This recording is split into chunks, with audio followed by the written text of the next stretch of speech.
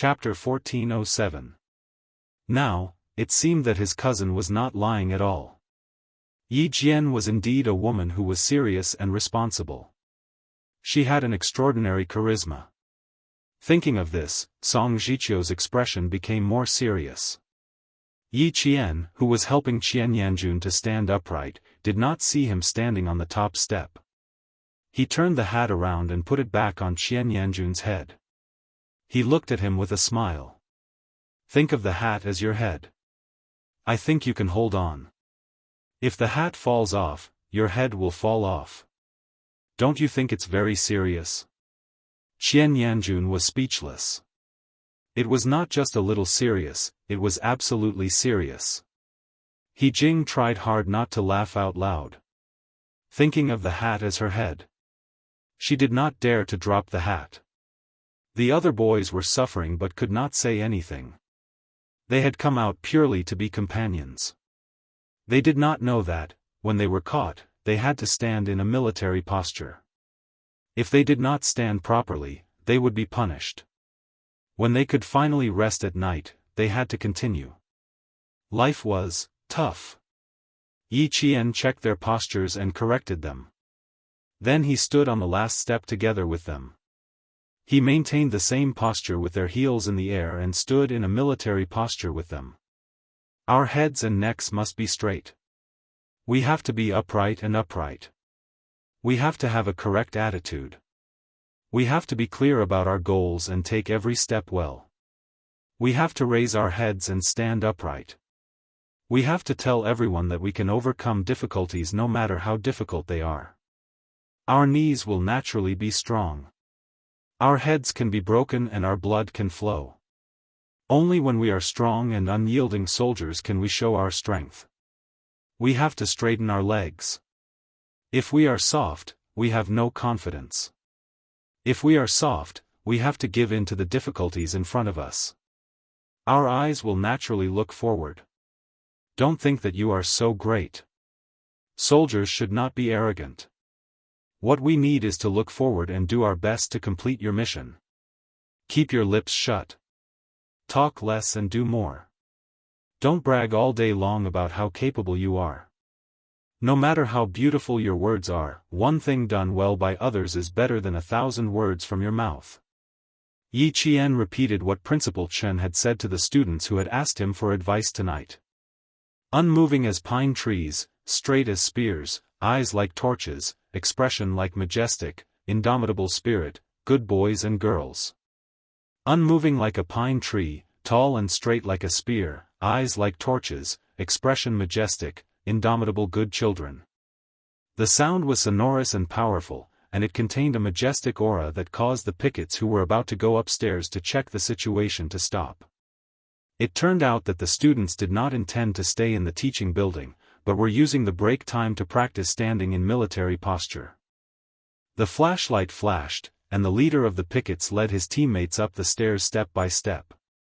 Yi Qian had already heard the sound of footsteps.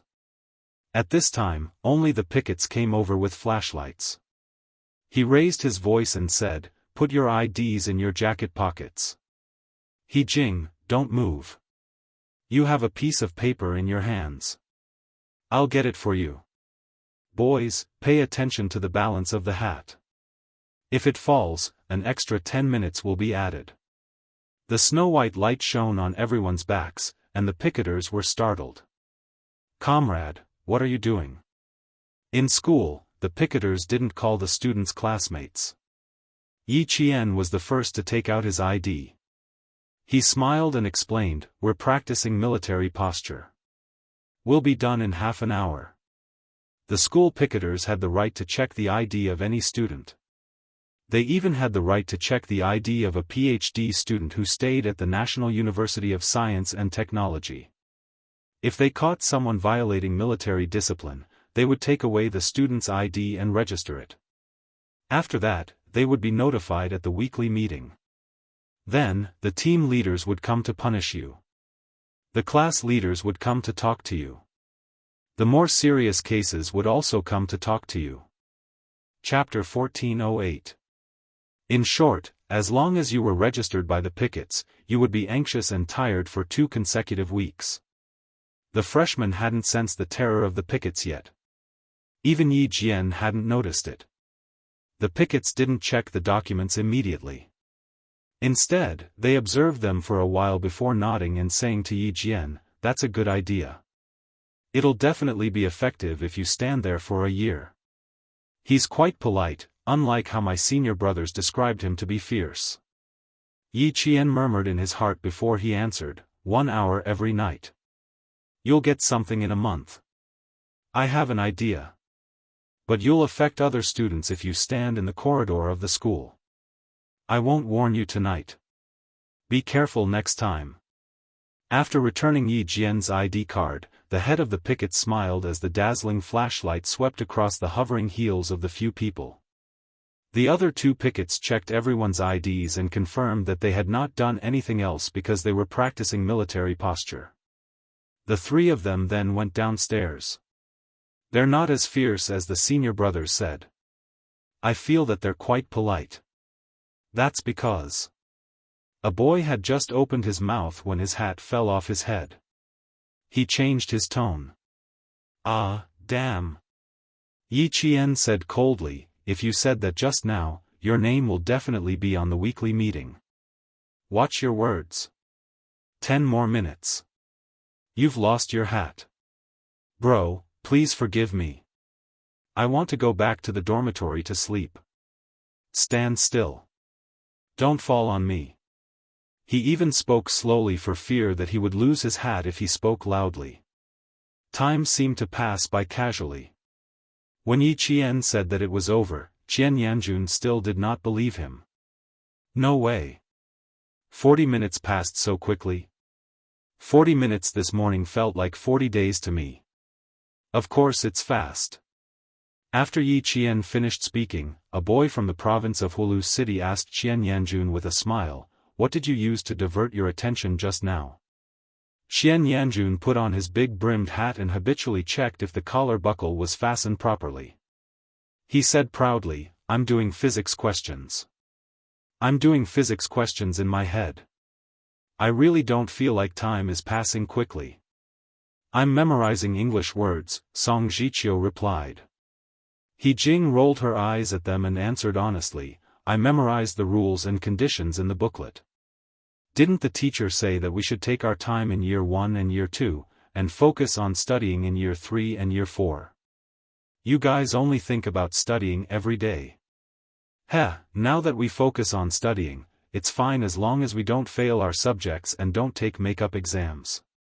Do you still think that you're a high school student and study hard day and night?" Learning in a military academy was not as important as learning in a key university. For example, if a very capable but sickly top student were to enter a military academy, he would realize that the capital he was so proud of was nothing in terms of physical fitness, military affairs, and internal affairs. After she finished speaking, she asked Yi Qian, "What about you?" "Me?" Hearing this, Yi Qian paused for a moment before answering honestly, "I'm thinking about my class schedule. There's a cryptography class that I find quite interesting. I plan to go to the library tomorrow night to look for some cryptography books to read. I'm also very interested in this. When I was in year 2, I was obsessed with Morse code. It was because of this that I applied for the military academy." The boy from Shanghai took over the topic excitedly. "I also like affine code very much.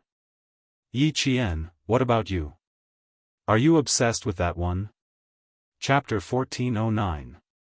Qian Yanjun, Song Zhiqiu, and the others raised their heads in silence. They really didn't understand these things.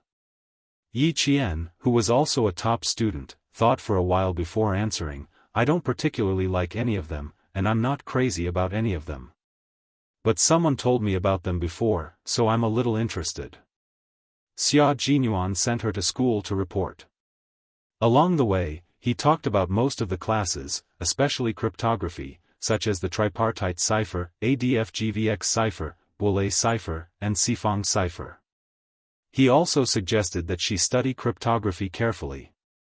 Yi Qian, who had not been very interested in cryptography before, was also interested because he said that he was good at cryptography. The Shanghai top student was less excited after hearing that. He said, "Oh," discouraged, but in less than 3 seconds, he did not give up and asked, "Have you tried to learn about cryptography?" "Learned about it." Yi Qian thought for a while and said with a smile, "I'm going to learn about it. I also want to learn it better." "Yes, yes, we must learn it well. There are also experiments in cryptography. Yi Qian, we can do experiments together in the future." The clean and gentle Shanghai boy's eyes were shining because Yi Qian was the only girl he had met who was interested in cryptography. He would spare no effort to persuade her to study cryptography with him. Not only Morse cipher, but also many other cryptography. Virginia cipher, Etbash cipher, they are all alphabetic words, very interesting. The rest of the people, including Yi Qian, were confused. "Excuse me, what kind of astronomy are you talking about?" The Shanghai boy really liked it. He talked about Virginia cipher. Military intelligence needs to be encrypted, and usually a key is used. Only by finding the key can we get access to the file. I think our cryptography will definitely have the Virginia code, and by then. Morse cipher? Sherlock Holmes cipher? He Jing was completely confused. While listening to the Shanghai boy continue talking about cryptography that she did not understand, she whispered to Yi Qian, "I'm not only feeling the pressure physically. I'm also feeling the pressure in my studies." Yi Qian pursed his lips and smiled. "I don't know either, but these things do need to be learned. They'll be included in the exam, and they'll be tested every year. If we don't understand, we can learn. We have a ready-made genius in our class. If we don't understand, we can ask for leave from him." The world of a top student was not easy to understand. As for the world of a prodigy, he could not see through it at all. The Shanghai boy could be categorized as a prodigy. Who asked him not to be able to understand what he was saying? At 10:00 in the evening, the campus was still brightly lit. There were faint shadows walking back and forth in the field. They were all students who were not physically fit and were secretly training themselves. The lights in the 3rd and 4th year schools were not completely switched off. The prodigious senior brothers and sisters were still making use of their break time to study. They did not neglect their physical fitness, studies, and housework. Yi Jian looked up at the classroom where the lights were still on and the square windows were illuminated. She looked into the distance with her quiet and bright eyes. 5 years ago, was Xia Jinyuan as hardworking as he was in this school? Those are prodigies who will be selected as top students, He Jing said with emotion. During the freshman's military training, the senior brother and class monitor told us that after 4 years of graduation, there will be a very small number of people who will be selected as top students with extremely harsh conditions. A very small number of people who will be selected as top students with extremely harsh conditions? Chapter 14:10. How many are there? How harsh are the requirements? Yi Qian couldn't help but ask. Xia Jinyuan once said that he would be evaluated as a top student when he graduated. At that time, she didn't think it was that difficult. After all, she had been evaluated as a top student every year since the 2nd semester of her 2nd year of middle school. When she heard that, she said disapprovingly, "I get it every year. It's not rare." He Jing's expression was a little withered. "It's so difficult.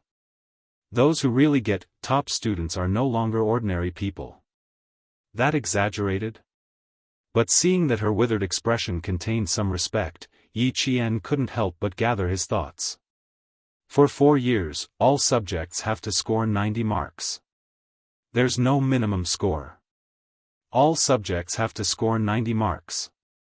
All physical subjects have to be excellent. You can't even get good.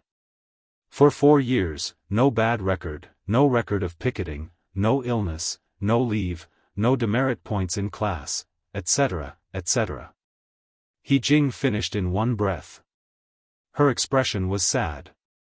In short, if someone really gets top students after 4 years, they're the best in the whole school. Yi Qian thought about what Xia Jinyuan said to her. In the car, he looked indifferent and lazy as he talked about his 4 years in the military academy. My minor languages are German and Spanish. I probably had some talent in languages, so I got a level 8 specialized esper. As for physical fitness, I got excellent. Because I also participated in a few competitions in school, I was evaluated as a top student after graduation. He said it so casually, as if getting top students was a simple matter. Now that she heard it, he was worthy of being called the all-round soldier king. His performance in school was so outstanding that it far surpassed many of his classmates. In order to avoid unnecessary trouble from being seen by the picketers, the girls walked far ahead and spoke softly so that the boys behind them didn't know what they were talking about. When they reached a fork in the road, both sides smiled and said goodbye before returning to their own dorms. As soon as they separated, the boys looked at each other and collectively let out a long sigh. To be honest, it was really stressful to walk with Yi Jian. It was like walking with the chief. When she spoke, her voice was soft and unhurried. When she smiled, there was even a gentleness between her beautiful eyebrows, like the gentleness of the Jiangnan River village, which made people feel scared. Just now, Yi Qian didn't say that we'll continue tomorrow night. I guess he didn't say that. Qian Yanjun twisted his stiff neck. Thinking about what had happened before, he gritted his teeth. Her way of standing is more tiring than standing in the daytime. 40 minutes is equivalent to 2 hours of our daytime. But we can't deny that it is indeed. Song Zhiqiu's neck was also stretched. She's tired she couldn't move for 40 minutes. If we want to improve progress, we can use her way. It's useless if we only improve quickly. The whole class has to improve quickly to have an effect. Ufs. While they were talking about Yi Jian, He Jing was also talking about them. Wu Bingcheng's physical fitness is good, and his studies are good too. He seems to be quite knowledgeable about cryptography. I'm afraid there will be a top student in our class. As he spoke, he looked Yi Jian up and down and said with a smile, "You're not bad either. You also have a lot of potential. Then we'll all be first lieutenants, and you'll be a captain." Excellent students would be directly rewarded. After graduation, they would be awarded the rank of captain instead of first lieutenant. Yi Qian was a little excited after hearing that. Chapter 14:11. Xia Jinyuan graduated 5 years ago, but he still held the rank of major. That was strange. Why hadn't there been any changes? Yi Qian thought to herself. She smiled and said, "Commendations are tempting. The rank of captain, just thinking about it makes me excited." Who said it wasn't? When I heard it, I was filled with pride. As they spoke, they arrived at the dormitory. The lights in the dormitory were about to be turned off at 10:30. He Jing saw that it was getting late and quickened her steps. Su Wen had already fallen asleep on the bed. She was exhausted. She wanted to practice standing with them, but she didn't have the energy to do so. At 10:20, the bedtime signal sounded. The two of them quickly got ready for bed. Their clothes, belts, military caps, short sleeves and shorts were all placed in the designated places so that it would be convenient for them to grab them the next day. They didn't have to look for delays everywhere. The bedtime signal sounded again. The white lights in each dormitory went out almost at the same time. All the dormitory buildings were plunged into darkness. The night insects played a symphony of nature. After a while, the students who were tired from the day fell asleep. Yi Qian laid on the bed but couldn't fall asleep. She thought about what Xia Jinyuan had said to her. She thought about his life in the military academy and his hard work. If she wanted to be as outstanding as him, even if she got into the military academy, she couldn't relax. She had to continue working hard. She had to learn from him. She had to get close to him. Through her own efforts, she had to become an indomitable soldier like him. Yi Qian closed her eyes and thought deeply. That elegant and handsome face appeared in her mind. The corners of her mouth lifted slightly and she gradually fell asleep. The next day, during the drill class, Class 3 all obediently took off their military caps under the smiling eyes of the instructor. Then the instructor continued to smile and said, "In order to make you all stand at attention as soon as possible, I've decided to take the advice of the boys." Hearing this, Yi Jian had a bad feeling in her heart. It couldn't be. Did they tell the instructor? Soon, her premonition came true. As the leader of the procession, Yi Jian was the first to take the brand new poker cards from the instructor's hands. The instructor chuckled softly and said, "Your uncle must be a very outstanding soldier." "Thank you." Yi Qian also lowered her voice.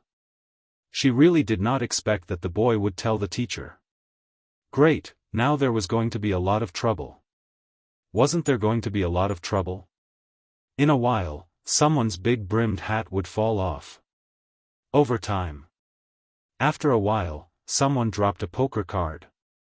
Over time. Drop the hat, drop the cards, overtime. After the first day of class, it caused even more public outrage. Everyone said that they wanted to find out which brat had suggested such a trick to the instructor. Yi Qian and He Jing fell silent. Fortunately, the instructor had mentioned a few boys and not girls. The few boys who had asked the instructor for help tried their best to join in the fight against the common enemy. Faced with the anger of more than 30 students in the class, they did not dare to reveal that they were the boys that the instructor had mentioned. Even after graduation, they still couldn't find out who the boys were, and it became one of the unsolved cases of the third class. Soon, the third class also found a psychological balance. The rest of the teachers of the first year felt that this method was very good and immediately used it in their classes. In the end, the school leaders were alerted and praised the spirit of the third class and this batch of freshmen for their hardworking spirit. In the end, they called on all the teachers and students of the school to learn from the freshmen. Very good, the students of the third class who had started first felt even better. Chapter 14:12. The second-year seniors were fine, but the third-year and fourth-year seniors were having a hard time. Ruthless, too ruthless. Which class came up with this idea? I must find out who it is. The boys in Class 3 felt that they had gotten themselves into big trouble, so they worked even harder when they were standing. They were afraid that the teacher would yell out their names and criticize them. What's wrong? You can't even stand properly? It's just a hat, not a piece of equipment. Can't hold a poker card? You have to hold it even if you can't. What, didn't you suggest this? Do you want me to call on the whole class to follow suit? What? Why can't you do it yourself? If the instructor really said that, the boys in Class 3 would become the public enemy of the whole school. In order not to expose their identities, the boys finished standing during the day and continued to eat at night. They were afraid. Yi Qian laughed. The whole field was filled with fighting spirit. It was very contagious. No one knew who came up with this idea, except for the few pickets. However, they only remembered that they had seen it. As for who it was, they could not remember. Under the scorching sun, the training on the field was carried out. Every student was wearing their summer uniform and was exposed to the sun. Everyone had probably gotten used to it after being exposed to the sun for a long time. In the end, no one fainted from heatstroke. After a week, all the freshmen could really stand in a proper military posture. However, in the words of the instructor, they only had the form, but not the bone. If they wanted to stand in a proper military posture, they would need at least half a year before they could form the bone. Bones represented the majesty and coldness of a soldier just by standing there casually. In the third class, Yi Jian was the only one who could stand in a military posture. This was not what the teacher said, but what all the students agreed. They all agreed that Yi Jian was the girl who deserved to be number one. When the school wanted to choose a freshman representative to be the flag bearer for the National Day celebration, Class 3 voted for Yi Jian. Even Class 1 and Class 2 voted for Yi Jian. Yi Jian, who was not used to walking in public, struggled for a while. Standing in the General Affairs Director's office, Yi Jian was still wondering if he could change the person in charge. The General Affairs Director recognized Yi Jian. When he saw the young lady standing in front of him with a military aura, he silently nodded in his heart. He pulled open the drawer of his desk and said with a pleasant expression, "Come, come, come, Yi Jian. Take a look at the grace of our previous flag bearers and flag raisers. All of the student representatives who were elected are now doing very well in their respective positions." The thick photo album opened, and from the black and white photos to the old color photos, not only did they see the valiant and heroic appearance of the school flag bearers, but they also witnessed the military uniform reform of our country. When she flipped the photo to the 9th grade, a slightly youthful face with an unforgettable side profile entered her eyes. The side profile of the flag bearer in the photo was too familiar. It was so familiar that if this person stood in front of her, she would be able to recognize him with her eyes closed. Xia Jinyuan. The Xia Jinyuan she was familiar with. The elegant and dangerous Xia Jinyuan who had a soft spot for her. This is the most outstanding student. From the time he entered the school to the time he graduated, he had been the flag bearer for every year. In the past, just like you, he did not like to walk in front. The General Affairs Director laughed. He even poured a glass of cold water for Yi Jian and set it aside. After thinking for half a day, he finally thought it through. After that, he had to attend the opening ceremony every year. If he didn't, the school would feel that something was missing. He has a good image and temperament. He can take on big responsibilities. Chapter 14-13. Yi Jian couldn't help but smile. She found out more about his past. Listening to it, she felt as if it was happening right beside her.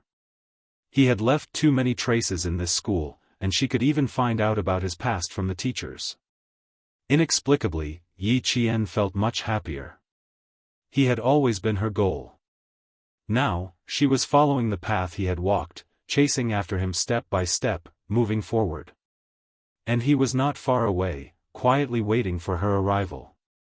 Yi Jian closed the photo album and became the representative of the freshmen, taking on the role of the flag guard. At this time, the freshmen had entered the marching formation training. The formation training consisted of marching, running, and marching. The marching was the best way to show the valiance and vigor of the soldiers. It had a very strong effect that could shake people's hearts. When Yi Jian returned, the 3rd class was resting. Everyone was sitting under the sun, laughing so hard that their shoulders were shaking. The 2 girls, Su Wen and He Jing, were sitting far away, looking awkward and uncomfortable. It was as if they had encountered something embarrassing and were very uncomfortable. When they saw Yi Jian walking over, the boys in the class pursed their lips again, laughing so hard that they suffered internal injuries. "What's wrong?" Yi Jian, who didn't know what was going on, walked over to his roommate. "The boys are a little strange. What are they laughing about? What happened just now? The instructor isn't here either. Where did he go?" Su Wen covered her face and said in a muffled voice, "When we were practicing the marching drill, the instructor said a chant." The boys couldn't hold back their aura. The instructor asked them to laugh for 10 minutes before he came over. A hooligan-like chant came out of nowhere. Even a girl like me was embarrassed. The girl, He Jing, fanned her hands unnaturally, her face slowly becoming hot. "Luckily you weren't there at that time. Otherwise, you would have been embarrassed too." Yi Jian really didn't know that there was a chant for marching. The meaning of marching was to display a military posture. Everyone stood upright with their legs stretched out. Their feet touched the ground with a sonorous and powerful sound. They moved forward with a strong sense of rhythm. This was a very serious drill. Why, would it make the boys laugh and the girls feel awkward? Although Su Wen's grandfather was a soldier, she grew up with her grandparents who taught. Although she had a straightforward personality, she still had the temperament of a little girl. She was too embarrassed to say it, so she pushed the girl, He Jing. Say it, say it. I really can't open my mouth. Some of the boys stood up and did the marching drill. Then, the boys who were sitting laughed until they beat the grass. They couldn't laugh loudly and felt uncomfortable holding it in, so they could only use their physical strength to vent. Yi Jian's eyes darkened slightly. These boys were probably going to be punished. The formation training ground had to be solemn and formal in order to show the might of the soldiers. For the instructor to leave for a while laughing and pounding the ground at this time was probably intentional. It's just a chant. You don't have to be embarrassed. What's the chant? It only tells you the trick to memorize the movements so that you can learn the key as soon as possible. Yi Jian smiled and enlightened the two girls. You have to differentiate between formation training and physical training. During physical training, you have to shout loudly and be high-spirited. But we can't do the formation training. He had to be serious. You've all seen the square formation of the National Day ceremony. It's neat and orderly. Their slogans are filled with murderous intent. Who's laughing? Who would laugh? No one would laugh. Only the mighty and majestic aura of our army can be felt when we walk out. The boys were still laughing, while the girls walked out of the awkward situation under the guidance of Yi Qian. Even their sitting postures were much more upright. Chapter 14:14. Su Wen's expression gradually became solemn, then she nodded and said seriously, "You're right. When I was 4 years old, I went to my dad's army. At that time, I happened to see the soldiers training in formation. I still remember it vividly. I was just walking over when suddenly there was an earth-shattering chant. I was so scared that I cried. 4 years old, I'm almost 20 years old now." The instructor had indeed been observing. When he saw that the two girls' expressions gradually relaxed due to Yi Qian's arrival, he put down the binoculars.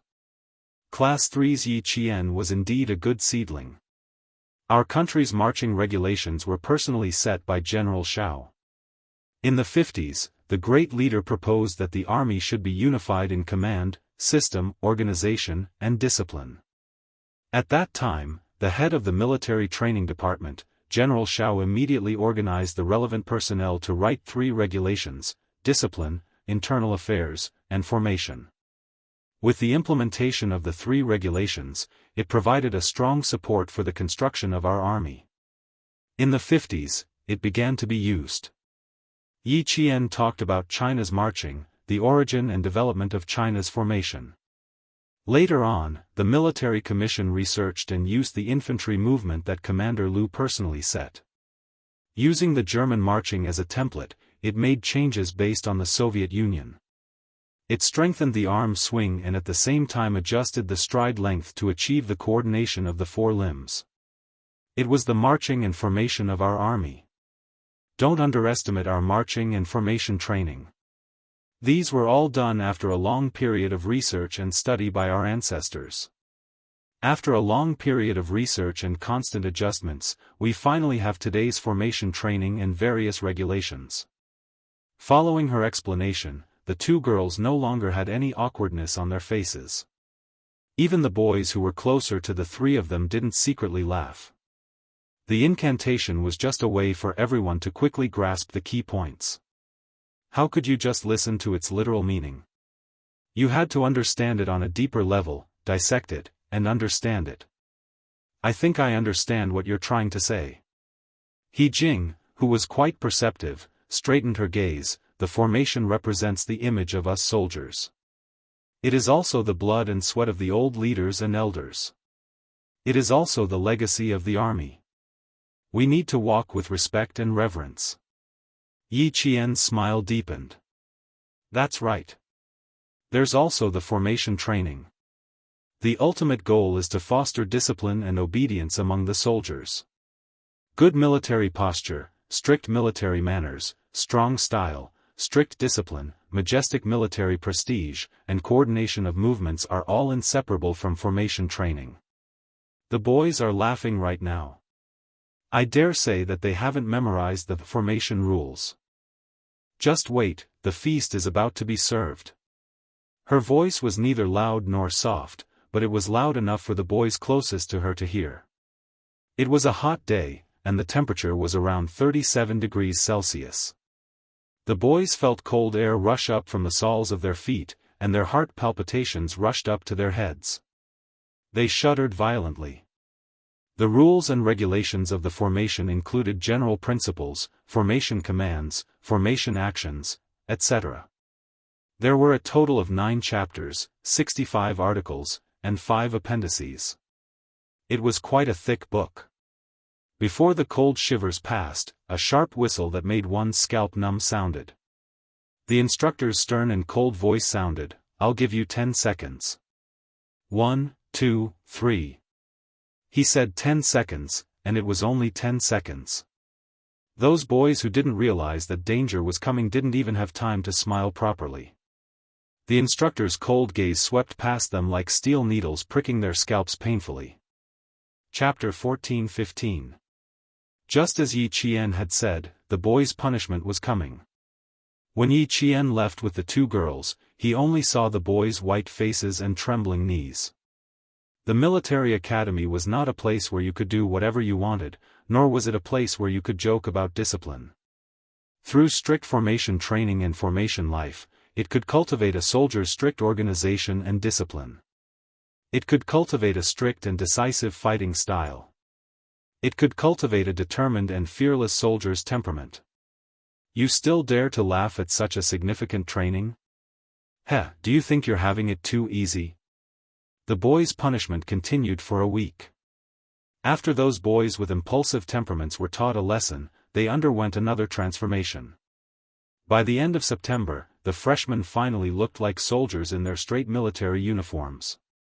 Their self-restraint improved, their appearance improved. Dressed in their military uniforms, they all held their heads high and began to march in an orderly manner according to the instructor's command. Yi Qian, who had become the flag guard, stood on the flag-raising platform like a pine tree. His gaze was cold as he looked at every class that walked in the square. 1, 2, 3, march in unison. The orderly troops walked in a very rhythmic manner on the platform. With a salute, the future reserve officer of our army walked in front of the platform with a solemn expression under the scorching sun. His eyes were like sharp arrows as he walked in front of the platform with an imposing military aura. In the entire National University of Science and Technology, other than the military parade field, it was so quiet that not a single person could be seen. At the main entrance of the school, a sentry stopped a couple and said very seriously, "Our school is not receiving any parents right now. Please leave our school quickly. Please cooperate." "No, comrade, we really have an urgent matter. The child's grandmother is dying and wants to see the child. Comrade, can you please inform her? Her name is Yi Qian. She's a new student. If it's really not possible, can you inform the homeroom teacher?" Sun Dongqing's voice was full of emotion. Her expression seemed to be quite anxious.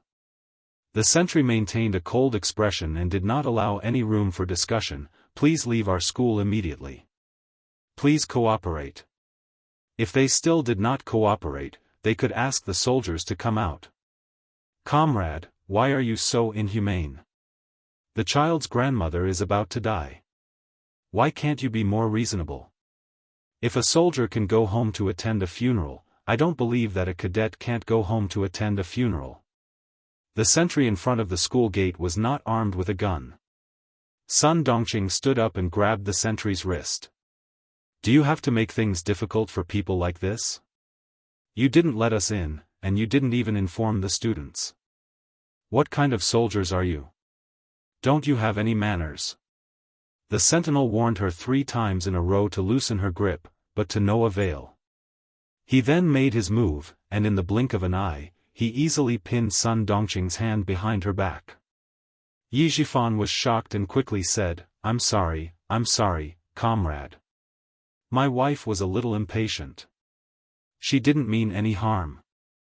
She definitely didn't mean any harm. Please take her away from our school immediately. The sentinel didn't probe further. He let go of Sun Dongqing, whose face was distorted from the pain, and waved his hand. A few more soldiers on duty walked out. Their expressions were so cold that Sun Dongqing shrank back to her husband's side. What could they do? They couldn't get in. If they wanted to find Yi Qian, they had to go through the sentinel. Yi Zhifan had no choice but to put down his pride and ask politely, then I'd like to ask, how can we contact the students inside? Tomorrow is National Day. I heard that cadets can leave school this afternoon. I don't know if that's true or not. Chapter 14-16. The gentle Yi Zhifan had the authority of a government official, and he spoke boldly. The guard's attitude was not as cold as before. He replied, our school is holding a celebration right now, and we won't be receiving any parents. As for the holiday arrangements, each class and each school is different, so we can't answer your question. Also, sir, if you don't leave now, the soldiers on duty will come and deal with you. In the car, Yi Ying stared at the majestic gate of the National University of Science and Technology. The thick bricks, the cold colors, the majestic national emblem, and the sentry on duty. Yi Qian received all these and entered the military school known as the Military Hua University, but she had nothing at all. Her fingernails dug into her palms, and she didn't let go even when she felt the pain. She had to think of a way. She had to think of a way to defeat Yi Qian. She had to think of a way to defeat her. But what could she do? Now, in order for her to enter the military, her parents had to bring her here to apologize to Yi Qian, and ask her to forgive her mother for being disrespectful to Uncle General. That old thing, even after he died, he was still causing trouble for her family. How hateful. What should we do? They won't let us in at all. How can we find her? Sun Dongqing hurriedly chased after Yi Zhifan, who had turned back to the car. She was really anxious. For the sake of her daughter's future, how could she not be anxious? There's still no news from the Qin family, and there's no progress on your side. Old Yi Qian is the only path we can take. Yi Zhifan, whose face had darkened, glanced at her coldly. What's the use of being anxious now? We can't even see her. He had purposely picked a national holiday, but he still couldn't find her. Why is it like this, damn girl? How did it come to this? In the past, I could hit and scold her whenever I wanted, but now I can't even find her. The difference was too big, and Sun Dongqing still couldn't accept it. I'm afraid you won't even know where she is in the future. Yi Zhifan was a little irritated as he smoked a cigarette. He took a deep breath and looked at the gate of the National University of Science and Technology. His eyes were a little dark and unclear. He did not expect that things would come to this. Why did he still have to depend on Yi Qian? Yi Ying didn't come out. She just watched. The unwillingness in her eyes turned into a gloomy darkness, making her look exceptionally cold. I'll ask them later. The sentinel said that they're holding a celebration. It's probably related to National Day. Yi Zhifan finished the cigarette and adjusted his mood before saying, if you really see her later, give me. A sentry walked straight towards him. Yi Qian is currently participating in a celebration. After registering, you will enter the school together with the soldiers on duty. Please abide by the school's regulations when you enter the school grounds. You are not allowed to walk around or take photos. In short, he said a lot, and Sun Dongqing's expression changed again and again. She endured it and tried her best to keep her mouth shut. Yi Zhifan thought that things would be difficult, but who knew that there would be such a big twist? After listening carefully, he said, we will definitely not cause any trouble for the school. We will definitely abide by the school's regulations. As long as she could get in, she would definitely cooperate. Otherwise, she would be chased out by Yi Qian on the spot. With her personality, she would definitely do it. After going through some procedures, Yi Zhifan finally brought Sun Dongqing and Yi Ying into the school grounds. The moment the family of three stepped onto the campus, they couldn't help but hold their breaths. Yi Ying grabbed Yi Zhifan's arm tightly. She had an inexplicable sense of respect for this place. Chapter 14-17. This was a campus that Yi Ying had never understood or been familiar with.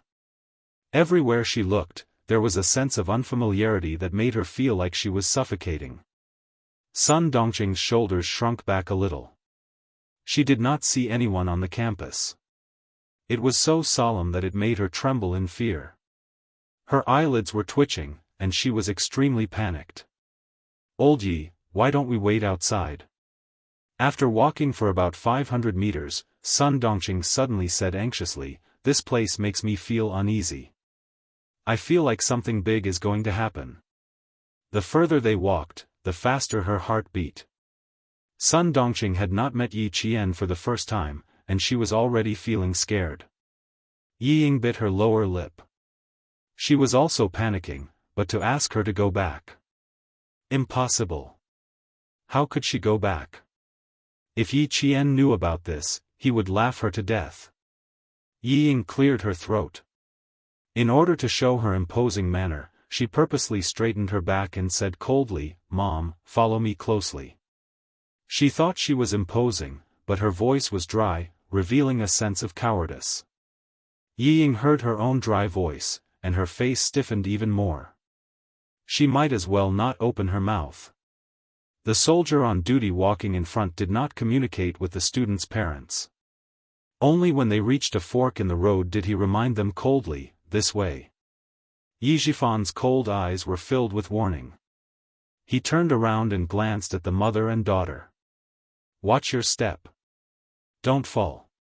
It sounded like he was concerned, but it was actually a warning.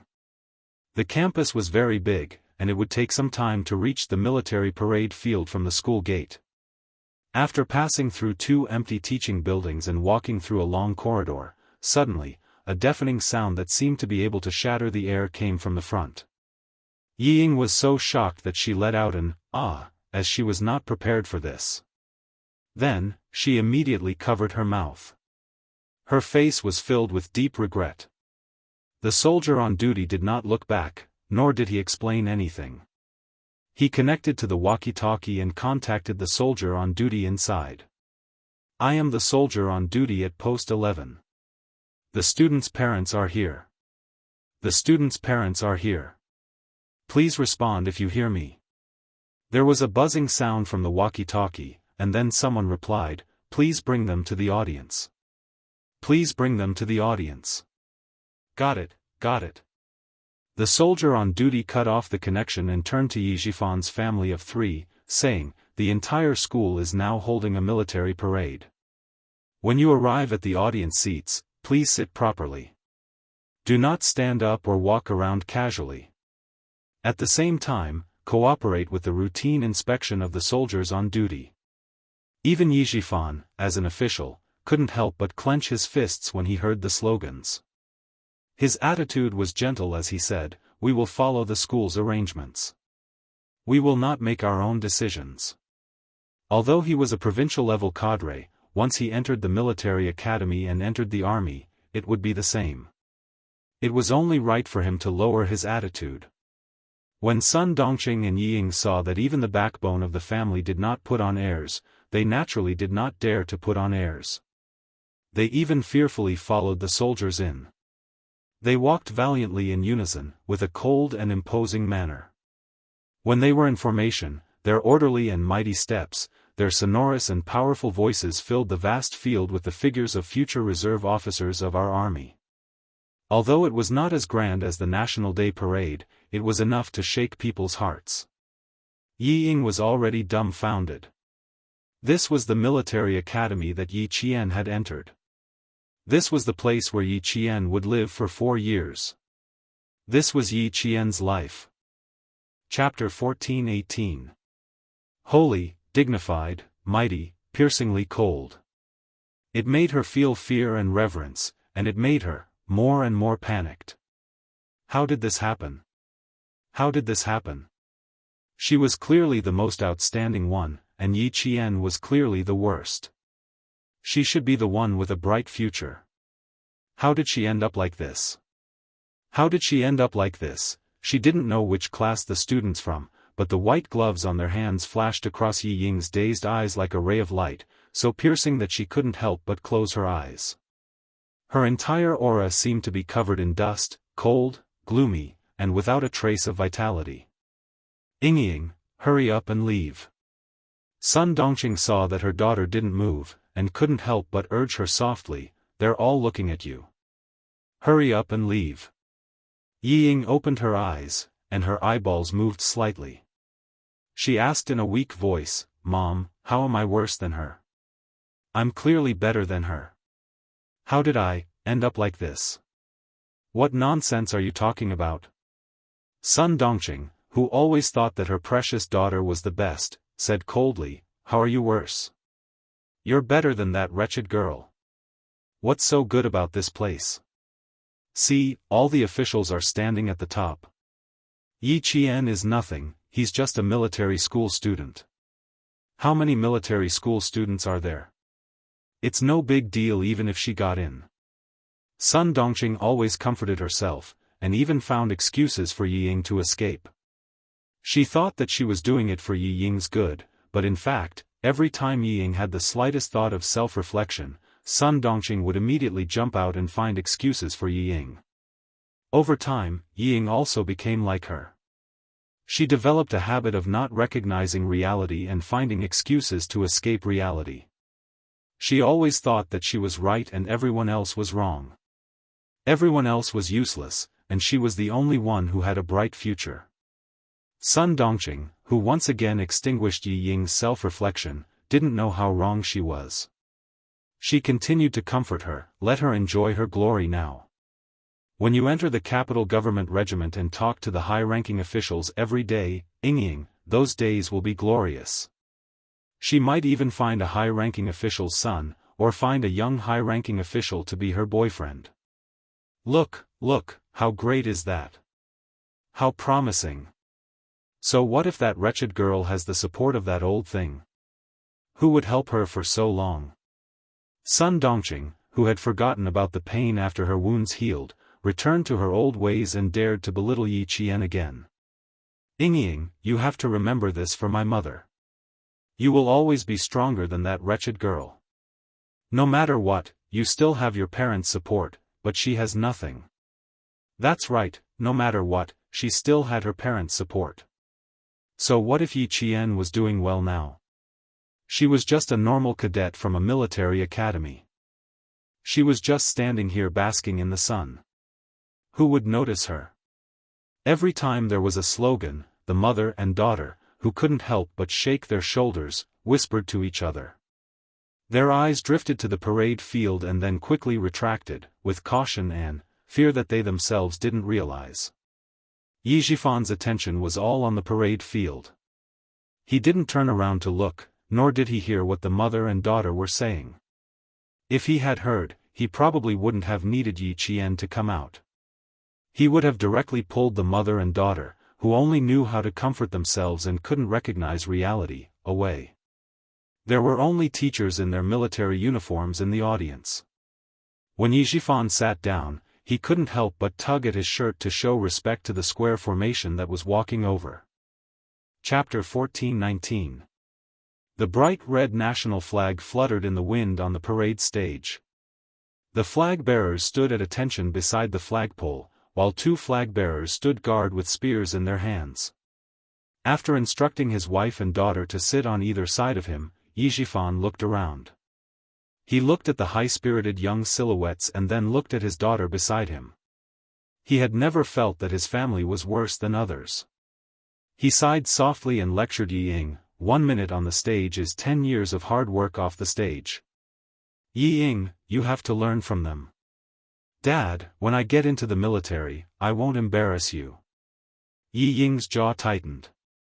She tried to hide her uneasiness with an expressionless face, but it was too obvious. Instead, she appeared stiff and restrained. Yi Zhifan saw this and sighed even more heavily in his heart. She did not reflect on her own shortcomings at all. Not only did she bite off more than she could chew, she liked to daydream. Ying, whether you get into the military or not is another matter. Dad hopes that you can learn from their spirit. No matter how bad she was still his daughter. He had to educate her and not give up just like that. Yi Zhifan patiently lectured, you used to love saying that Yi Qian was inferior to you in every aspect. Look at them now. Look at the figures below. Look at the aura they exude. Looking at them is like looking at Yi Qian. Ying, don't you realize the difference between you and Yi Qian? Don't you realize that you can't compare to Yi Qian? Yi Ying's face suddenly turned pale. She subconsciously clenched her fists. Dad can tell you very clearly now. You are indeed inferior to Yi Qian. You used to be outstanding, but that is all in the past. People have to look forward. You are still stuck in the same place. You think you are better than Yi Qian. In fact, Yi Qian has long surpassed you. Lecturing on the spot was more impactful than lecturing on the facts. Facing the rows of military academy students standing straight like pine trees, Ying felt her breathing getting heavier with each breath. It was as if her whole body was entangled in a spider web. The more she struggled, the less she could break free. Sun Dongqing was furious. She still had to take care of the people around her. She gritted her teeth and defended her daughter. Yi Zhifan, how can you be a father? Look at how scared Ying is. Don't compare Yi Qian to Ying. In my heart, she's nothing. You don't even deserve to carry Ying's shoes. Every time he wanted to preach, Sun Dongqing would always be the first to jump out to refute him. Yi Zhifan was burning with anger. He lowered his voice and shouted, if you have the guts, get Yi Qian here later. Do you dare to let her carry Ying's shoes? Sun Dongqing was speechless. How would she dare? He didn't even dare to say it to his face. Yi Zhifan sneered, do you see that, Yi Ying? This is what your mother is capable of. The ability to rely on his mouth. If you learn all of your mother's skills, 10 Yi Qian can't even compare to 1 Yi Ying. These words were so harsh that the last bit of color drained from Yi Ying's face. After a while, she said softly, Dad, Mom, stop arguing. We're here to look for Yi Qian today, not to argue. 10 Yi Yings couldn't even compare to 1 Yi Qian. Was she that bad? She didn't believe it. She couldn't accept it. She couldn't accept it. How could she, Yi Ying, be worse than Yi Qian? How could she be worse than her? She stared straight ahead.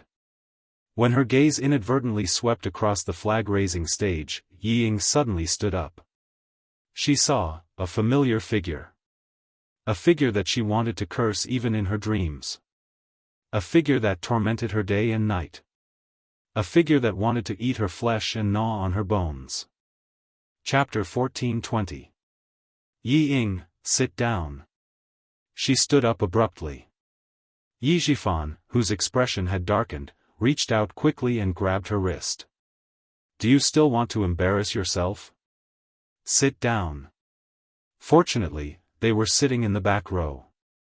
The teachers in front were all watching the parade seriously and did not pay attention to the back.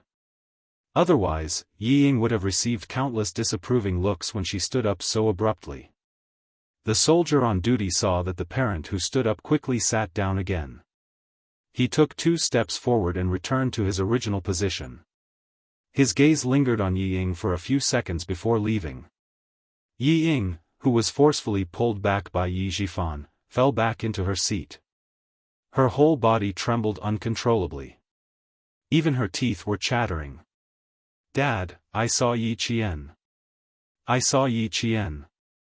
I saw Yi Qian.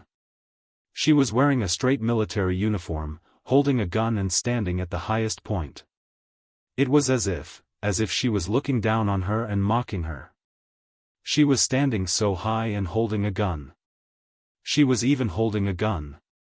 Mom said that there were so many military academy students. Who would recognize her?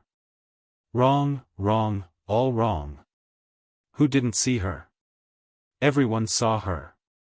She was standing so high, everyone would see her. All the teachers and students in the school would see her. What was she doing here? Was she here to see how impressive she was? Was she here to see how she made a name for herself in school? Was she here to be looked down on and mocked? Yi Ying's unwillingness turned into anger. She was so angry that her whole body trembled even more. Sun Dongqing noticed Yi Ying's strange behavior. She grabbed her daughter's trembling shoulders and scared her into asking, "Ying, what's wrong? Did you get a heat stroke? Why are you trembling?" "Mom, I saw Yi Qian. She was standing so high up." "Mom, I saw Yi Qian." Yi Ying grabbed the corner of Sun Dongqing's shirt and said angrily, "She was in front, standing on the flag stand." "Mom, everyone saw her." "You're wrong, you're wrong. Everyone saw her. There were so many military academy students. She was the only one standing so high up, receiving everyone's attention." "What about her? What about her?" "There was nothing. There was nothing." When Sun Dongqing heard this, she immediately raised her head and looked in the direction of the flag stand. When her gaze landed on the gun in Yi Qian's hand, her body instantly froze. She was standing so high up, and she was holding a gun in her hand. No wonder her daughter was afraid. Even she was afraid. "Old Yi, let's go, let's go," Sun Dongqing said with difficulty. She held Yi Ying's shoulders tightly, and her lips were trembling. "We came to the wrong place, we came to the wrong place. Before she sees us, old Yi, let's go, let's go." Ying is scared. Look, Ying is so scared that her whole body is trembling. Compared to his wife, Yi Zhifan knew his daughter better. Ask her if she's trembling in fear or anger. Sit tight. You're not allowed to leave until you see Yi Qian. Dad, if she really goes on like this, she can easily take back the jade pendant on my neck. His eyes were as sharp as needles as he stared at Yi Ying, who was standing on the flag stand. He gritted his teeth and said, "We can't let her go anymore. Dad, we must find a way. Take back the jade pendant?" Yi Zhifan chuckled. "The jade pendant is in my hands. You don't have to worry. As for whether we can let Yi Qian go, Yi Ying, oh Yi Ying, if you weren't my daughter, I really wouldn't care about you." Chapter 14:21. How could he not know what his daughter was thinking? It seemed like she was so angry that she even dared to threaten him. No wonder she was Yi Zhifan's daughter. She was ruthless and did not lack courage. But if she was only ruthless but not capable, that would not do either. Yi Ying, whose thoughts were exposed, bit her lower lip. So he still knew that she was his daughter. Then why was he being so aggressive towards her? Yi Zhifan ignored her grievances. There was even a trace of impatience in his cold voice. "If you still refuse to face reality, Yi Ying, you will never be able to stop Yi Qian from moving forward. If you don't learn to lower your head, you will always be able to look up at Yi Qian. Yi Ying, do you still think you have the right to raise your head in front of Yi Qian? Do you still have the right to show off in front of her? Do you? Did she? No, she did not. She had nothing. If she had nothing, what right did she have to raise her head in front of Yi Qian? What right did she have to show off in front of him?" Yi Ying, whose face was as white as a sheet, did not know how much time had passed before she gently shook her head. Her entire body seemed to collapse as she said, "No, I have nothing. And she has everything that I can't get. Since you don't have anything, then keep your head down today. Don't just talk and do nothing," Yi Zhifan said coldly, as if he did not believe a single word that Yi Ying said. He only hated that he did not bring her along when he was working in the town government. She had developed a blind and arrogant personality like Sun Dongqing. Yi Qian had already gone so far, but the daughter he had always thought was outstanding was still in the same place. If he did not let her see the truth, she would only continue to think that she was so powerful. He had reminded her countless times to wake up and not to underestimate Yi Qian. She had to realize that she was not as good as Yi Qian. In the end, it only had a slight effect at the time, and it was the same after that. Thinking of this, Yi Zhifan gloomily stared at his wife. She had contributed greatly to his daughter's current state. Sun Dongqing did not say anything. She did not know what to say. She had always thought that her daughter was better than Yi Qian, but what was the truth? The truth was right in front of her eyes. Her daughter had to use her connections to enter the army. As for Yi Qian, he was already holding a gun. Facing her father's accusation, Yi Ying pursed her lips even tighter. Lowering her head to Yi Qian. How could she do it? How could she do it? She clenched her fists even tighter and her gaze became even more sinister. She couldn't get over the hurdle in her heart. She couldn't accept lowering her head to someone who she thought was inferior to her. Seeing this, Yi Zhifan sneered. He had spent so much effort to nurture him, only to receive such an outcome. He was unwilling to accept this. Now, if he wanted his daughter to stand up again, he could only rely on Yi Qian. He wanted to use her to make his daughter see the truth and stop being so arrogant. Lamentable, lamentable, when it came to educating his daughter, he failed too thoroughly. For a moment, the atmosphere between the father and daughter was so tense that it was almost at daggers drawn. Sun Dongqing was so nervous that she didn't know what to do. Seeing that her daughter was sweating profusely under the sun, her heart ached so much that she took out an umbrella from her handbag. Ying, hold the umbrella and watch. It's too hot. Be careful not to get sunburned. It was indeed very hot.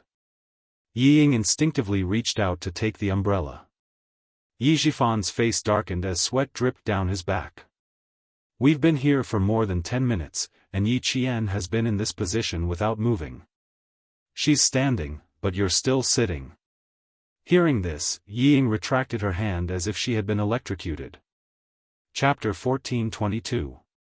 Time passed bit by bit. From 8:15 to 11:30, Yi Jian and the two seniors on the flag-raising platform had been standing motionless with imitation guns that were as heavy as the Type 95 rifle. They had maintained the most standard military posture, standing tall and straight like pine trees with a piercingly cold aura. Yi Zhifan had been paying attention to Yi Qian the entire time. When the military parade ended and the flag-bearers were about to walk down the flag-raising platform, he couldn't help but tighten his grip. If something were to happen to Yi Qian at this time, even Uncle Zhen wouldn't be able to save her. Step by step, she walked down the steps gracefully.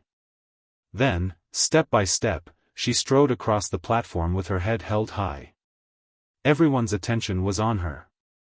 All eyes were on her. Yi Zhifan clenched his fists even tighter. Even if there was the slightest mistake, such as her steps not being in sync with the other two flag-bearers, or her knees being weak, or fainting from heatstroke, even if there was the slightest mistake, it would be fine. Unfortunately, Yi Zhifan only saw Yi Qian walking valiantly with her rifle and standing at the front of the entire school, listening to the school's highest leader's closing speech. There was no disrespect, no mistake, only the awe-inspiring presence of a soldier. Yi Zhifan couldn't help but close his eyes. Yi Ying, you're too far behind, too far behind. The entire military parade ended smoothly. Applause followed. The teachers in the audience also clapped. Very good. Every team walked out with the awe-inspiring presence of an army, especially the freshmen. It only took 2 months for them to achieve such results. Very good. The freshman flag-bearers are not bad. She stood for more than 3 hours, and her movements were still perfect. For a girl to be able to do this, she's very good. Indeed, the students recruited this year are all good, especially that girl. She deserves praise. Yi Qian, a girl from class 3. I'm afraid we'll hear her name often in the future. Amidst the applause, the teacher's conversation could be heard. Sun Dongqing didn't know how many times she rolled her eyes. Yi Qian, Yi Qian, Yi Qian, turn around and look behind you. Her precious daughter, Yi Ying, was better than her. From what you've seen and heard, who would say that Yi Qian is inferior to you? Who said that you were better than Yi Qian? Yi Ying, if you continue to be so stubborn, your life will be ruined by your mother. Before the applause ended, Yi Zhifan gave Yi Ying one last heavy blow. All she saw was Yi Qian's excellence, and all she heard was praise for Yi Qian. She thought that she was better than Yi Qian, but that was just her own opinion. No one would really think that she was better than Yi Qian, and that she was really better than Yi Qian. Everything was just her own opinion. Tears gushed out like a broken dam. She couldn't accept this. She couldn't accept that Yi Qian had surpassed her. She couldn't accept that she had been surpassed just like that. Dad, I will apologize to Yi Qian and learn from her. Only when I'm strong can I defeat her and take revenge on her for the pain she once inflicted on me. Under the scorching sun, Yi Ying's eyes were filled with tears, but there was a sinister gloom in the depths of her eyes. I will definitely repay her for all the humiliation I've suffered. Yi Ying wouldn't admit defeat, and neither would Yi Qian. The grudges from the previous life, and the grudges in this life, one day, they would be settled one by one. All the classes left the stage one by one. Yi Qian and another flag-bearer senior returned the Type 95 replica rifle. When they came out, Yi Qian couldn't help but narrow his eyes. Chapter 14:23. If he wasn't mistaken, the three people standing in front of him. They really found their way to the school. They were quite capable. Yi Qian, come here. The homeroom teacher, whom he had only met 4 times, waved him over. Your family is here. Let's go to the teacher's office for a chat. Go to the teacher's office for a chat? Before Yi Qian could reply, Yi Zhifan immediately said, No, teacher. We'll find a place to talk. He was able to meet Yi Qian because the school didn't know about his relationship with Yi Qian. If he went to the teacher's office for a chat and Yi Qian told him about the original situation, he would have come for nothing again. Teacher, you must think that he's my uncle. Actually, he's not. This Mr. Yi tampered with my entrance exams many times.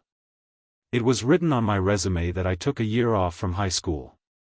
It was all because of this Mr. Yi. Yi Qian didn't want to drag it out. He didn't want to be involved with Yi Zhifan's family for the next 4 years. During the college entrance exams, he tried to tamper with my registration again and again, trying to stop me from getting into university. Teacher, I really don't have anything to talk about with this Mr. Yi. Not giving her a chance to speak? Yi Zhifan, can you stop him? She said it so calmly and didn't give Yi Zhifan a chance to interrupt.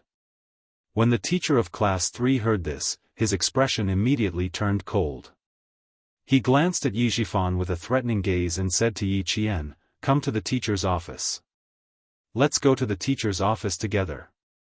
As a teacher, he naturally believed what his student said. If they really went to the teacher's office, then everything would be in vain. Yi Ying's face flushed red. She suddenly stood up. Sis, I'm here to apologize to you. I was too immature in the past and did many things that made you sad. Her apology was stiff at the beginning, but the more she spoke, the more fluent she became. As she spoke, she even squeezed out a few tears. Sis, I'm sorry. I apologize to you. Please forgive my immaturity in the past. I know I've done too many wrong things, and I don't dare to ask you to forgive me in a short time. Sister, please give me a chance. I'll definitely change. The sun did not rise from the west, so Yi Ying could not really apologize to her. However, he did not expect her to pretend to apologize and even shed a few drops of tears. Who didn't know how to act? Yi Qian looked as if he had been frightened by something. He quickly hid behind his teacher and pursed his lips tightly, without saying a word. That's right, she would not say a word. She wanted to see how long Yi Ying could lower her head. The homeroom teacher of the National Science and Technology University of Science and Technology was not so easily fooled. He stood in front of Yi Qian and acted like a protector. He looked coldly at the incoherent family of three. Just now, you said that Yi Qian's grandmother was seriously ill and needed Yi Qian to go home. Now, all of a sudden, he stood up and apologized. Sir, what kind of place do you think our school is? Teacher, you can call my family and find out more about my situation. Yi Qian said in a low voice. His voice was so heavy that it seemed to be weighed down by a rock. He was full of helplessness. I don't have a grandmother either. When I was young, I almost died at the hands of this so-called grandmother. Teacher, I don't want to see them. Yi Ying lowered her head and closed her eyes tightly. She took a deep breath and clenched her fists. Her voice choked again. Sis, I'm here to apologize sincerely. Please forgive me. Can you not reject me? I regret it. I really regret it. I regret it. I regret underestimating you. I regret trusting myself too much. Chapter 14:24. In the face of Yi Ying's apology, Yi Qian only had one feeling: she had ulterior motives. However, after 3 days, she had a whole new level of respect for her. She could actually lower her head. The Yi Ying of the past, when had she ever lowered her head for anyone in her previous life? Never, never. Then, what exactly happened to make Yi Ying lower her head? It was worth thinking about. Yi Qian's eyes narrowed slightly.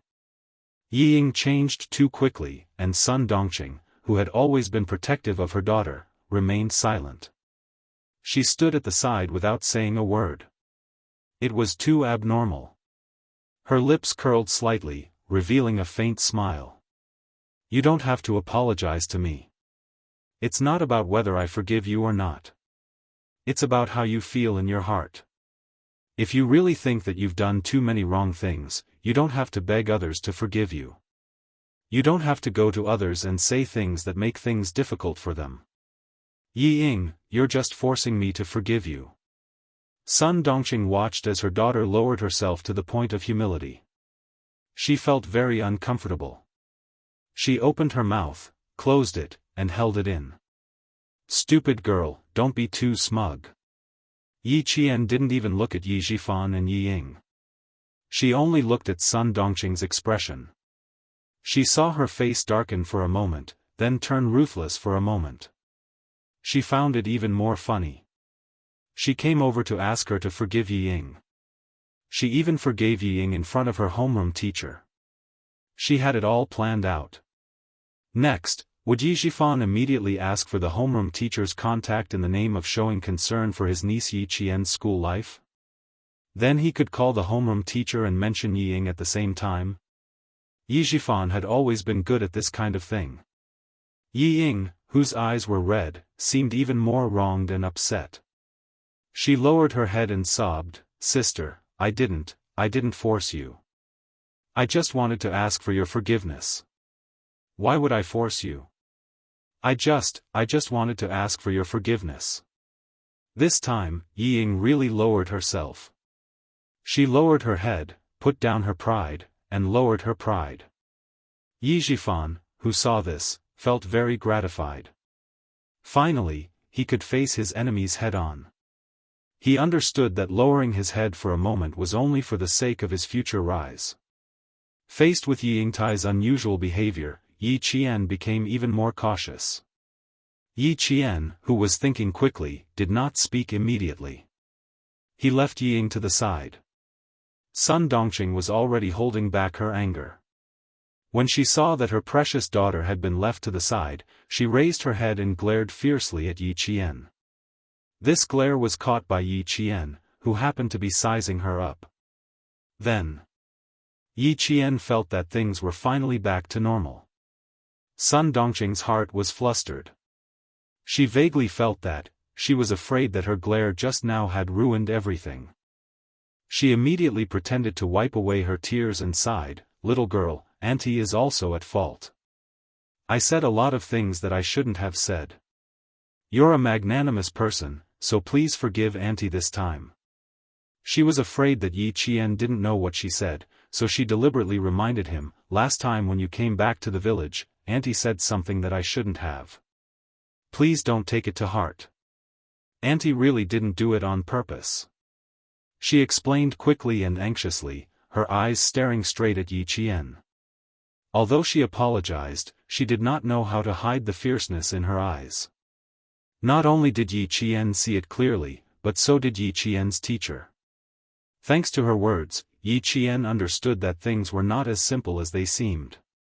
Chapter 14:25. She purposely brought up what happened last time. She was so anxious and worried. What was she worried about? Why did it feel like Yi Ying's apology was not the most important thing, but Sun Dongqing's? Even though Yi Qian was a meticulous person, he still could not figure out what their family was planning. The teacher of Class 3 did not immediately intervene. He still needed to understand the situation. Moreover, Yi Qian's reaction was very calm, so he did not need to rush to intervene. Yi Zhifan saw that his wife had finally lowered her head and apologized for that incident. He breathed a sigh of relief in his heart. Forcing Yi Ying to apologize first had some effect. This was the right move.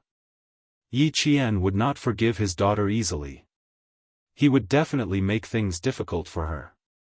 His wife, Sun Dongqing, had always been protective and could not bear for her daughter to be wronged.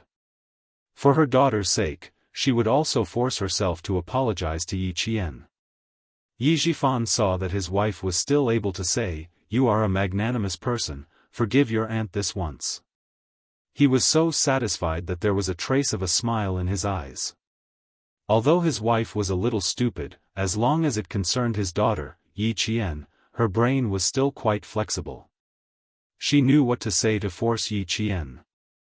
"Yi Jian, your teacher is standing right next to you. How are you going to answer her?" "Yi Jian, your teacher is standing right next to you. Answer, forgive."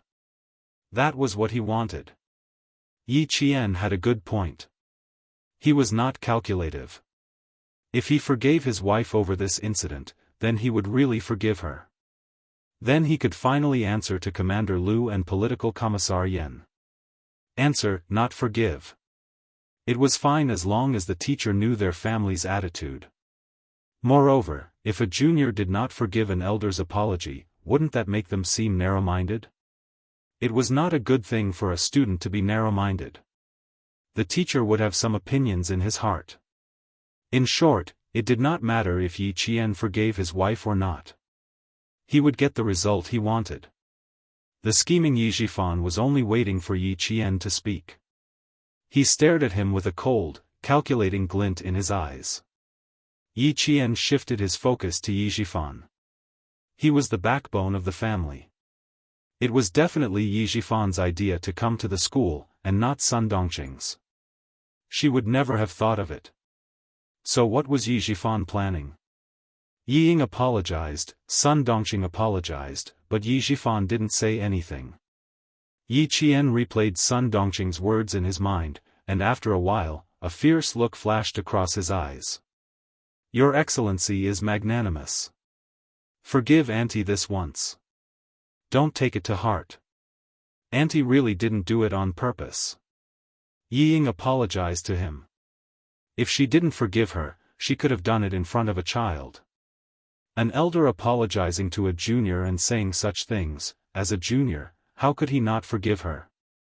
Her teacher didn't understand the actual situation. He didn't know how hypocritical Yi Zhifan's family was. He also didn't know what Sun Dongqing had done wrong. If her teacher saw that he didn't forgive her, how would he feel?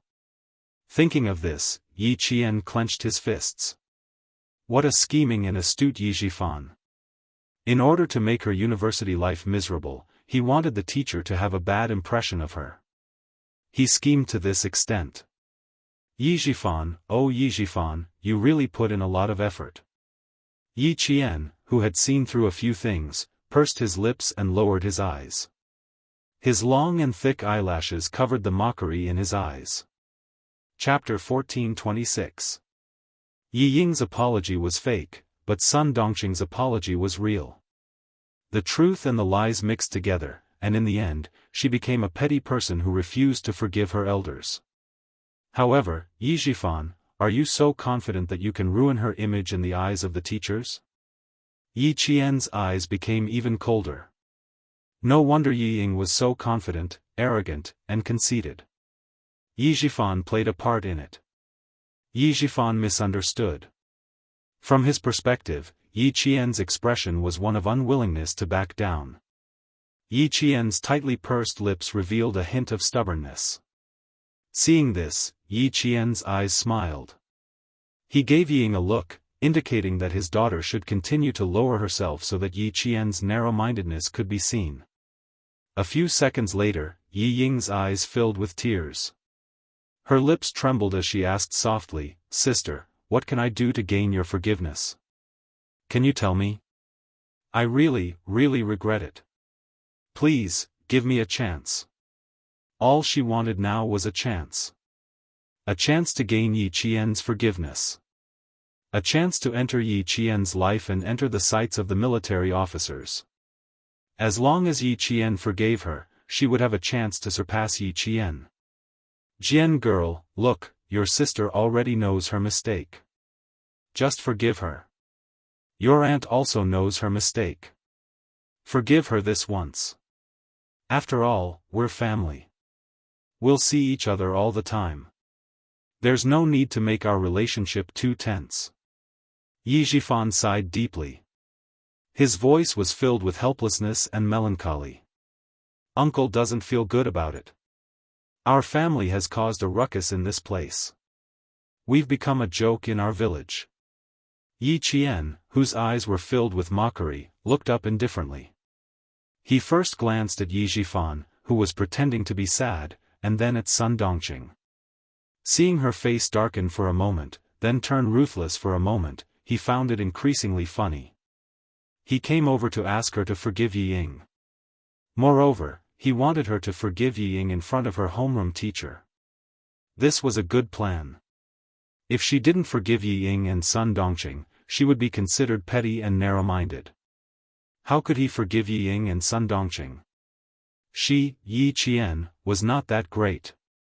So, Yi Zhifan also knew that he was setting a trap for him. Next, would Yi Zhifan immediately ask for the form teacher's contact information in the name of caring about his niece, Yi Jian's school life? In the future, if he had nothing to do, he could call the form teacher and say bad things about himself, and also mention Yi Ying's good points. Yi Zhifan would definitely mention Yi Ying and do everything possible to ruin his image in front of the teacher. How could Yi Zhifan let go of the opportunity to elevate Yi Ying and belittle her? Yi Zhifan had always been good at this kind of thing. Since he had to bring up the past, he might as well bring it up properly. Yi Qian's lips curved as he looked at Yi Zhifan, who was pretending to be sad, and said calmly, "I'm still young. I'm as immature as your daughter. Mr. Yi, why don't you ask your wife to tell me what happened that day again? Let my school judge whether or not we can forgive your family of 3. How about that?" She actually wanted to spread the news to the whole school. Sun Dongqing's and Yi Ying's expressions changed drastically. They didn't even have time to hide the panic that surged out from their faces. Sun Dongqing, who couldn't control her emotions, cried out involuntarily, "Old Yi." The rest of her words were forcefully swallowed by Yi Ying's tight grip on her arm. Her eyelids twitched even more violently. This is bad. This is really bad. Chapter 1427. Who would have thought that the wretched girl would do something like this, leaving them with no way out? Yi Zhifan did not expect this either, and his back broke out in cold sweat. His face twitched violently, and he immediately said to the teacher, "The misunderstanding between the two kids is quite big. Teacher, can we talk in private? I'm afraid that if I speak, it will cause unnecessary misunderstandings." After listening for so long, the teacher of class 3 smiled and politely declined, "We need to understand Yi Qian's family situation again. I'm sorry, but it's mealtime now. The military academy has a rule that if you miss the mealtime, you will not be served alone. Yi Qian still has training in the afternoon, and needs a certain amount of stamina." The teacher of class 3 was in active service, a company commander. His tone was not as gentle as the typical civilian teachers, but was cold and intimidating.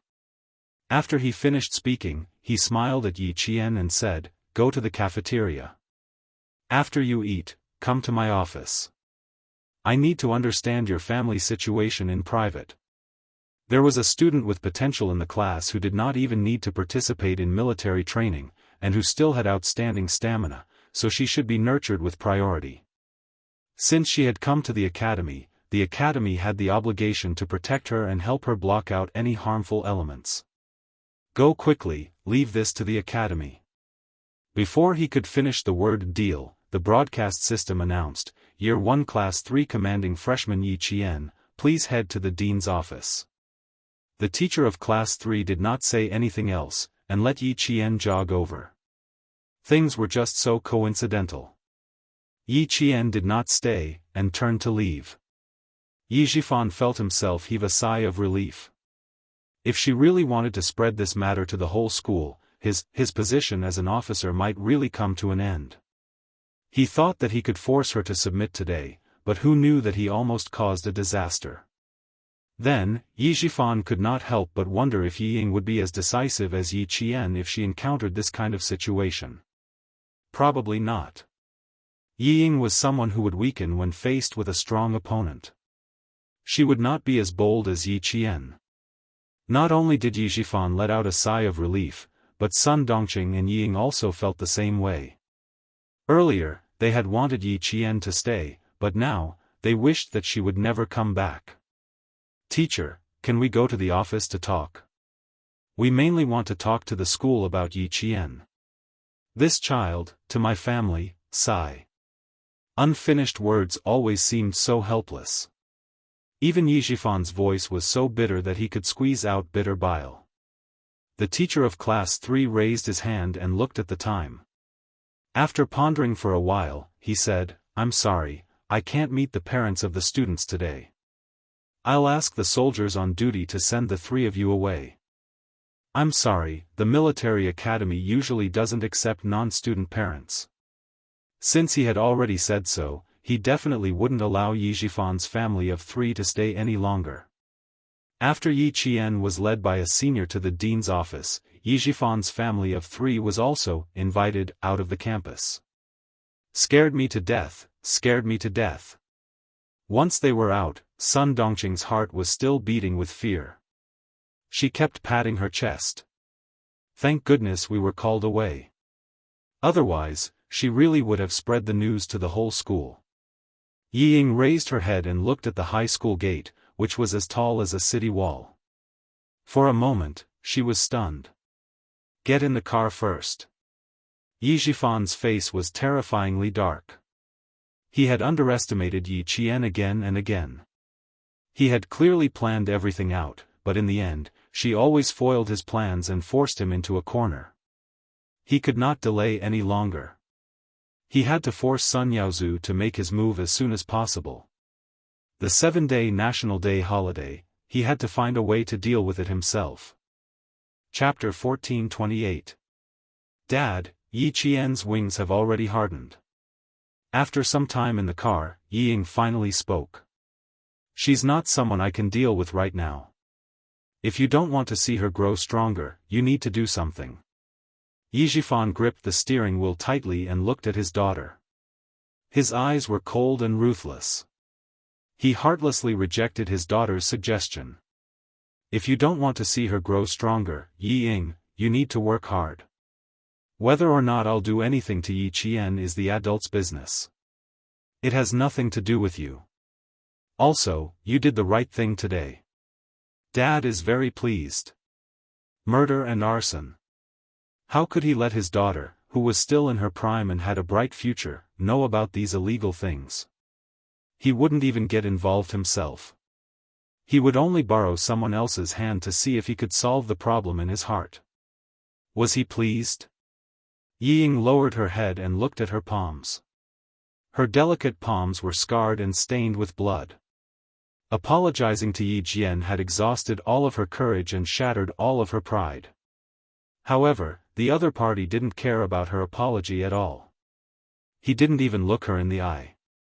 Her pride and self-esteem were ruthlessly stepped on. If she used her pride and self-esteem to make her father feel pleased, Yi Ying's slender fingers tightened slightly. She expressionlessly tugged at the corner of her mouth. Dad, as long as you're happy. As long as you're happy. Who asked her to rely on you now? The car gradually sped up. When the green light turned green, Yi Zhifan, with his jaw tense, stepped on the accelerator and left the University of Science and Technology of China with his unwilling wife and daughter. Inside the University of Science and Technology of China, Yi Qian heard the sound of "come in." Yi Qian pushed open the anti-theft door of the office. She looked up slightly and saw the handsome face she was most familiar with. She saw him in casual clothes the day before the holidays. Could it be that he specially rushed over to spend National Day with her? Impossible. How could he have so much time to spend with her? Most likely, he was here for official business. The dean was a 55-year-old lieutenant general with the rank of deputy major. This meant that he was a dean with real power, unlike the teachers of Class 3 who were only active soldiers in the military academy. In the military academy, there were 3 types of teachers: active duty, civilian, and employed. Teachers are active military personnel. They start from the position of deputy company commander and can reach the position of deputy division commander. Their military rank can be as high as senior colonel. On the other hand, civil service teachers started from level 12. The hired teachers would be regarded as teachers of local colleges and universities. They would not have military ranks and would only be able to participate in various professional and technical titles and obtain professional and technical positions. Yi Qian saluted the dean. Year 1, Class 3, Yi Qian, reporting. The girl who came in was wearing a female soldier's uniform. She had long sleeves, a jacket, a standard female soldier's military skirt, a belt around her waist, and a large brimmed hat on her head. She was valiant and full of the tenacity of a female soldier. Due to the scorching sun outside and the fact that she was walking in a hurry, there was still sweat dripping down her face. However, her eyes were extremely calm, without the slightest hint of panic. At a glance, one could tell that she was a female soldier who could withstand the wind and waves. When the dean saw Yi Qian's military aura, the smile on his stern face deepened. Yi Qian, who was highly regarded by the military and had already served China, was a female soldier who had made a lot of mistakes. Not bad. You're still so energetic after standing for more than 3 hours. The dean was very familiar with Yi Qian. The reason why she was exempted from military training was because the dean was the first person the military contacted. He pointed at the guest sofa and gestured for Yi Qian to sit down. Come, sit down and have a cup of water. Chapter 1429. Yi Qian obeyed and sat down. Like Xia Jinyuan, he sat upright and strong like a pine tree, full of military aura. Because he was wearing a military uniform, his knees were close together and his calves were slightly slanted, giving him the flexibility of a female soldier. Strength and gentleness, he was the green flower of the military. The dean nodded with satisfaction again and turned to Xia Jinyuan. Major Xia, the school will fully cooperate with the military. You should tell Yi Qian the specifics personally. The importance that the military attached to Yi Qian had exceeded his expectations. Every time something happened, Major General Yang from the army would personally call the school and send someone to pick up Yi Qian. This level of importance was no ordinary level of importance. As the dean, he was naturally happy that his own student was valued by the military. With a smile in his eyes, the dean said to Yi Qian, "Don't feel burdened, the school will also fully support you." "Yes, sir." Yi Qian did not take the initiative to ask. After answering the dean concisely, his gaze fell on Xia Jinyuan. The two of them looked completely professional, without a trace of intimacy between a couple. Xia Jinyuan, who was here for business, took Yi Qian half an hour later to the parking lot of the University of Science and Technology of China. "Let's get in the car. I'll tell you in detail the mission from 7 p.m. to October 4th. He opened the door of a black business car and said, "Get in." Yi Qian, who had just attended the school's National Day celebration, did not even have time to change out of his sweaty casual clothes. He just carried his hastily packed luggage and got into the car with Xia Jinyuan. In the car, there was already someone waiting in the driver's seat. When he saw Yi Qian get in, he slowly said in a low and cold voice, "Yi Qian, long time no see." It was G3. "Long time no see." Yi Qian bent over and got into the car. Then Xia Jinyuan bent over and got into the car like a cheetah. He closed the door and ordered G3 to start the car. All his comrades in the Snowfield Brigade were very good at driving. Because they were in a hurry, they drove very fast. When they encountered traffic jams, they were able to flexibly cut the queue and instantly overtake other cars. As soon as Xia Jinyuan got into the car, he took off Yi Qian's large-brimmed hat and said, "Time is a little tight. We have a 1:30 flight to the capital. Get changed in the car first." When the G3 heard this, it immediately turned the rear-view mirror that was originally facing the back seat to the side. At the same time, it drove the car to the side. Yi Qian, who was carrying his luggage, was stunned. "In the car, changing clothes? Are you sure? Can't I change at the airport?" "Don't worry, he won't dare to peek." Xia Jinyuan glanced coldly at G3, who was focused on driving, and whispered to Yi Qian, "I will protect you. Don't worry." Yi Qian was speechless. She took a deep breath and tried her best to mentally prepare herself. Then she picked up her luggage and went to the last row of the car. It wasn't because he wanted to protect her. It was because she had never changed in front of anyone before. Xia Jinyuan couldn't help but raise his eyebrows. Was she still afraid that he would peek? Major Xia, who was sitting upright and looking straight ahead, reminded her, "Change into casual clothes." Then, he heard the sound of the luggage being unzipped and the rustling of clothes. It was indeed not good to change clothes in the car. Even the slightest movement could be heard. If it weren't for the fact that they were in a hurry, he would definitely have asked her to go back to the dormitory and change before coming out. However, this wouldn't happen only once. It would happen often. He leaned forward slightly and reached out to turn on the car radio. He then turned it up to the music station and turned it up.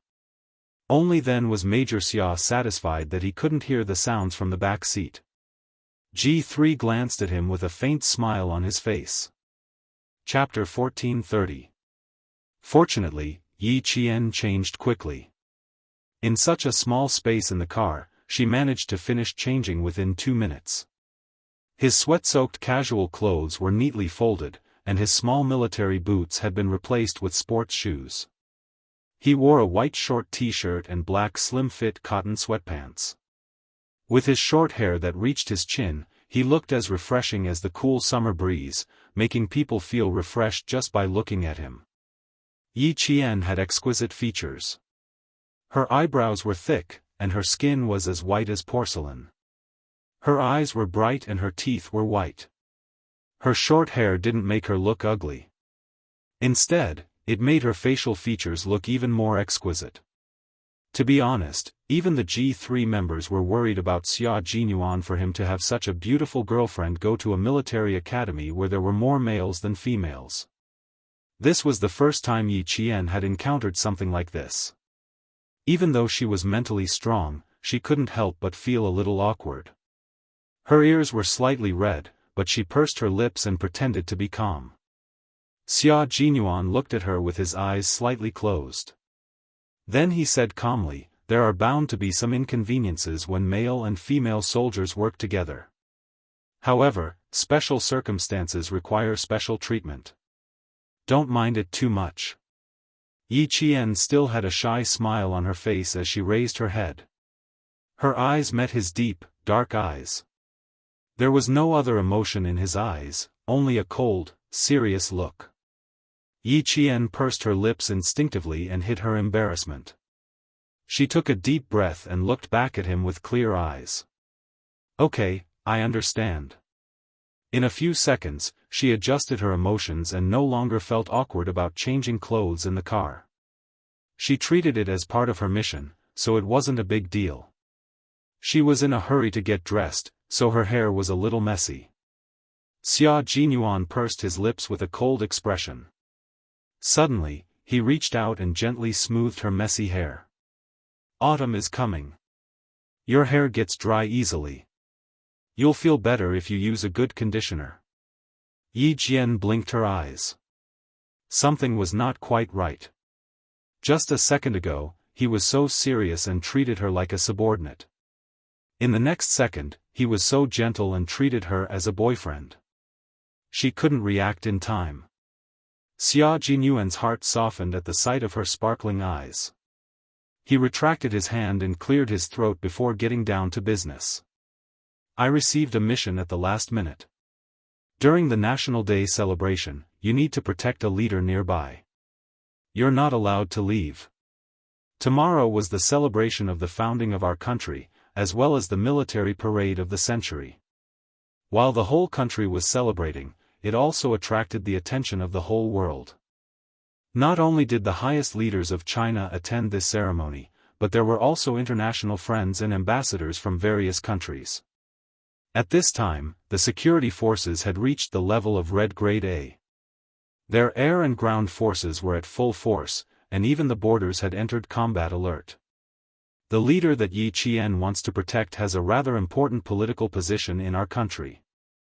He often represents our country on overseas visits to promote exchanges between our country and other countries.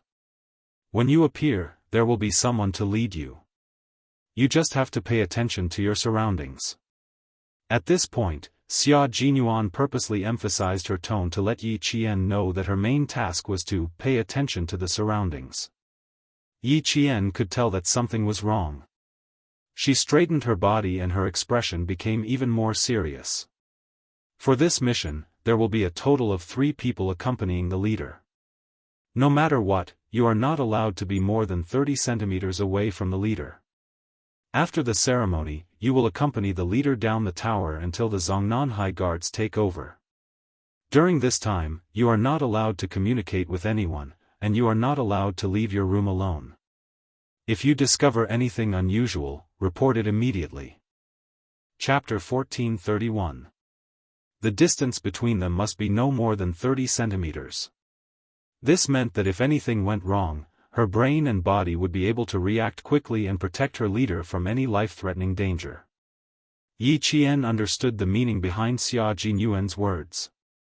Her expression became calmer, and Xia Jinyuan knew that she understood what he meant. The car sped towards the airport. Xia Jinyuan explained to Yi Qian what she needed to do over the next few days, as well as her specific mission. Due to the importance of this mission, she would be severely punished if she was not careful. He maintained a solemn expression throughout the entire process. "Yi Qian, this mission is more important than anything else. If anything goes wrong, you might even be expelled from the military." Originally, a female soldier from the Nangguang military district was supposed to carry out this mission. In the end, the military district decided to send you instead. "Yi Qian, do you know why?" Yi Qian had already heard what Xia Jinyuan said. Her small face was especially solemn. She shook her head. "I don't know." To her, protecting her leader at the celebration was even more stressful than protecting her leader overseas. Overseas, she could deal with any accidents immediately. But domestically, she couldn't even use her gun casually. Now, she only had one thing on her mind: adjust her mentality as soon as possible, set her position, and face a new round of challenges. Her voice was very calm, and her dark eyes did not fluctuate too much. Xia Jinyuan felt that he could no longer see through Yi Qian. He couldn't figure out what she was thinking and whether she had too much psychological burden for this mission. It was normal for her to have psychological burdens. When he received a call from the Major General ordering him to immediately head to the National University of Science and Technology to pick up Yi Qian for the celebration mission, his heart skipped a beat. This was the first time that Little Fox was carrying out a major mission in the country. Furthermore, the Snowfield Brigade would never appear to protect a leader when carrying out a major mission in the country. Every time they carried out a major mission in the country, they would always have a specific purpose. For example, the mission this time was to eradicate an illegal organization. Xia Jinyuan continued in a low voice, "The leader has a very good impression of you. He thinks that it would be better for you to carry out this mission. Plus, you have experience in large-scale combat, so you have an advantage over the female soldiers who only carry out special missions in the Nongguang military district. The leader personally recommended you to the military, and that's why you were assigned this mission." It turned out that Yi Qian was sitting in front of the television like everyone else watching the celebration.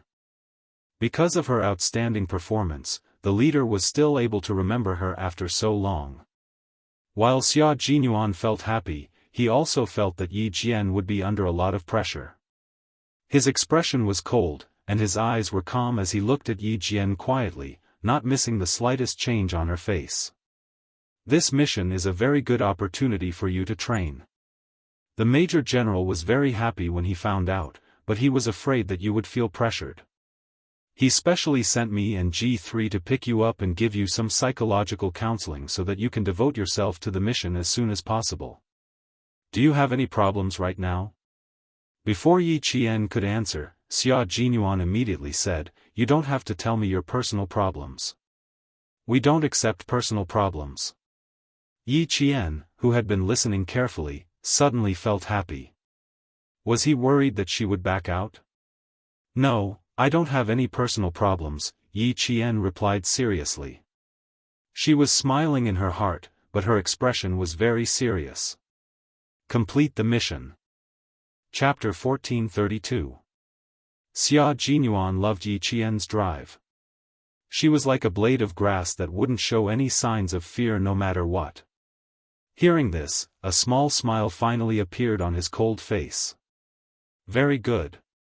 If you had dared to say that there was a problem, I would have immediately reported it to the military and re-evaluated your psychological resistance." He and Yi Qian were lovers, but they were also comrades. They cared about each other in their daily lives, but they had to strictly supervise each other in battle. If there was a problem with her, as a comrade, he wouldn't turn a blind eye to it just because she was his girlfriend. He would deal with it as he saw fit. He was absolutely selfless. Yi Qian had always known that Xia Jinyuan was a man who kept a clear distinction between work and personal matters.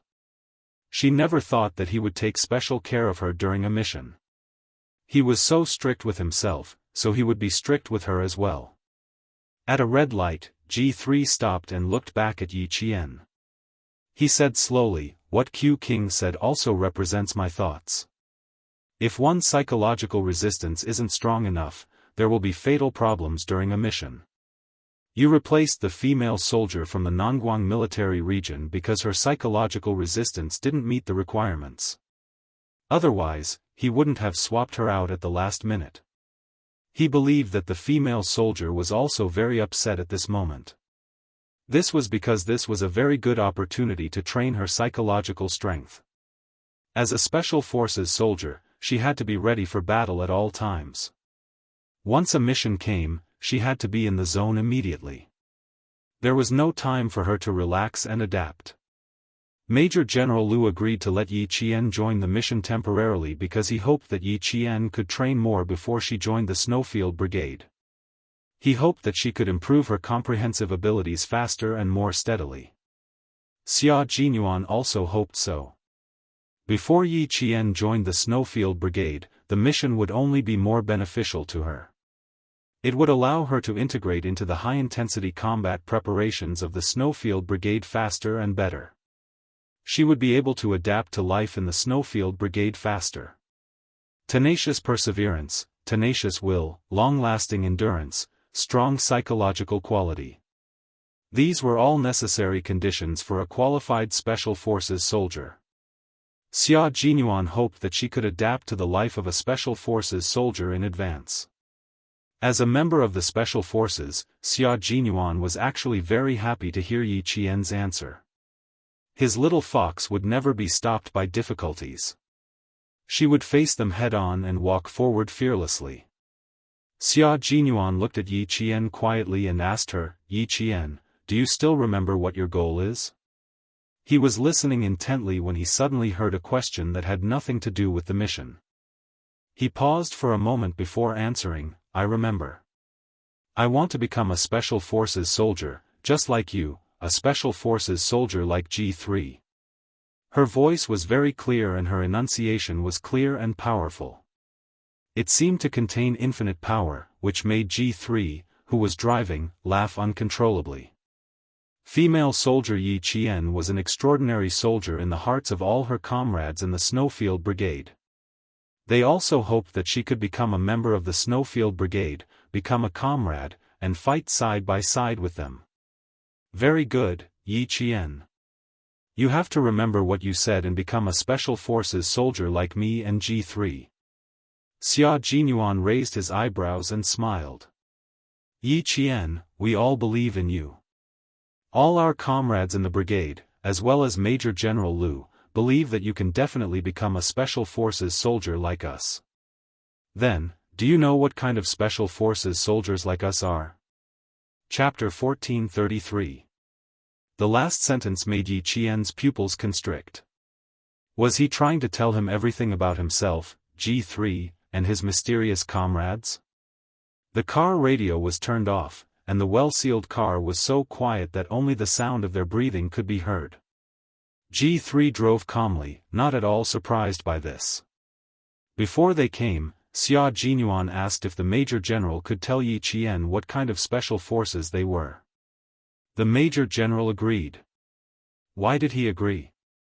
They were both well aware of the reason.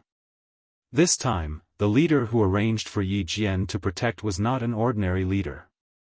He was a leader who was in charge of investigating important matters. This leader rarely appeared in public. This time, he suddenly appeared. There was an unusual deep meaning behind this arrangement. At least, they knew that this leader had decided to attend the celebration. The Great Hall did not agree at all, but they agreed in the end. Then, with the addition of the Snowfield Brigade, they immediately arranged for a female soldier, who would not normally receive much attention, to be his personal bodyguard. However, the female soldier did not have a strong psychological resistance. In the end, the leader personally appointed Yi Qian to replace the female soldier's original position and protect the leader who was willing to use himself as bait to lure the snake out of its hole. From this, it could be seen how dangerous it was for Yi Qian to stand beside this leader who used himself as bait to catch all the criminals in one fell swoop.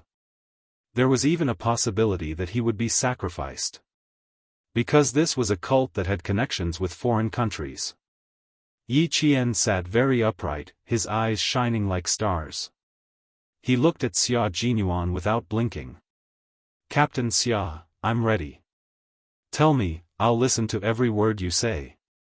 God knows how interested she was in Xia Jinyuan's unit.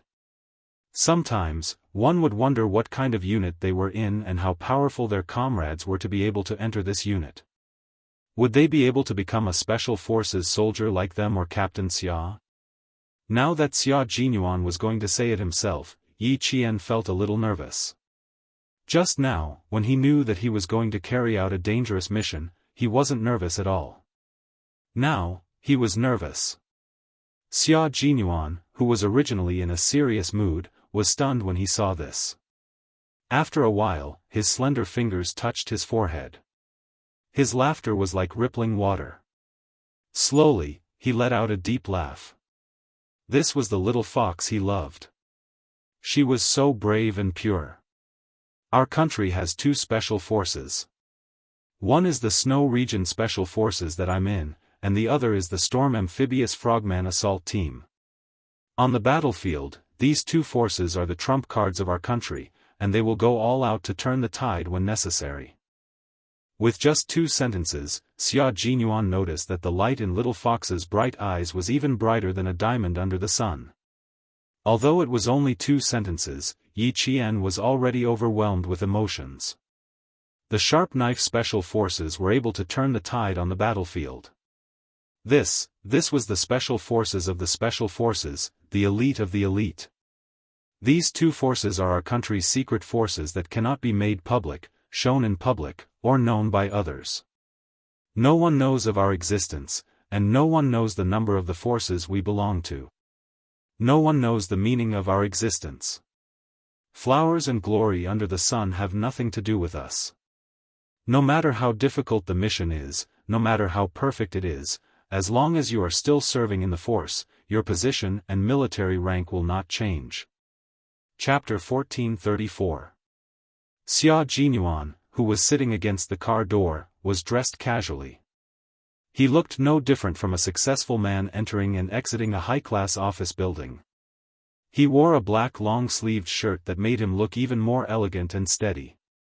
The sleeves were slightly rolled up, and there was a hint of arrogance in his noble elegance. Without his military uniform, he perfectly hid the sharpness of a soldier in his bones. Although his aura was still strong, he lacked the bloodthirstiness of a soldier on the battlefield and had a more reserved and profound temperament. His eyes were very deep and dark. When he spoke, his deep black eyes stared unblinkingly at Yi Qian. His low voice sounded like he was narrating a story, slowly and calmly. However, Yi Qian could hear the beauty of the magnificent sea in his calm tone, as well as the unpredictable turbulence in the depths of the sea. As he spoke, Yi Qian's expression became more solemn. Take me for example. 5 years ago, I was a major. 5 years later, I'm still a major. No one knows about your contributions. No one knows about the people you saved. Sometimes, when you're on the battlefield, you even hide your nationality. No one can see your glory when you were alive. After you died, other than the Snowfield Brigade and the leaders of the military, no one else knows about it. Every soldier who joins the Snowfield Brigade will write a suicide note in advance and hand it in to the military for safekeeping. After they die, this suicide note will be sent to the soldiers' parents. I've been in the Snowfield Brigade for 4 years and have personally sent out 2 suicide notes. The parents of my fallen comrades still don't know why their son sacrificed himself. They don't know how great their son used to be. There are no flowers, no banners, no applause, no honor. There is only that we, the living, will always remember our fallen comrade. We will use our entire lives to remember and honor them. Yi Qian, this is my, Xia Jinyuan's, a troop that I pledge my loyalty to. A troop that I have no regrets about sacrificing myself for. Do you still dare to set me as your goal? Xia Jinyuan's voice was still so calm when he finished speaking. But Yi Qian felt his blood boil when he heard this. Yi Qian looked at the calm Xia Jinyuan, the man who had helped her grow, held her hand, and gave his all without any complaints or regrets. Yi Qian's brows slowly curved like the bright crescent moon. Captain Xia, I'm suddenly glad that I set you as my goal and followed in your footsteps. A special force hidden by the country, a special force that could turn the tide on the battlefield and turn the situation of the entire war in an instant. Although they were unknown, they had always been dedicated to their motherland. He did not ask for anything in return, nor did he ask for flowers or applause, nor did he ask for glory. He only wanted to fight for his military uniform. Such a special force must be a super elite force. Uncle Chen had said that those who were famous and had outstanding military achievements in the special forces could be called elite special forces. And those who were unknown but could sacrifice their lives for the country in exchange for a decisive victory were called Super Elite Special Forces. In other words, Captain Xia's troop was the Super Elite Special Forces that Uncle Chen had mentioned. No wonder they rarely appeared. Once they appeared in a certain place, it would be filled with smoke and blood. Every time they carried out a mission, it was so difficult that ordinary soldiers could not imagine it. When they went, they were alive, but when they returned, their military uniforms would be stained with blood. They would die in exchange for the safety of the people of the motherland. Chapter 1435. Just like this time, Yi Qian's mission required the protection of the leader, so the risk factor was very high. The reason the leader personally appointed Yi Qian and the major general agreed was because Yi Qian was very capable, and secondly, Yi Qian had a tender face, a fair and clean face, a gentle smile, and an unsheathed sword aura. He was just like a harmless university student. Once danger appeared, Yi Qian would be the target that would lead all the danger to himself. This was also why Xia Jinyuan requested the Major General to tell Yi Qian what kind of unit the Snowfield Brigade was. Glory has nothing to do with you, but danger will never leave your shadow. The girl in front of him was as beautiful as a painting. She was so beautiful that even the best artist in the world would find it difficult to draw her. Not only was she beautiful, but she also had a fearless spirit that even male soldiers admired. He thought that she would hesitate for a few seconds or be puzzled. But she didn't, not even for a second. He even heard the light in her eyes that was brighter than the sun. Xia Jinyuan's lips curled up slightly. There was a hint of gentleness in his dark eyes as he gazed deeply at the girl he loved. My girl, your appearance is the greatest glory of my life, the greatest pride. I used to think that your unit must be very powerful. Now that I hear about it, it's even more extraordinary. It doesn't matter if no one knows about our existence, as long as we know about each other's existence. It doesn't matter if no one knows about our military exploits, as our existence is unknown. As for flowers, applause, banners, glory, it doesn't matter if there are any. I just need to know why I'm wearing a military uniform and why I'm holding a steel gun.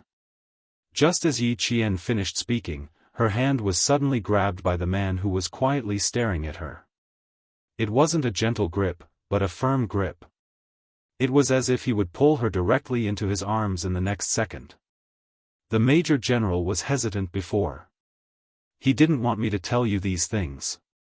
Xia Jinyuan didn't do anything else. He only held her hand tightly and laughed in a low voice. He was afraid that you would shrink back and be afraid after hearing it. The G3 and I both promised that you wouldn't shrink back after hearing it. Instead, you would be more interested.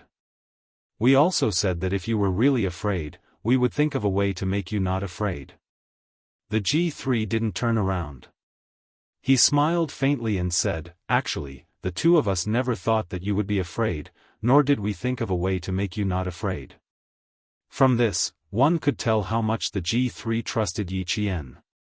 Yi Qian's hand was still being held tightly. She wasn't used to holding hands with Xia Jinyuan in front of her acquaintances, so she felt a little awkward. She struggled a little, but she smiled and said, you guys trust me. What if I really quit? I don't think you can do anything to me. We didn't consider that this kind of problem wouldn't occur. Xia Jinyuan wouldn't let go. She struggled with all her might. He raised his eyebrows and gave Yi Qian a meaningful look, which meant, if you move again, I will hug you directly. A moment ago, Xia Jinyuan was still the professional Major Xia. Now, he was back to being the shameless Xia Jinyuan. Yi Qian glared at him and mouthed silently, the G3 is in the car. Can you restrain yourself a little? G3, I'm holding hands with my girlfriend. Do you have a problem with that? Xia Jinyuan didn't like to sneak around, so he openly asked his comrade, you don't have to speak. Just nod or shake your head. Chapter 1436. Sometimes, G3 really felt that it was a little annoying to have such a shameless captain. He asked him if he had any opinions, but he didn't let him speak and could only nod or shake his head. Wasn't this telling him that he had to nod his head? Okay, comrades should help each other. G3 nodded, and nodded again, indicating that he didn't have any opinions. He quickly glanced back at Xia Jinyuan through the rearview mirror, and his body trembled violently. Damn, the way Q King looked at Yi Qian was so sweet that it made him choke. However, it looked quite enviable. It looked like he had to go back and ask Q King how to be in a relationship. Why was it that every time he went to meet his girlfriend, he didn't have anything to say? The two of them were either walking together in silence or helping the children in the mountain village with their lessons. Otherwise, she would be teaching in the dilapidated classroom while he chopped firewood in silence. It seemed less like the intimacy between Q King and Yi Qian. Looking, G3 actually figured out that something was wrong. Yi Qian was very reserved and knew to keep a certain distance from Q King in front of his comrades. But Q King didn't give her a chance to keep a distance at all. After discussing business, he immediately seized the time to talk about love. And he was afraid that he would be rash and scare his girlfriend away. Not to mention kissing, he didn't even dare to hold her hand. No, he had to change. He had to take action when it was time. How could he be overcautious? If he took action, he wouldn't regret it. If his girlfriend was scared, he wasn't a beast. What was there to be afraid of? Xia Jinyuan didn't know that he had enlightened G3. He raised his eyebrows and said to Yi Qian, "My comrades are all very honest. They definitely won't lie. If he says he has no opinions, then he definitely has no opinions. Good comrades." They knew what to say at the right time. Yi Qian was no longer the little girl who was a little resistant to relationships in high school. After all, she had lived 2 lives. Although she was not as thick-skinned as Xia Jinyuan, she was not stupid. She could easily see through Xia Jinyuan's little tricks. She looked at him with a faint smile and said, "You told G3 not to open their mouths to express their opinions. If the driver shakes his head left and right, he will look away. Only by nodding can he not affect the front and drive safely." Sometimes, when the girlfriend was too smart, the boyfriend would feel pressured. Xia Jinyuan, whose intentions were exposed, did not feel awkward at all. He held her hand and gently caressed it. The smile on his face deepened. He leaned forward slightly and tilted his head slightly to look at Yi Qian with a gentle and focused gaze. "Because I don't want to see you feel awkward. So, I used my authority as the captain to ask my comrades to remain silent." Yi Qian could not help but blush. His voice was very low, and it was filled with deep indulgence. "Little fox, we haven't seen each other for a month. Have you missed me?" Not only was his gaze gentle, it also seemed to be filled with sticky honey. It took Yi Qian a lot of effort to pull her gaze away from his focused gaze. She then pulled one of her hands out of his and mercilessly covered that elegant and perfect face with her palm. "Sit properly. Don't disturb G3's driving. What a dangerous man." She had looked at this face for a few years, but every time she looked at it seriously, her heart could not help but race. He was also looking at her with such a gentle gaze. Yi Jian could already feel her heart pounding. Thump, thump, thump. Chapter 1437. As for whether she missed him or not, Yi Qian didn't feel the need to answer. She didn't like lying, but if she told the truth, she would be embarrassed. Xia Jinyuan, whose face was covered by her hand, didn't get a reply, but his sexy lips curled up. He looked ahead and chuckled. "I miss you a lot. I don't have time to think about you during the day, but I miss you a lot before I go to bed at night." Yi Qian. Miss you a lot before you go to bed? Why do I feel like his thoughts aren't that simple? She missed him too. But she never thought about him before she went to bed. She didn't have much time to think about him during the day either. She had to stand at attention every day, go through formation training, and interact with her classmates. Her time was so packed that she didn't have much time to think about Xia Jinyuan. However, every time she walked past the school grounds, she couldn't help but wonder if Xia Jinyuan had walked past the same places she walked past. The more she thought about it, the sweetness in her heart grew. Yi Jian maintained a calm face and was not bewitched by his words of love. Major Xia could not help but turn his head to look at his girlfriend. Seeing that his girlfriend was sitting upright with a calm expression and only her ears were still red, he suddenly felt as if 100 pairs of cat claws were scratching his heart, making his heart itch. Needless to say, his little fox definitely missed him. When G3 saw this, his face remained expressionless, but on the inside, he couldn't help but laugh. Everything had its vanquisher. Yi Qian was born to vanquish Q King. Xia Jinyuan, who was overjoyed, knew that Yi Qian was shy, so he didn't continue the intimate actions between lovers. He sat upright and obediently. Time is a little tight. I need to speed. When G3 saw that both of them were sitting upright, he looked at the time and couldn't help but frown. The flight is at 1:30 p.m. It's 12:54 p.m. now. Q King, we need to contact the airport. Check-in had to be done half an hour in advance. This was a very strict requirement and couldn't be delayed by even a minute. However, Xia Jinyuan's situation was special, so the airport had to cooperate fully with them. The military had already contacted the airport and asked them to prepare for the delay in advance. Once there was a need to delay the flight, they would be able to start work immediately. Very soon, the airport received a call. The 3 special personnel would only be able to board the plane at around 1:15 p.m. All the departments would cooperate fully and there would be no mistakes. We've arrived at the airport. We'll arrive at the lobby in 3 minutes. Xia Jinyuan spoke to the relevant personnel in charge of the airport as he walked. Yes, we have entered the elevator and will arrive at the lobby soon. At this time, it was already 1:15.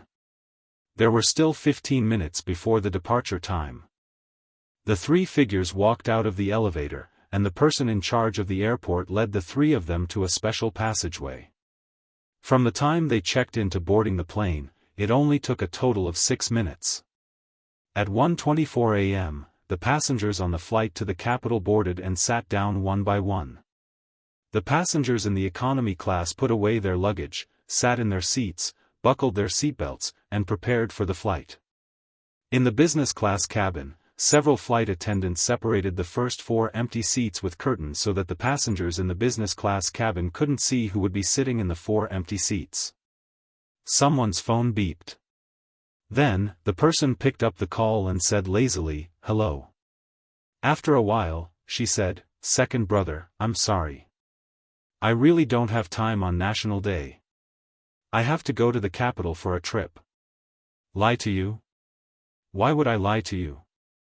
Jixiang, second brother said I lied to him. Say something to him. Chapter 1438. It was the end of September, and the sun was still scorching. The sunlight was so bright that it was blinding. Yi Jifan stood in front of the hotel's floor-to-ceiling window. He lowered his eyes and said gloomily, "The capital is under control now." "Brother-in-law, why did you go to the capital? Don't tell me you went there to watch the celebration." "Hey, second brother, no wonder you're a high-ranking official. How could you guess that?" Ever since his identity was restored, Sun Yaozu had been living a comfortable life. His body was full of fat, as if he was afraid that others didn't know that he was rich. A golden chain as thick as a pinky hung around his neck. As he bent down and sat down, the golden chain hung down from his neck, shining with a golden light.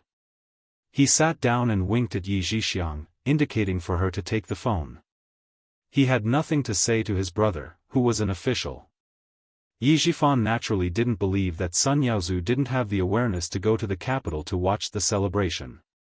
Moreover, with his status, did he have the right to watch it live? I'm talking to you about something serious now. Go somewhere safer and talk to me. He couldn't say it even if he didn't believe him. If they wanted to get rid of Yi Qian, only Sun Yaozu could do it. He just didn't know if this coward would do it. He hated Yi Qian so much that he wanted to kill him, but he could tolerate it. There was no other way. With Ho Zi in the southern province, Sun Yaozu didn't dare to make a move. Old Madame Yi had repeatedly warned that if they wanted to get rid of Yi Qian, Yi Zhifan had to do it first. They shouldn't be so anxious to avoid being used as a tool. Second brother, I really can't go anywhere else. I've already boarded the plane. If you had called 10 minutes earlier, I could have gone to the washroom to talk to you. Sun Yaozu, who was too fat, felt cramped in the business class seat. He moved his body and cursed unhappily, "Fuck, I can't get any comfort even if I spend money." Yi Zhixiang was touching up her lipstick with a small makeup mirror. When she heard that, she replied unhappily, "I told you to be careful and control your weight." Although she said that, her eyes that were no longer young flashed with a hint of pride. It would be better if he was fatter so that he wouldn't have the energy to do anything in a woman's bed. Otherwise, she might end up with an illegitimate child or something.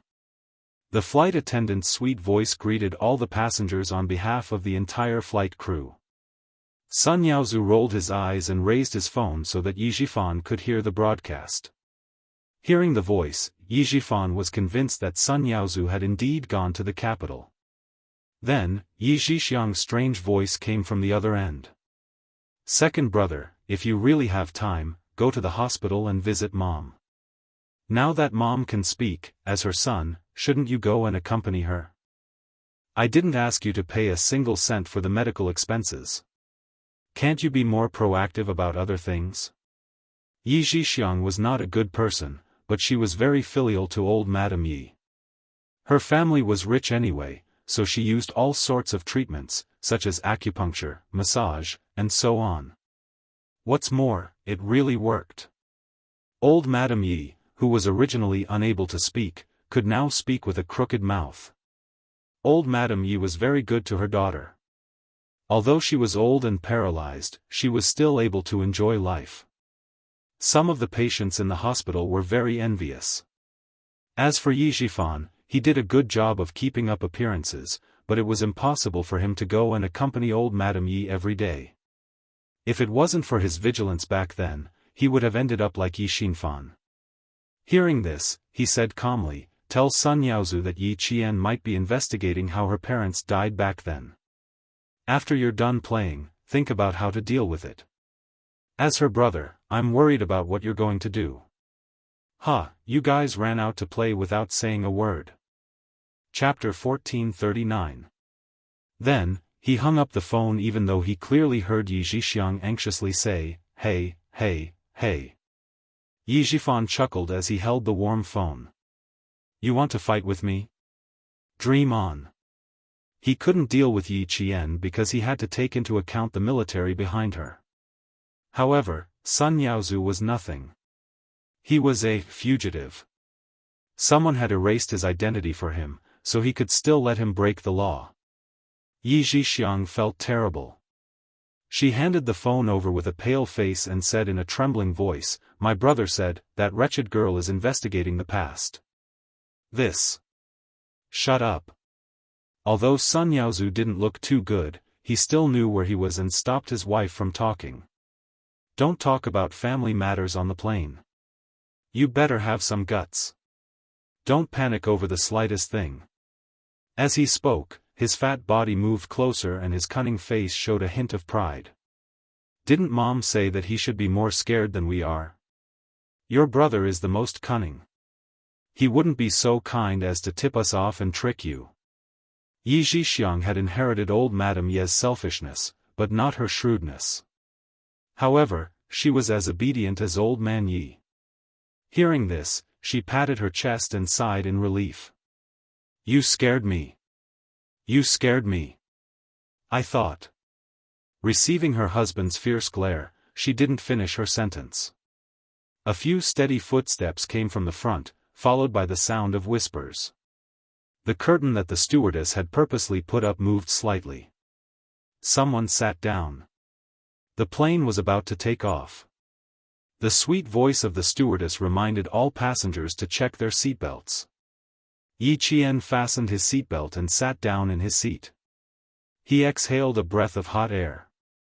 Just as he was about to speak, he suddenly heard a familiar voice from behind the curtain. It was a voice that he hadn't heard in years. His calm face turned cold. "What's wrong?" Xia Jinyuan couldn't help but ask. G3 also looked at her inquisitively. Her expression changed instantly, and there was a hint of murderous intent in her eyes. She and Xia Jinyuan looked at each other, then turned their heads and looked at the curtain. Yi Qian's expression only changed after one of the men spoke in a gruff voice. "I ran into an acquaintance. I didn't expect him to be on the plane." Yi Qian lowered his voice and said coldly, "Our relationship is terrible. I'm afraid he can recognize my voice." Xia Jinyuan pursed his lips. There were only a handful of people who had a bad relationship with Yi Qian. It was not Yi Jifan's voice, but a strange voice that he had never heard before. A few seconds later, Xia Jinyuan's face darkened. "Don't let them affect your mood. Take a break." He had already guessed who was sitting behind him. It was someone who had almost killed Yi Qian. Sun Yaozu didn't know that Yi Qian was right in front of him. He said, "What the hell is this? It's so tight that my stomach hurts." All right. Stop talking. Everyone has to buckle up. Do you think you're the only one? I told you to control your weight, but you didn't listen. Every time you're on the plane, you keep nagging." It was Yi Zhixiang's voice. Yi Qian, who was resting with his eyes closed, pursed his lips coldly. Although she looked calm without opening her eyes, her hands were clenched tightly. The two people behind her had almost killed her. No matter how calm she was still affected. Chapter 1440. Yi Qian's emotions had only fluctuated for a split second. By the time she closed her eyes, her emotions had already calmed down. She naturally had to settle her debts one by one, but she couldn't stop herself from moving forward just because of her past. Uncle Jen didn't want her to do this. Uncle Chen didn't want her to do this. Xia Jinyuan, as well as the other leaders who had high hopes for her, didn't want her to do this either. In her previous life, she was alone and helpless. In this life, there were people who loved her, people who cared about her, and people who silently supported her. She also had this wonderful time to accompany her. How could she let down this reborn life?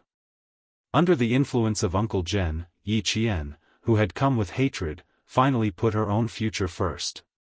She temporarily put aside those who had harmed her.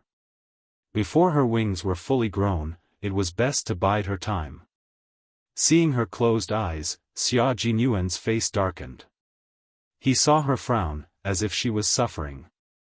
Xia Jinyuan reached out and held Yi Qian's hand. "If you don't want to see them, let me handle it." The Yi family was indeed annoying. It was better to get rid of them directly than to keep them around. Yi Qian, whose eyes were still closed, gently shook her head, indicating that she didn't need Xia Jinyuan's help. "Why?" Xia Jinyuan asked softly. His fingers gently caressed the soft skin in his hand. Her hands were very beautiful. Her skin was white and delicate. When he held them, it was as if they were boneless. It touched his heart. Just like him, there was a thin layer of calluses between her palms and fingers. This was the result of years of training. It's not a good idea to leave them alone. They have to be dealt with eventually. You stopped me in the past. Why do you still want to stop me now? Xia Jinyuan looked down and gazed deeply at his beloved girl. He didn't quite understand why she was so opposed to him handling the Yi family's affairs for her. After all, Xia Jinyuan was an important figure.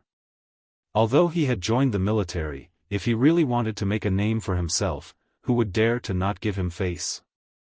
No matter how well hidden the person behind Yi Zhifan was or how powerful he was, if he wanted to deal with a provincial official, would that person stop him? Would that person dare to go against the family Xia? Before going against him, he had to consider whether he was strong enough. Yi Qian's eyelashes fluttered slightly, and his brows furrowed a little more, as if he had something difficult to say, and didn't know where to start. Is there something you can't tell me? Xia Jinyuan asked again. He couldn't think of any other reason. The atmosphere became heavy. G3 glanced at Xia Jinyuan, then silently turned to look out of the window.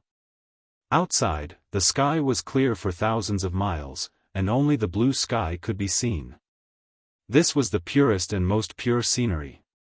Yi Qian, just like the blue sky, was so pure and simple, but also had the mysterious vastness of the sky. People who looked at her couldn't help but admire her. What kind of unspeakable difficulties did she have? If she really was hiding something, then it must be extraordinary.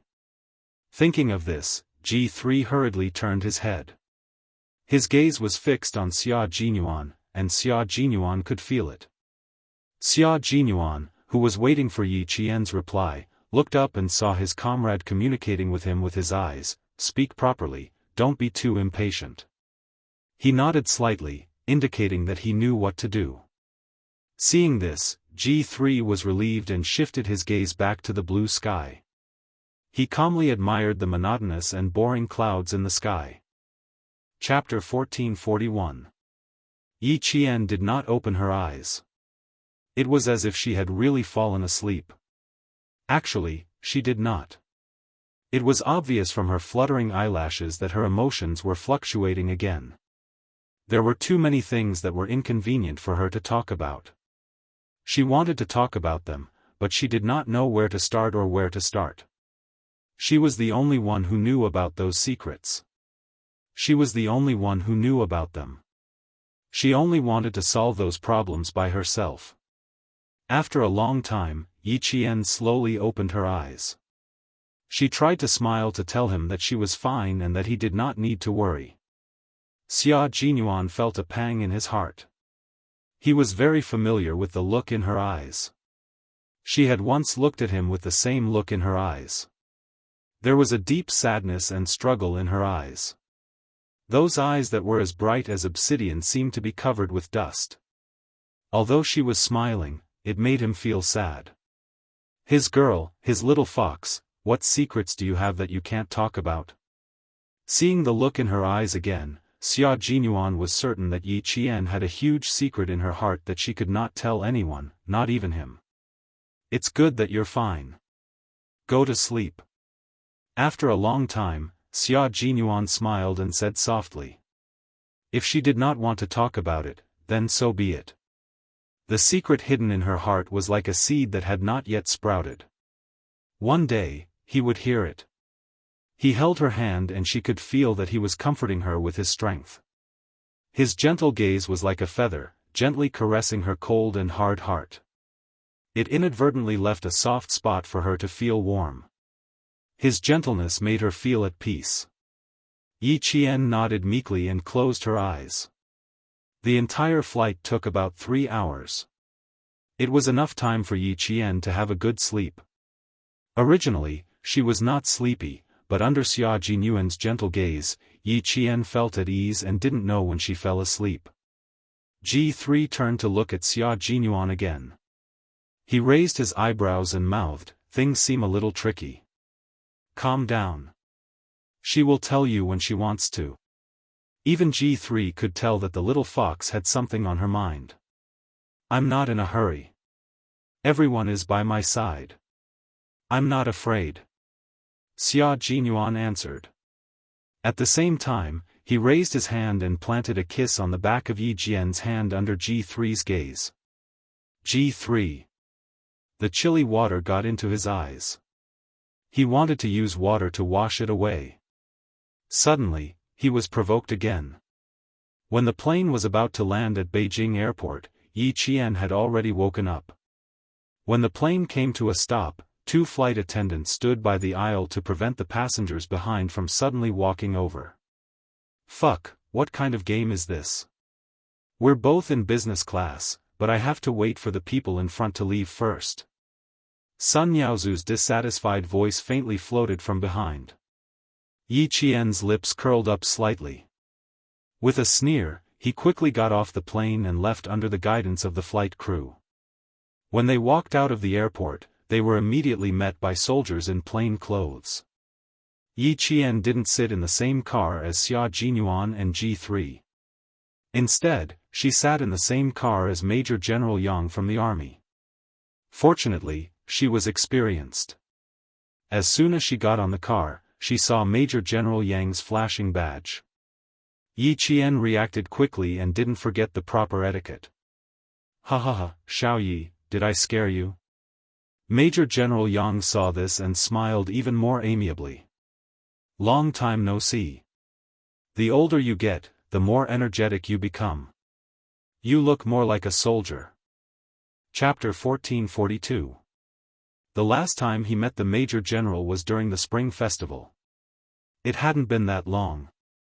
The more Major General Yang looked at his own soldier, the more satisfied he was. He had performed so well in the Navy that the commander of the Navy would call him from time to ask when he would send Yi Qian over to study. Fortunately, the army had acted early. Otherwise, he would have been snatched away by the Navy. What scared him even more was that the commander of the Navy dared to play matchmaker.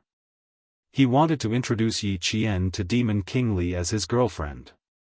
He even said that they would be family in the future and that Yi Qian was welcome to visit at any time. He had ulterior motives. He even used his beauty to trick Yi Qian. Now that he was in the capital, he had to squeeze some time out to have a heart-to-heart talk with the future Special Forces soldier. Don't be too reserved. We're just here to chat. There's nothing else. Don't be too nervous. The Major General could see that Yi Qian's expression was a little serious. He couldn't help but slow down and ask if the 3-hour trip was enjoyable. It was obvious that the Major General was very professional and rarely talked about family matters. Even the topics he picked were a little stiff. Yi Qian relaxed and smiled. Everything is fine. Captain Xia and the others took good care of me. I fell asleep less than 10 minutes after boarding the plane and only woke up when the plane landed. There was no pressure or nervousness during the whole trip. Not bad, not bad. You should seize the time to recharge your energy. He mentioned to you about the mission in the next few days, right? The fact that he could still sleep meant that he had good mental resilience and mental fortitude. The Major General even restrained his military might. It was obvious that he was very satisfied with Yi Qian. He was personally appointed by the leader and fully cooperated with the military. As the Major General, he was under a lot of pressure. He was worried that Xia Jinyuan was young and didn't know much and would shock Yi Qian. Now it seemed that his worries were groundless. As the car started, Yi Qian faintly felt that the Major General didn't come over just to chat with him. Yi Qian's sharp sixth sense kept reminding her that she could speak in a relaxed tone, but her heart had to be tense. She shouldn't get carried away just because of the Major General's gentle attitude. Her relaxed attitude made the Major General even happier. Relax when it's time. You're right. Little Yi, the leader has high hopes for you. You can complete this mission well. As he spoke, he handed over an army camouflage folder in his hand. Take a look at this information. You can think about it yourself. There's not much time. It's from the airport to the place you'll be staying tonight. As expected, there was something else. Yi Qian took the folder and heaved a sigh of relief. A beam of light shone from the side. It was too dark in the car, so the Major General personally turned on the flashlight for Yi Qian so that Yi Qian could see clearly. How could Yi Qian let the Major General hold the lamp for him? He quickly reached out his hand, but the Major General raised his hand and avoided it. Look carefully, don't get distracted. After reading it, remember it in your mind and heart. The Major General's expression was extremely cold. Yi Qian's eyes narrowed and he tensed up as he opened the folder. After looking at it for less than 3 minutes, Yi Qian's calm expression became more and more serious. Her eyebrows began to knit together. When she saw the death toll at the bottom, her eyes twitched violently. You can't see the danger because someone used their body to block the danger. In her mind, this sentence jumped out with the color of blood. Just because you can't see the danger doesn't mean it doesn't exist. It's because someone blocked the danger and kept you safe. Chapter 1443. They are the evil organization that has caused the most harm to society since the founding of the People's Republic. They create and spread all kinds of rumors that threaten the stability of society. They have also made many public speeches to attack the country and the government. They also smuggle and distribute large amounts of their books and propaganda. Inside the car, as the Major General spoke coldly, the temperature seemed to drop by several degrees. This organization is not only in our country, but also abroad. The leader you are protecting is the person in charge of this case, so he has a lot of information in his hands. According to the intelligence, this organization has already launched a series of assassination operations. They are trying to assassinate the person in charge to prevent our country from investigating them. Yi Qian, once you accept the follow-up mission, the danger you will face will be even greater than the mission you carried out in Pakistan. Indeed, it was very dangerous. The Pakistani side had guns on hand when carrying out missions, so they could raise their guns and complete the kill at any time. You can't do it in China. You can only do it under special circumstances. As the light source of the thin flashlight was turned off, Yi Qian's expression was dimmed by the street lights outside. He couldn't tell what she was thinking at this time, nor could he see through her thoughts. In the past, she had basically carried out missions with Xia Jinyuan, so she only knew about it from him. What about this time? Was Xia Jinyuan going with her? There was also the problem of time. After pondering for a while, Yi Qian said, "Major General, I only have 7 days off. I'm afraid I won't be able to make it on time." As if he was sure she would agree, the Major General said, "You don't have to worry about the time. We will communicate with the school. Once you have thought about it, I will immediately contact the military and the local police." After speaking, the Major General paused for about 2 seconds, then asked Yi Qian, "Xia Jinyuan and the others have already told you which unit they are in, right? Do you have any thoughts?" "Thoughts? What kind of thoughts are you referring to?" "A super elite unit." Yi Qian smiled and replied with a yearning look in her eyes, "Major General, I'm not afraid of being laughed at, but this is my goal. I think every soldier would be proud to be able to join such a unit." It was a little different from what he had expected. He wanted to ask her if she had any concerns, fears, or hesitations, but he didn't expect to hear a completely different answer. The Major General narrowed his eyes slightly. The golden branches and leaves on his epaulets and the golden star emblem flashed across the neon lights. The Major General turned around and let himself face the young military school student completely. He wanted to see if she really thought so, if she was really so fearless. Yi Qian did not avoid the Major General's gaze and allowed him to size him up. Outside the car, there was only the sound of the engine. Inside the car, there was no sound. Not only did the air seem to have frozen, even the people inside the car seemed to be holding their breaths. The guard was not affected and continued to drive. After a long time, he heard the Major General's laughter. It was light and gratifying, and he was happier than if he had won a battle. "Good, good, good." Without any more words, the Major General repeated the word "good" repeatedly to express his happiness. Such a female soldier, such an outstanding female soldier, a heroine. In the other car, G3 said to Xia Jinyuan, who was sitting by the window, the Major General came personally and ordered Yi Qian to go alone. "Q King, something is not right." He could already smell the danger. However, Q King looked so calm that he wondered if he was overthinking things. Otherwise, as a boyfriend, how could Q King not feel anything? It was impossible for him to not feel anything. Chapter 1444. The Major General had personally come over and called Yi Qian to the car alone. This matter was already unusual, so there was no need to think too much about it. There's nothing unusual about it. The leader she's protecting is not ordinary. After the celebration, it's not impossible for there to be some follow-up missions. Didn't we experience it before? Xia Jinyuan said calmly. His elegant and handsome face was expressionless.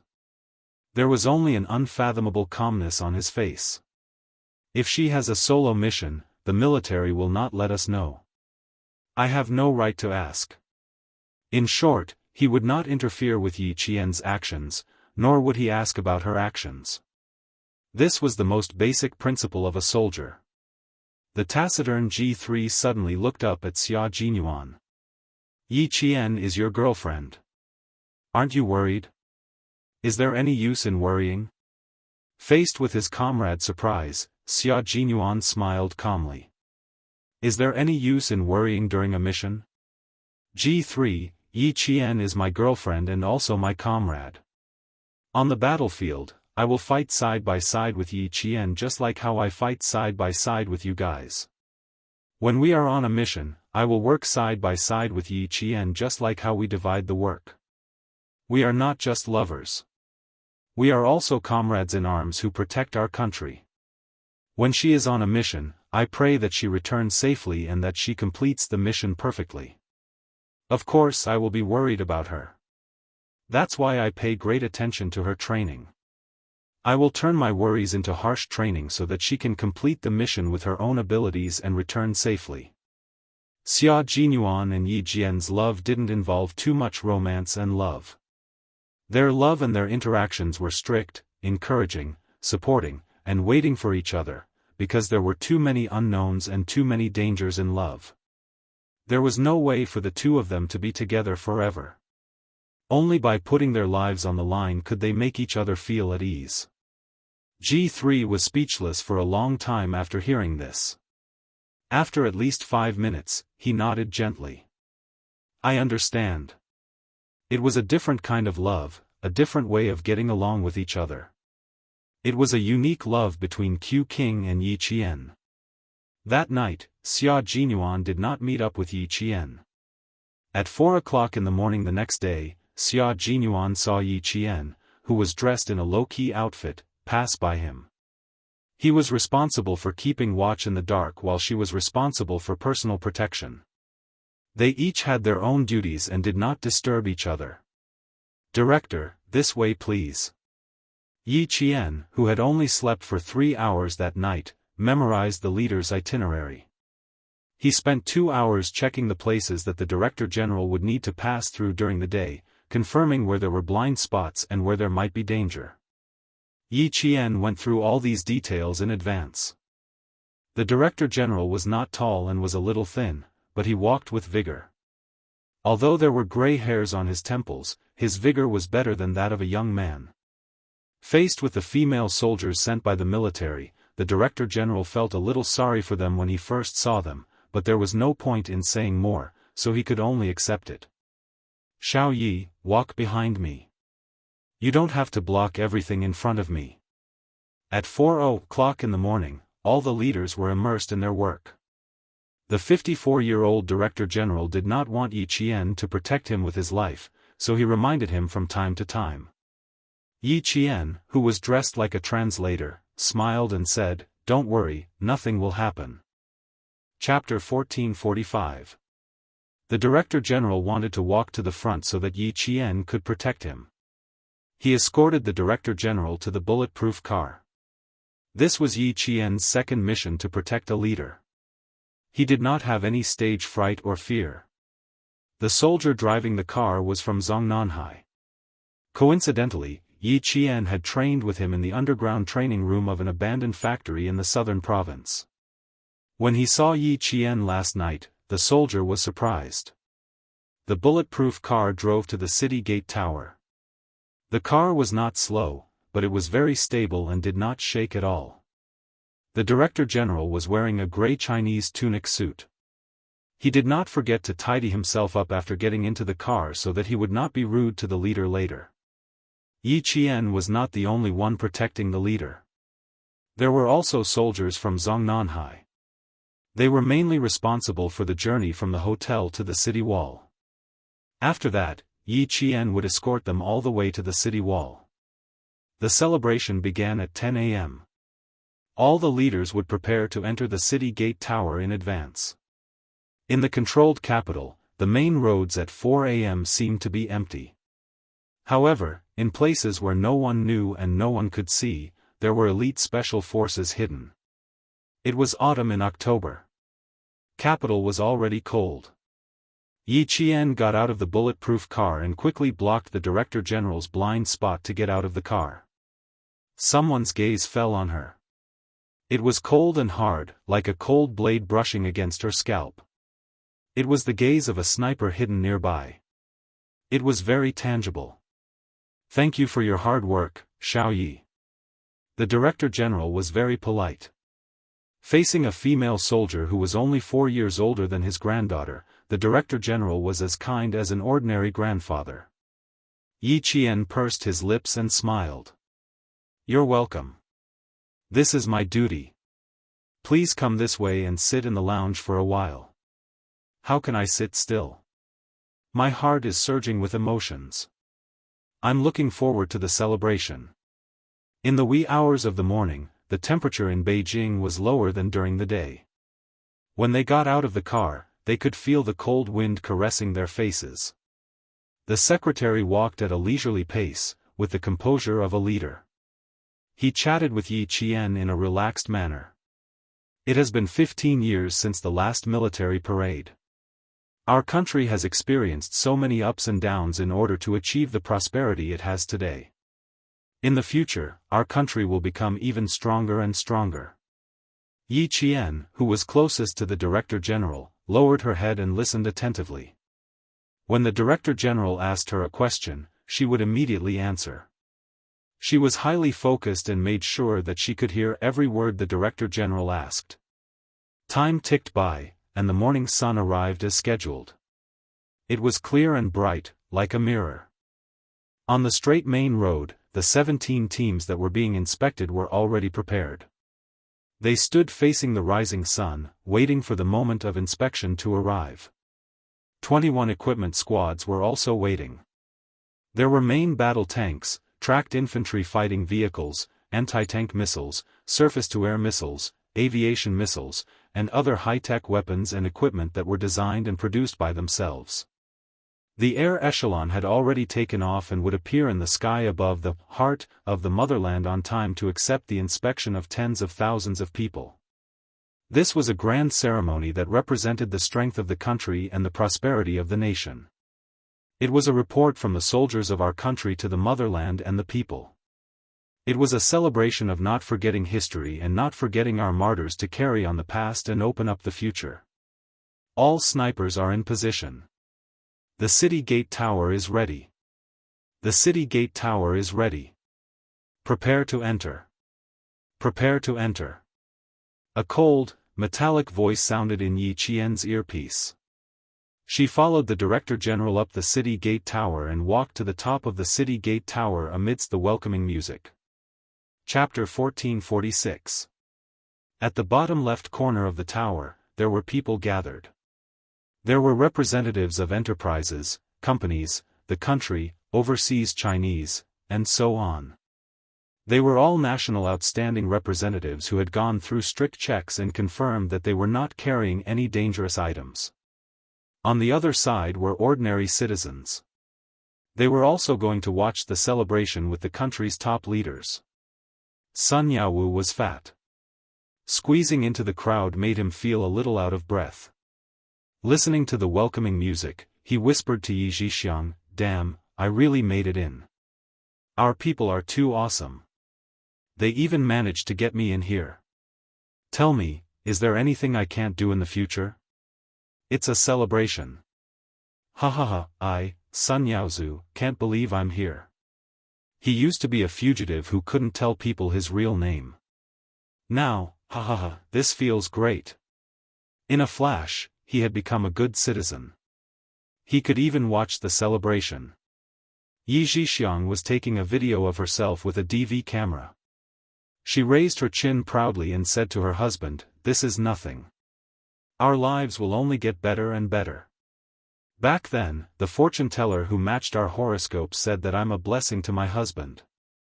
I'm a blessing to you. That's right, that's right. You're a blessing to your husband. Sun Yaozu felt the same way. Ever since Yi Zhixiang married him, with old Madame Ye's help, they received a sum of money to invest. After 10 years, their family business expanded. They were so prosperous that they had nowhere to spend their money. Yi Zhixiang took the DV camera and pointed it at the tower. Her bright red lips moved up and down as she said, "You're secretly happy. In the future, our family will have mountains of gold and silver. We won't be able to spend them all even after several lifetimes." She didn't say the word, money. Yi Zhixiang stared at the small square screen of the DV camera with an expression of disbelief. She nudged her husband, "Yaozu, look at the tower. Why do I see Yi Qian, that damned girl?" Sun Yaozu was stunned. "What?" He thought he heard wrong. Let me see again." Yi Zhixiang also thought she saw wrong. She tiptoed and looked up the tower again. She didn't see Yi Qian. Did I see wrong? Did I mistake her for Yi Qian? Of course she saw wrong. Was there a need to say more? Sun Yaozu glared at his wife. Just focus on filming and cut the crap. How could she make it to the top of the city gate tower with that lousy appearance of hers? You should take your brain with you. But he didn't feel like he was seeing things. The bewildered Yi Zhixiang looked over again, but she didn't see anything. What they didn't know was that in a police station in a certain county, a retired policeman was staring at the TV screen with his eyes wide open. His focus was on the face of a young woman in formal clothes. Yi Qian. This was the Yi Qian that he had attended during his military training 2 years ago. Yi Qian, who had a 100% accuracy rate and stood in a military posture that was more like a soldier than a soldier. She actually accompanied the country's leaders to appear at the grand celebration, and even watched the military parade with many of the leaders. The police officer didn't say anything. He just watched silently and was happy. Back then, he had said that the girl, Yi Qian, would definitely have a bright future. Look, he was right. She had actually come this far. Impressive. Too impressive. The police officer wasn't the only one who saw it. Jianghu also saw it. She, who was watching TV at home, screamed, "Yi Qian, Yi Qian. I see Yi Qian." Chapter 1447. After screaming, she immediately covered her mouth and looked around the house. Luckily, she was at home and no one heard her scream. There was no news about Yi Qian attending the celebration. Could it be a secret? She was a military school student now. Inexplicably, Jianghu felt a little nervous. Of course, she felt even more proud. Yi Qian's figure was only caught by one set of cameras and disappeared in less than 3 seconds. It was not because the camera moved away, but because she felt the camera was looking at her and reacted quickly to avoid showing her face. She reacted quickly, but those who were really familiar with her and were watching the television carefully still noticed her.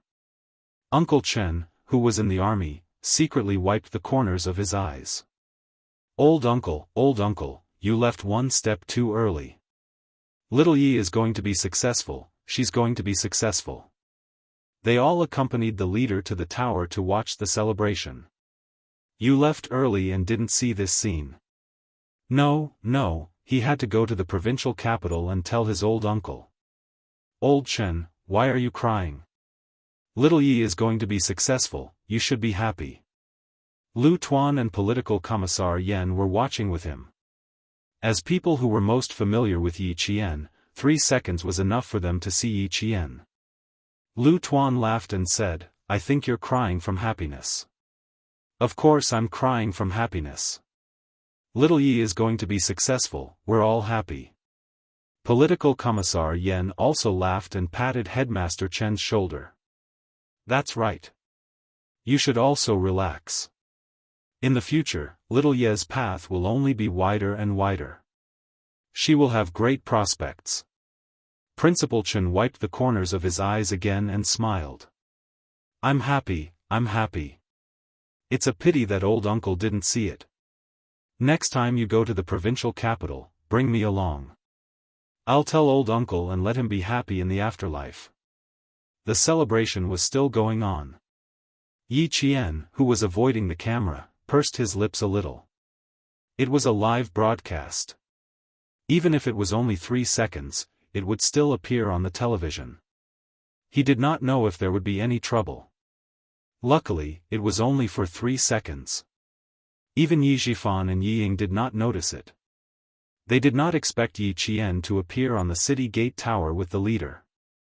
A fighter jet flew past in the sky, its rumbling sound carrying a supreme deterrence, intimidating everyone in all directions. Even the people who were watching couldn't remain calm and raised their heads to watch. Yi Qian did not raise her head. Even though she knew that the security was so tight that even a mosquito would not be able to escape, she still followed her duties and paid attention to the surroundings to ensure the safety of the bureau chief. The dove of peace spread its wings and flew past the city gate tower. It flew into the sky, signifying that the celebration was about to come to an end. Yi Qian pressed down on his earpiece. After listening to the voice on the other end, he approached the Director General. Director General, we've captured 4 major criminals. All right, tell them to keep a close eye on him. The Director General maintained a smile on his face. He was not affected by the good news at all. Xiao Yi, tell them that the net has been set. Don't be in a hurry to retract it. I'm such a big bait. It's not a big deal to catch the 4 main criminals. We should catch them all in one go. Yi Qian nodded and relayed the Director General's words. All of the leaders walked down the city gate tower one by one. All of the leaders who were participating in the celebration began to leave in an orderly manner. It was a dark mass below the city gate tower. The armed police officers who were maintaining order began to organize them to leave. Yi Qian's work had just begun. In the crowd, Yi Zhixiang, who was waiting in line to leave, quickly rewound her camera. When a blurry face flashed across the screen, she held her breath and panicked. She pressed the rewind button and slow motion button, her hands began to tremble. The blood drained from her face in a second. She did not see wrongly. She did not see wrongly. Chapter 1448. I'm not seeing things. I'm not seeing things. The person standing on the city gate tower is her. It's Yi Qian. It's really her. It's really her. Yi Zhixiang was so scared that her limbs were trembling. She stared at the frozen figure, unaware that the audience in front of her had already walked a few meters away. Cold sweat dripped from her forehead. Sun Yaozu, who was walking behind her, didn't know what had happened. His wife hadn't left yet. He impatiently urged her, "Why are you still standing there?" The audience behind them also urged her, "The lady in front, can you please leave first?" Yi Zhixiang didn't know how she walked out. When she woke up, she was already standing on the side of the street. She looked up blankly at her husband, then looked around. Finally, her gaze fell on the city gate tower. It's her. It's really her. I'm not seeing things. Yaozu, I'm not seeing things. She was so scared that her voice couldn't be heard clearly. It was so light that she didn't have any confidence. Sun Yaozu, who was fat, was sweating all over. He was about to take off his sunglasses to wipe the sweat off his forehead with a tissue. He did not notice his wife's strange behavior. He took off his sunglasses and used a tissue to cover his blind eye. He casually replied, "What do you mean I didn't see wrong?" Yi Qian. I just said that I saw Yi Qian. Yi Zhixiang, who had been looking at the city gate tower, blinked lightly and said in a dry voice, I saw Yi Qian standing on the city gate tower. I'm not seeing things. She's really standing on the city gate tower. She's standing with the country's leader. Sun Yaozu didn't believe her. The muscles on his face trembled. He scolded Yi Zhixiang, are you crazy? See for yourself. Yi Zhixiang handed him the camcorder they had brought back from their overseas trip. Look carefully. See if it's her. Sun Yaozu, who had snatched the camcorder, took a look and fell silent.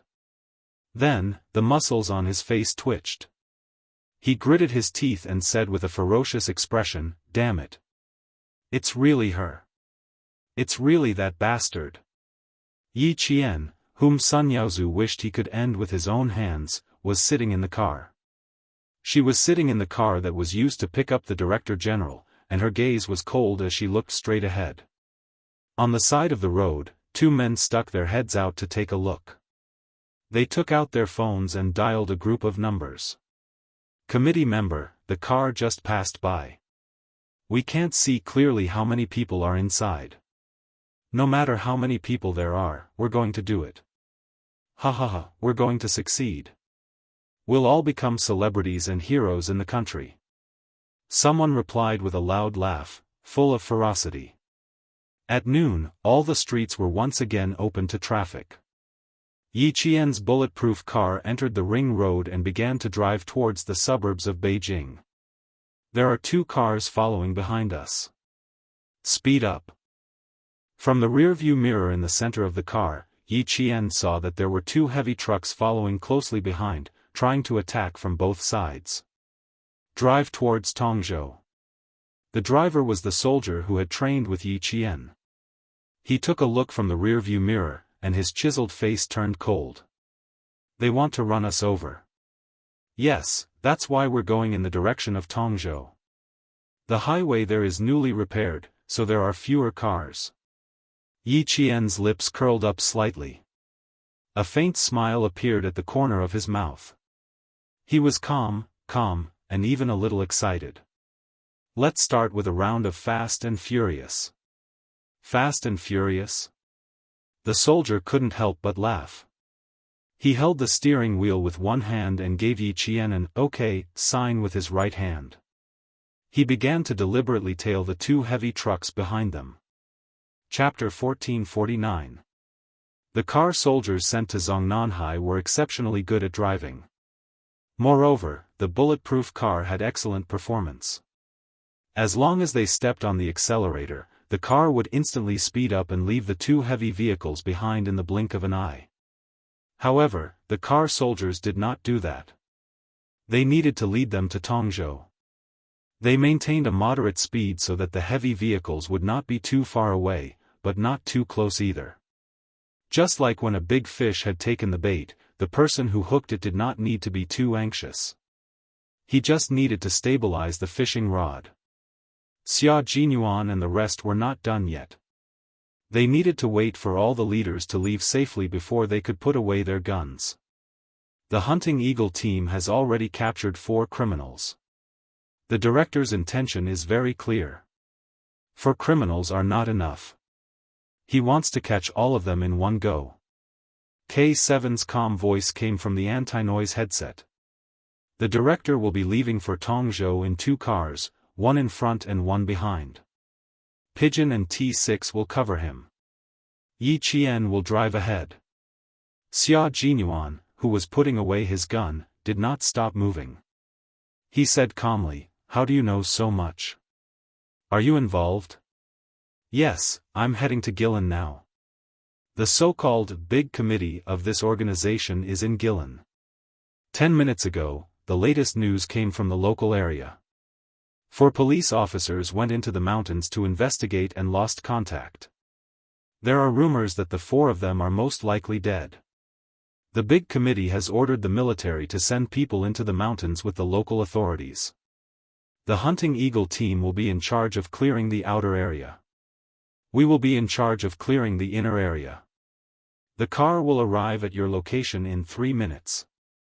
See you in 3 minutes. After that, K7 ended the call.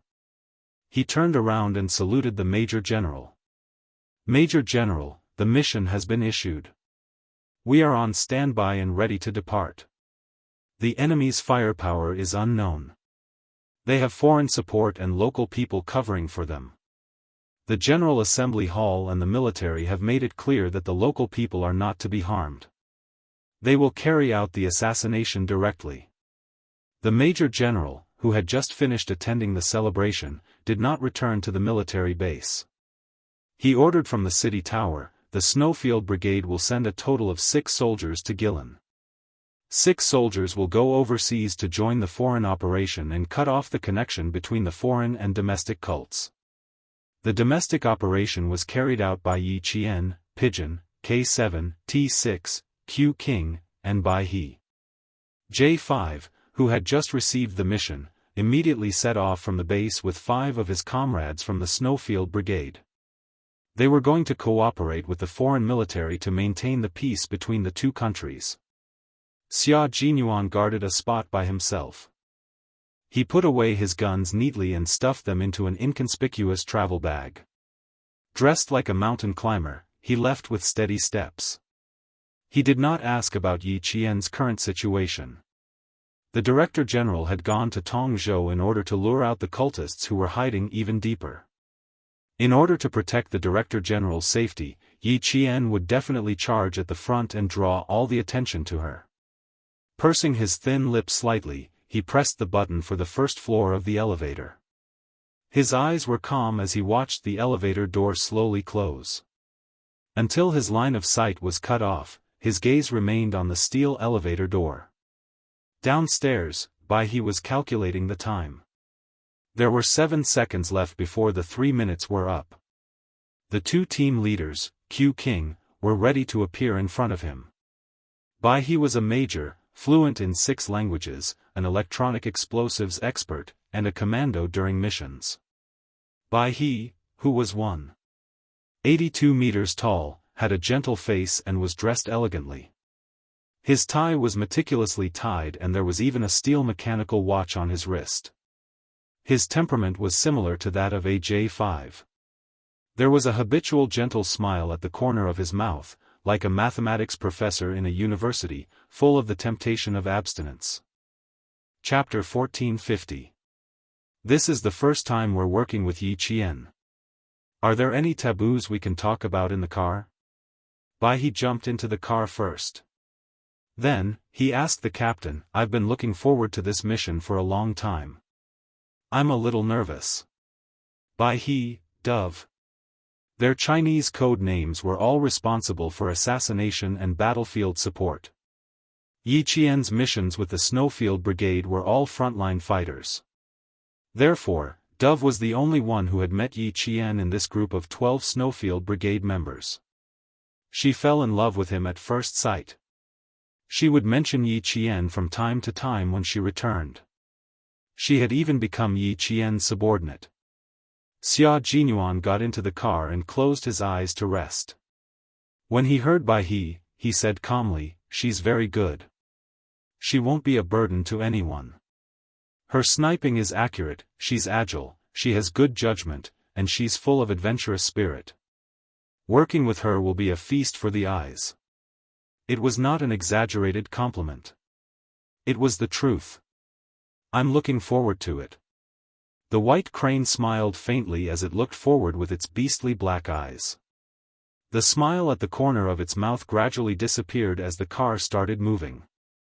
They needed to pick up K7. They also needed to wait for K7 to come over to discuss the specific plan of action. Xia Jinyuan did not get enough sleep last night.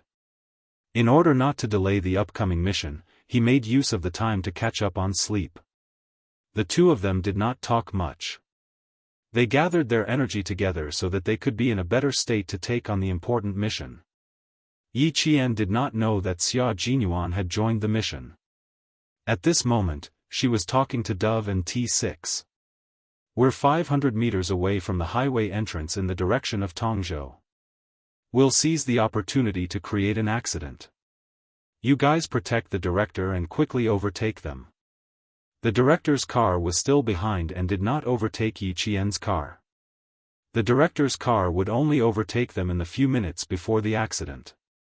In the car, Dove said softly, "Okay, we'll seize the opportunity. Be careful on your side. We'll have to wait for you to come over for the next mission."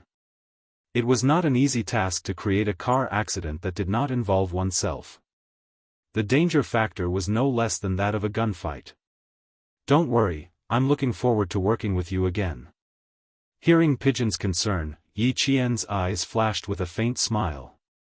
It was light, joyful, and without the slightest hint of fear. This kind of Yi Qian was definitely a real special forces soldier. In the face of imminent danger, she kept calm and did not allow herself to panic. Influenced by her, the soldiers driving the car were very calm. With both hands on the steering wheel, they slightly accelerated and entered the entrance of the Tongzhou Expressway. The people in the two heavy-duty vehicles did not realize that Yi Qian's vehicle was intentionally trailing them. They were quite happy to communicate with their own people. "We're already on the Tongzhou Expressway. When we reach the entrance of the Guilin Expressway, it will be midnight. We can make our move then." Their cars were equipped with walkie-talkies for easy communication. Sitting in the passenger seat, a middle-aged man in sloppy clothes kept chewing betel nut. After listening to the driver's conversation, a trace of panic flashed across his face. Someone on the other side of the walkie-talkie laughed maniacally. "The car is insured. Just hit it. If we succeed, we will have money in our hands, and the committee members will think more highly of us. When the time comes, our whole families will become ministers. Ministers close to the emperor." The young man sitting next to him added, "Uncle, you can also take the money back and marry a wife to warm your bed." The two drivers chatted happily. It seemed that as long as they succeeded in this accident, the future would be beautiful. There would be no more worries, and they could do whatever they wanted in the future. Chapter 1451. As they chatted, everyone in the two vehicles, including the middle-aged man who was initially a little afraid, became more and more excited. He kept rubbing the corners of his clothes and chewing on the betel nut in his mouth. Yi Qian and the others kept in contact and did not give them a chance to make a move in the middle of the night. When they entered a tunnel that was about 3,000 meters long, Pigeon's voice came from the headset and reminded Yi Qian in the vehicle ahead, "It's about time. There are no cars passing by here for the time being. It would take 3 hours to get on the highway." Even though it was National Day, there was still very little traffic. In 1999, there were still very few private cars in China, and there might not even be a car several kilometers apart on a not-so-popular highway. The Tongzhou Highway was such a not-so-popular highway. The tunnel was dark, and 3,000 meters was enough for Yi Qian and the others to make a move. After Pigeon finished speaking, she asked again, "Are you driving now, or is someone from Zongnanhai driving?" It would be best to let someone from Zongnanhai drive. She was just afraid that Yi Qian would choose to drive because he was afraid of hurting his men. "Zongnanhai's brother is driving. I trained with him before."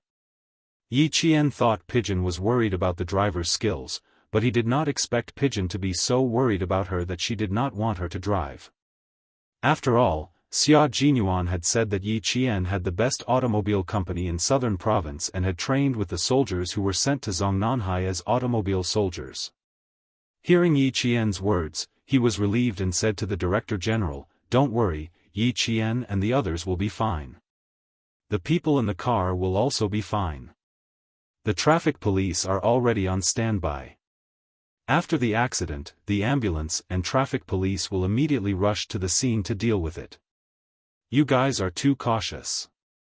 What's there to protect an old man like me? I'll have to report this to the General Assembly later. I'm not very satisfied with this arrangement."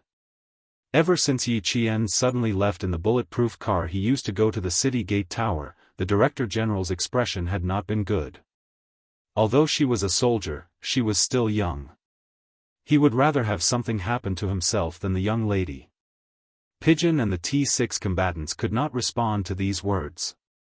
They were just following orders and could not possibly question the General Assembly's arrangements. Protecting the leader's safety was also the duty of a soldier. The two heavy trucks drove into the tunnel at a speed of more than 90 kilometers per hour. The T6 driver slowed down and pulled away. At the same time, he shot a look at the pigeons through the rear-view mirror. They were going to overtake them the moment the accident happened. The car accident had to happen. This would serve as a warning to the cult, breaking through their psychological defenses and causing them to panic. This would achieve the goal of making them afraid. Besides, didn't the other party also want a car accident? Since they had specially sent out two heavy trucks, then let's have a car accident as they wished. It was better to have a car accident in the tunnel than outside. At least, with the two sides of the tunnel blocking, the car would not rush out of the highway or into the opposite lane. Moreover, when entering the tunnel, they would be limited by the light, so they would habitually slow down. This was equivalent to reducing the risk factor. The pistol was already loaded. Yi Qian gestured to the motorist and rolled down the window. He pressed down on his headset with one hand and counted in a low voice, 1, 2, 3. When he counted to 10, a silver-gray sedan suddenly appeared. It actually sped past the two heavy trucks and swerved to the side. Chapter 1452. The second the car sped out of the tunnel, Yi Qian used the rearview mirror to extend the black barrel of his gun outside. After calculating the resistance caused by the car's speed, he silently fired the bullet from the gun. The entire process of shooting, retracting the gun, and then closing the car window again took about 10 seconds. 10 seconds was enough for the T6 to drive the silver-gray sedan to the front. 10 seconds was enough for a car accident to happen. The sharp screeching of brakes rang out in the tunnel. It was so urgent that it scraped against one's eardrums painfully. Immediately after, there was a loud bang as the car hit the ground. The front wheel, which had been pierced by the bullet, lost its balance. The entire car swayed and leaned to one side of the tunnel, causing sparks to fly everywhere. The people in the car were scared out of their wits. They had all come here with their dreams in mind and did not want anything to happen to them. If something happened to them, they would have no money, no future, and nothing. Step on the accelerator and get out of here. Quick, get out of here. The young man's eyes were bloodshot as he shouted loudly. He did not want anything to happen to him. He was a trusted aide of the committee member, and the committee member had already said that he would get this done. He had money, a lot of money. The driver was already panicking, and he became even more flustered after being yelled at. He did step on the accelerator, but it was too late. As a result, the front of the car collided with the front of the car next to it, causing it to tilt uncontrollably. Bam! An even louder crash rang out. The two cars dragged each other for at least 50 meters before coming to a stop. In the car, the middle-aged man, who was originally scared, was twitching. The lower half of his body was drenched in sweat. He was so scared that he lost control of his bladder. The traffic police and the ambulance entered the highway from another entrance. They sounded the siren and sped towards the site of the accident. Yi Qian and the others even brushed past the ambulance and police car. One was leaving the scene of the accident, while the other was driving towards it. I'll drive when we reach the next toll booth. Thank you for your hard work. Yi Qian unloaded the gun's magazine and said to the driver, "We'll be proceeding with the next part of the journey. You'll need to report back to Zongnanhai." The driver nodded. "All right, we're still 24 kilometers away from the next exit." No one mentioned the car accident. This was a mission, and a very small one. There was no need to discuss it. Pigeon's pleasant voice came through the earpiece again. Yi Qian's ears itched. His voice was pleasant to listen to, but now that it was so gentle, it really did have a hint of gentleness to it. Yi Qian couldn't help but restrain his expression. Well done, Yi Qian. You used a total of 9 seconds. Beautiful. Pigeon said this purely to praise Yi Qian. Of course, the Director General also said, the Director General said that you are very brave and capable. It was a very outstanding shooting from the car. The first shot did not give him a second chance to shoot. Relatively speaking, he also did not put himself in danger a second time. Accurate shooting had to be done on the first shot. If there was a need to fire a second time, not only would the enemy be more vigilant, but it would also give the enemy enough time to counterattack. Therefore, when the comrades of the Snowfield Brigade executed accurate shooting, they would only give themselves a chance to fire one bullet. Yi Qian pursed his lips and smiled. Luckily, they weren't driving too fast. It didn't affect the bullet too much. It wasn't outstanding. It's not good to be so modest at such a young age. The Director General has something to say to you. Yi Qian heard the first half of Pigeon's sentence. Immediately after, the Director General's voice came through. It was still so amiable. When Yi Qian heard this, even the coldness in his eyes softened. Chapter 1453. The higher the position of an official, the more approachable he would be. His speech would have the dignity of a superior, but he would also have an amiable side. When it was time to be strict, he would be strict, but in private, he would be amiable. This would show the boldness and breadth of mind of a superior. The high-ranking officials Yi Qian came into contact with were the great leader, Commander-in-Chief Xia, Major General of the Army, Rear Admiral of the Navy, and Director General of the Navy. Every one of them held a high position, every one of them was awe-inspiring, and every one of them was approachable. However, they wouldn't let themselves down just because they were approachable.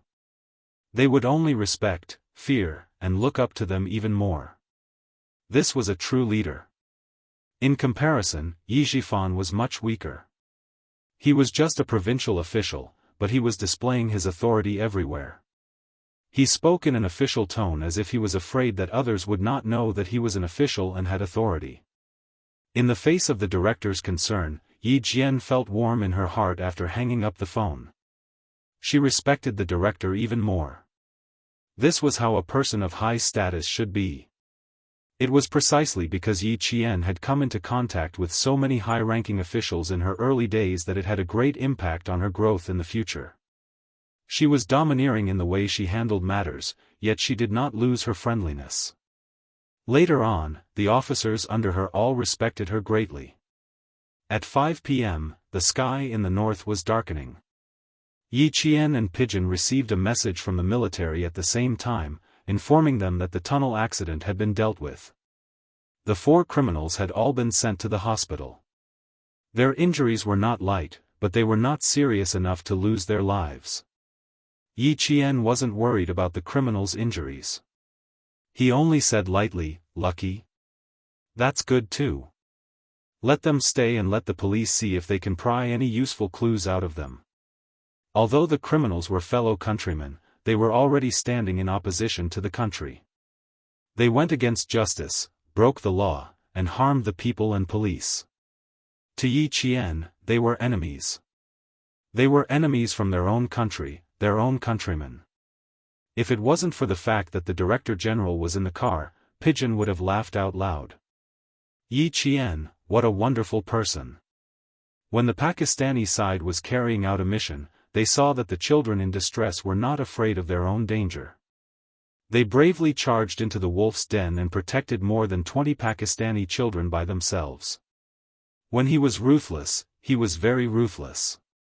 He had an exquisite heart that could distinguish between right and wrong.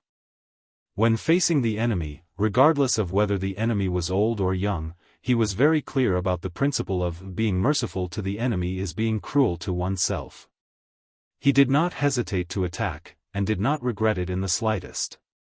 A girl like her was flexible, courageous, and intelligent. Q King had found a treasure when he found her. She dared to say that if the two of them fell out in the future, Yi Qian would definitely have many suitors swarming over. They would even secretly congratulate Q King for finally being dumped and Yi Qian being single again. We will be able to pry some clues out of him. There is a young man who is from the same place as the so-called committee member. He is considered a trusted aide. We will be able to pry a lot of useful clues out of him. Pigeon whispered to Yi Qian before hanging up. At this time, Yi Qian was already driving for himself. The soldiers from Zongnanhai had left from another exit an hour ago. Yi Qian drove alone behind Pigeon and the others, continuing to act as a target. Chapter 1454. The next exit led to Tongzhou. In order to take down the entire organization, the director didn't even care about his own safety and directly announced that he would be going to Tongzhou. Tongzhou was in danger now. Since Yi Qian knew, Xia Jinyuan naturally knew as well. Since they set off late, they bypassed the highway where the accident happened and entered Tongzhou from another entrance. Together with Bai He and K7, they waited at a rest area beside the highway exit for the director's car to arrive. Bai He, who was wearing a suit and tie, exuded a cold and aloof aura. From time to time, he would raise his head to look at Yi Qian to see if they were coming. When K7 saw this, his gaze fell on Xia Jinyuan. Her real boyfriend is here. Doesn't she know how to remind her comrade not to be so impatient? Speaking of which, he hadn't seen Yi Qian in a long time. Last time, when he was captured and almost couldn't make it back, Yi Qian actually snuck into the ST mercenary group to save him and avoided all eyes and ears to contact him. It was undeniable that when he heard that familiar voice, he was so excited that his heart raced non-stop. The second he saw Yi Qian, it was as if he had seen an angel, yep, an angel with a holy aura. Sitting in the same row as Bai He, he lowered his head and flicked the non-existent dust off his body. Then, he adjusted his tie. There shouldn't be anything inappropriate about his attire. He originally wanted to remind Xia Jinyuan, but now, he was also looking forward to Yi Qian's arrival. Xia Jinyuan noticed the subtle movements of the two soldiers behind him. They were only happy to see Yi Qian because Yi Qian was their comrade. Other than that, they didn't have any other thoughts. There was no need to remind him. He believed that his comrade wouldn't cross the line. Even if he did, he wouldn't express it. He would handle it on his own and wouldn't affect their comradeship. He wouldn't let things develop in a bad direction. It was 5:11 p.m. The three people in the car looked up at the exit of the highway almost at the same time. Xia Jinyuan smiled and said, "Almost there." It wasn't a random guess. Instead, he learned from the Zongnanhai soldiers who were traveling with Yi Qian when he got off the car. Based on the speed of the car and the distance of the entire journey, he could roughly estimate when Yi Qian would arrive at the Tongzhou highway exit. 2 minutes later, T6 drove out of the special passageway, followed closely by Yi Qian's bulletproof Hongqi sedan. The two cars appeared one after the other in front of Xia Jinyuan and the others. Pigeon and the others did not know that their comrades were waiting in front of them. They came out of the exit and headed straight to the city center. The car drove away without any signs of stopping. Xia Jinyuan's slender fingers tapped lightly on the car window. He said to K7, who was in charge of driving, "The military didn't inform them. They don't know that we're here. Follow the director's car." They didn't say that they were going to follow Yi Qian's car. They needed to escort the director to the hotel first. "I'll take a taxi and follow Yi Qian alone," Bai He suggested. K7 started the car and looked at Xia Jinyuan. He said calmly, "I agree." Everyone knew that the director wasn't the one who was in danger, but Yi Qian. Bai He was afraid that his captain would disagree, so he added, "The car accident has angered them. They're all eyeing the director's car. Right now, only Yi Qian and Q King are in the car. Since we have enough manpower to support our comrades, I can definitely go and support Yi Qian." Chapter 1455. Xia Jinyuan, who didn't urge his comrade to drive, chuckled. His chuckle was low, gentle, and full of ridicule. His deep black eyes looked at K7, who was so cold that he seemed to have no desire for anything, and then at Bai He, who seemed gentle but was actually ruthless. He said slowly, "Yi Qian, she's not weak. It's not a matter of whether she's weak or not. What I mean is, since the situation allows, why didn't you send reinforcements in advance?" Bai He frowned slightly. He didn't quite understand Xia Jinyuan's actions. K7, who favored Yi Qian in his heart, was even more reticent than G3. He still liked to read forensic science books, so he answered on behalf of Xia Jinyuan calmly. Yi Qian's goal is Q King. She also wants to join the Snowfield Brigade. She wants to join immediately after graduation. Without further explanation, Bai He instantly understood why Q King didn't arrange for him to support Yi Qian. I see. Then there's no need for reinforcements. Joining the Snowfield Brigade immediately after graduation? Before that, he really needed to train hard. And going on a solo mission was far more dangerous than going on a solo mission. Now that he was in China, he could contact them immediately if anything happened. But if he went on a solo mission overseas, there would be no reinforcements. He could only rely on himself to advance and retreat. If he wanted to return safely, he had to put in some hard work. After knowing Yi Qian's goal, Bai He didn't mention about supporting Yi Qian again. The ones that appeared now were just small fries for Yi Qian to deal with. After he thought it through, Xia Jinyuan smiled as the car started. "We can't not help, but we don't need reinforcements for now. Later, the three of us still have to meet up with Yi Qian." Hearing this, Bai He's smile deepened. "I'm looking forward to it." This was getting more interesting. From Q King's words, he only planned to support them silently. He didn't plan to let Yi Qian know that there was reinforcements. How ruthless. However, for the sake of his girlfriend's safety in the future, Q King did put in a lot of effort to nurture her. As a comrade, he would definitely cooperate and not be a burden to his comrade. K7, who knew which hotel the Director General would be resting at, quickly caught up with Pigeon. When the two cars were traveling side by side, he honked to remind him. Pigeon, who was in charge of observing the car, looked outside and saw Q King waving at him. "Q King's here." "Q King, Pigeon," he said softly so he wouldn't disturb the Director General who was in the car with his secretary. T6 took a quick glance at the car as it made a turn. When he saw Xia Jinyuan, there was a flash of envy in his eyes. How great would that be? He would be able to carry out missions with his girlfriend and deepen their relationship. Even though Jia Xian was tempted to join the army because of what he said, but if she joined the Shuiyu Brigade, it seemed like he was indulging in fantasy. Now that T6 was getting more and more interested in Jiasin, he was trying his best to make her stand out. At the same time, he did not forget to show off his military charisma. This made Jiasin, who was already influenced by Yi Qian, even more eager to join him. T6 felt that there was a need to make his presence known again so that he could coax the girl he liked to join the army. Then he would think of a way to get her closer to him. He didn't ask to fight side by side like Q King and Yi Qian, but only to see her during exercises.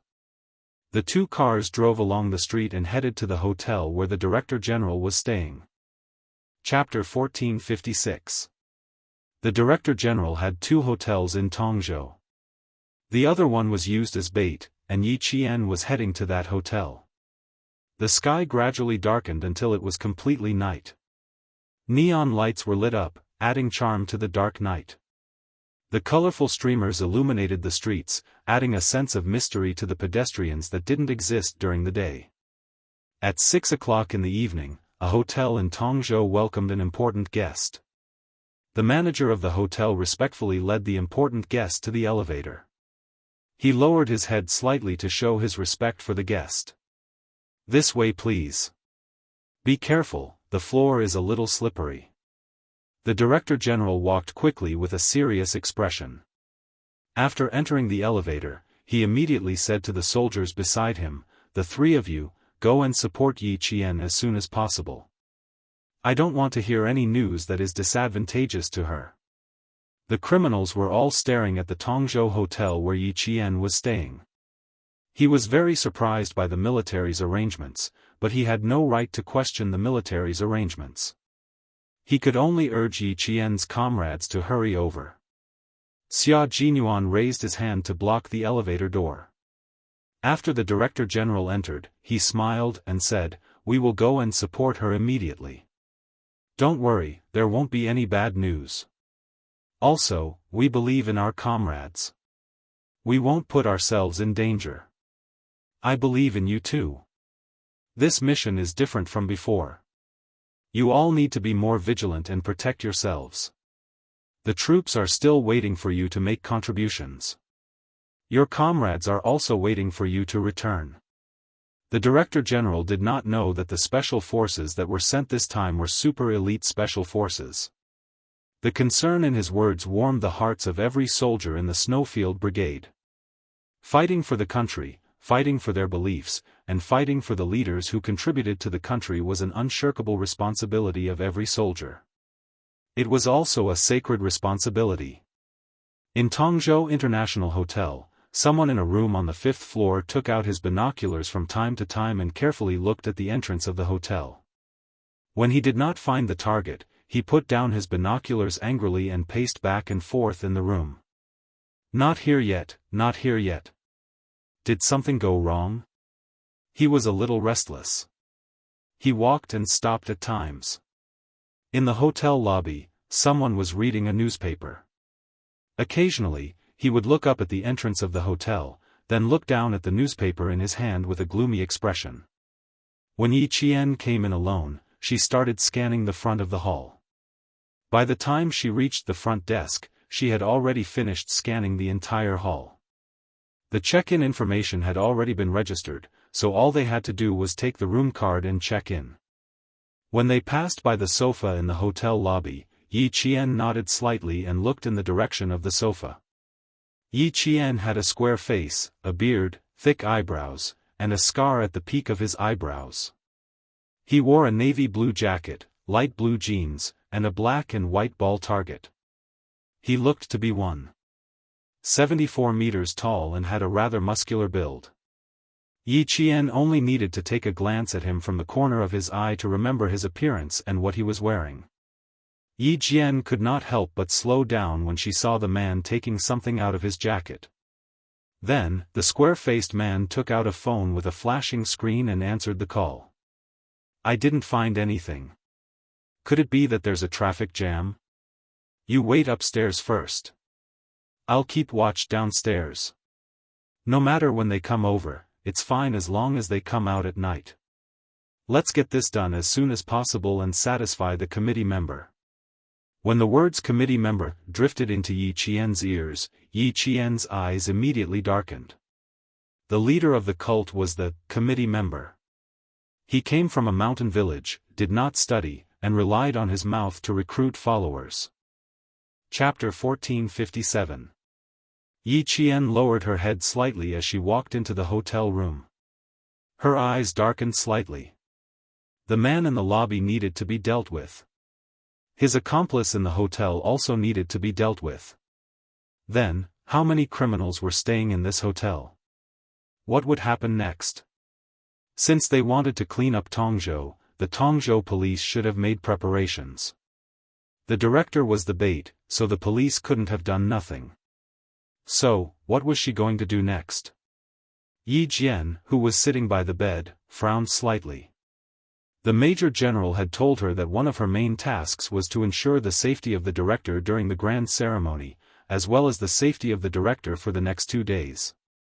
Then the problem was, she was not by the director's side now. The second mission was to enter a mountain village in Guilin and find the policemen who had been brutally dismembered by the criminals. The Major General had said that this was her follow-up mission. Since she wasn't protecting the director and hadn't received any orders to go to a mountain village in Guilin, she was going to be left alone in the hotel tonight. She was just going to be a target. Even if she was going to be a target, the criminals had to know about her. But it was obvious that the other party didn't know about her. Otherwise, the square-faced man would have taken a few glances at her when she walked past him. But he didn't. For a moment, Yi Jian couldn't understand the military's arrangement. She couldn't understand, but Xia Jinyuan knew. He had already guessed the military's intentions when Yi Qian drove into Tongzhou alone. They wanted to use this opportunity to train Yi Qian. That was the military's only intention. Furthermore, they had specifically instructed him not to contact Yi Qian in a hurry and not to allow anyone, including the pigeons, to contact Yi Qian. They wanted Yi Qian to be completely isolated and helpless. Thinking about it carefully, Little Fox had never gone on a mission alone before. She had never been isolated and helpless. It was fine for her to know about this mission, but it would make the director, who didn't know the military's intentions, worried. He didn't have any objections to the military's arrangements. Little Fox had set him as her goal. Her goal was to enter the Snowfield Brigade. She even wanted to join as soon as she graduated. The military would only be stricter with her. As Xia Jinyuan was thinking about this, his face turned cold. Even K7, who was in the same car, couldn't help but stare at him. Focus on driving. Xia Jinyuan, who did not look up, reminded her calmly, people are coming and going, and there are even pedestrians who run red lights. If we get into a car accident in a busy city, we will become a laughing stock. The Tongzhou International Hotel was located on the side of the downtown area. It was bustling with people coming and going.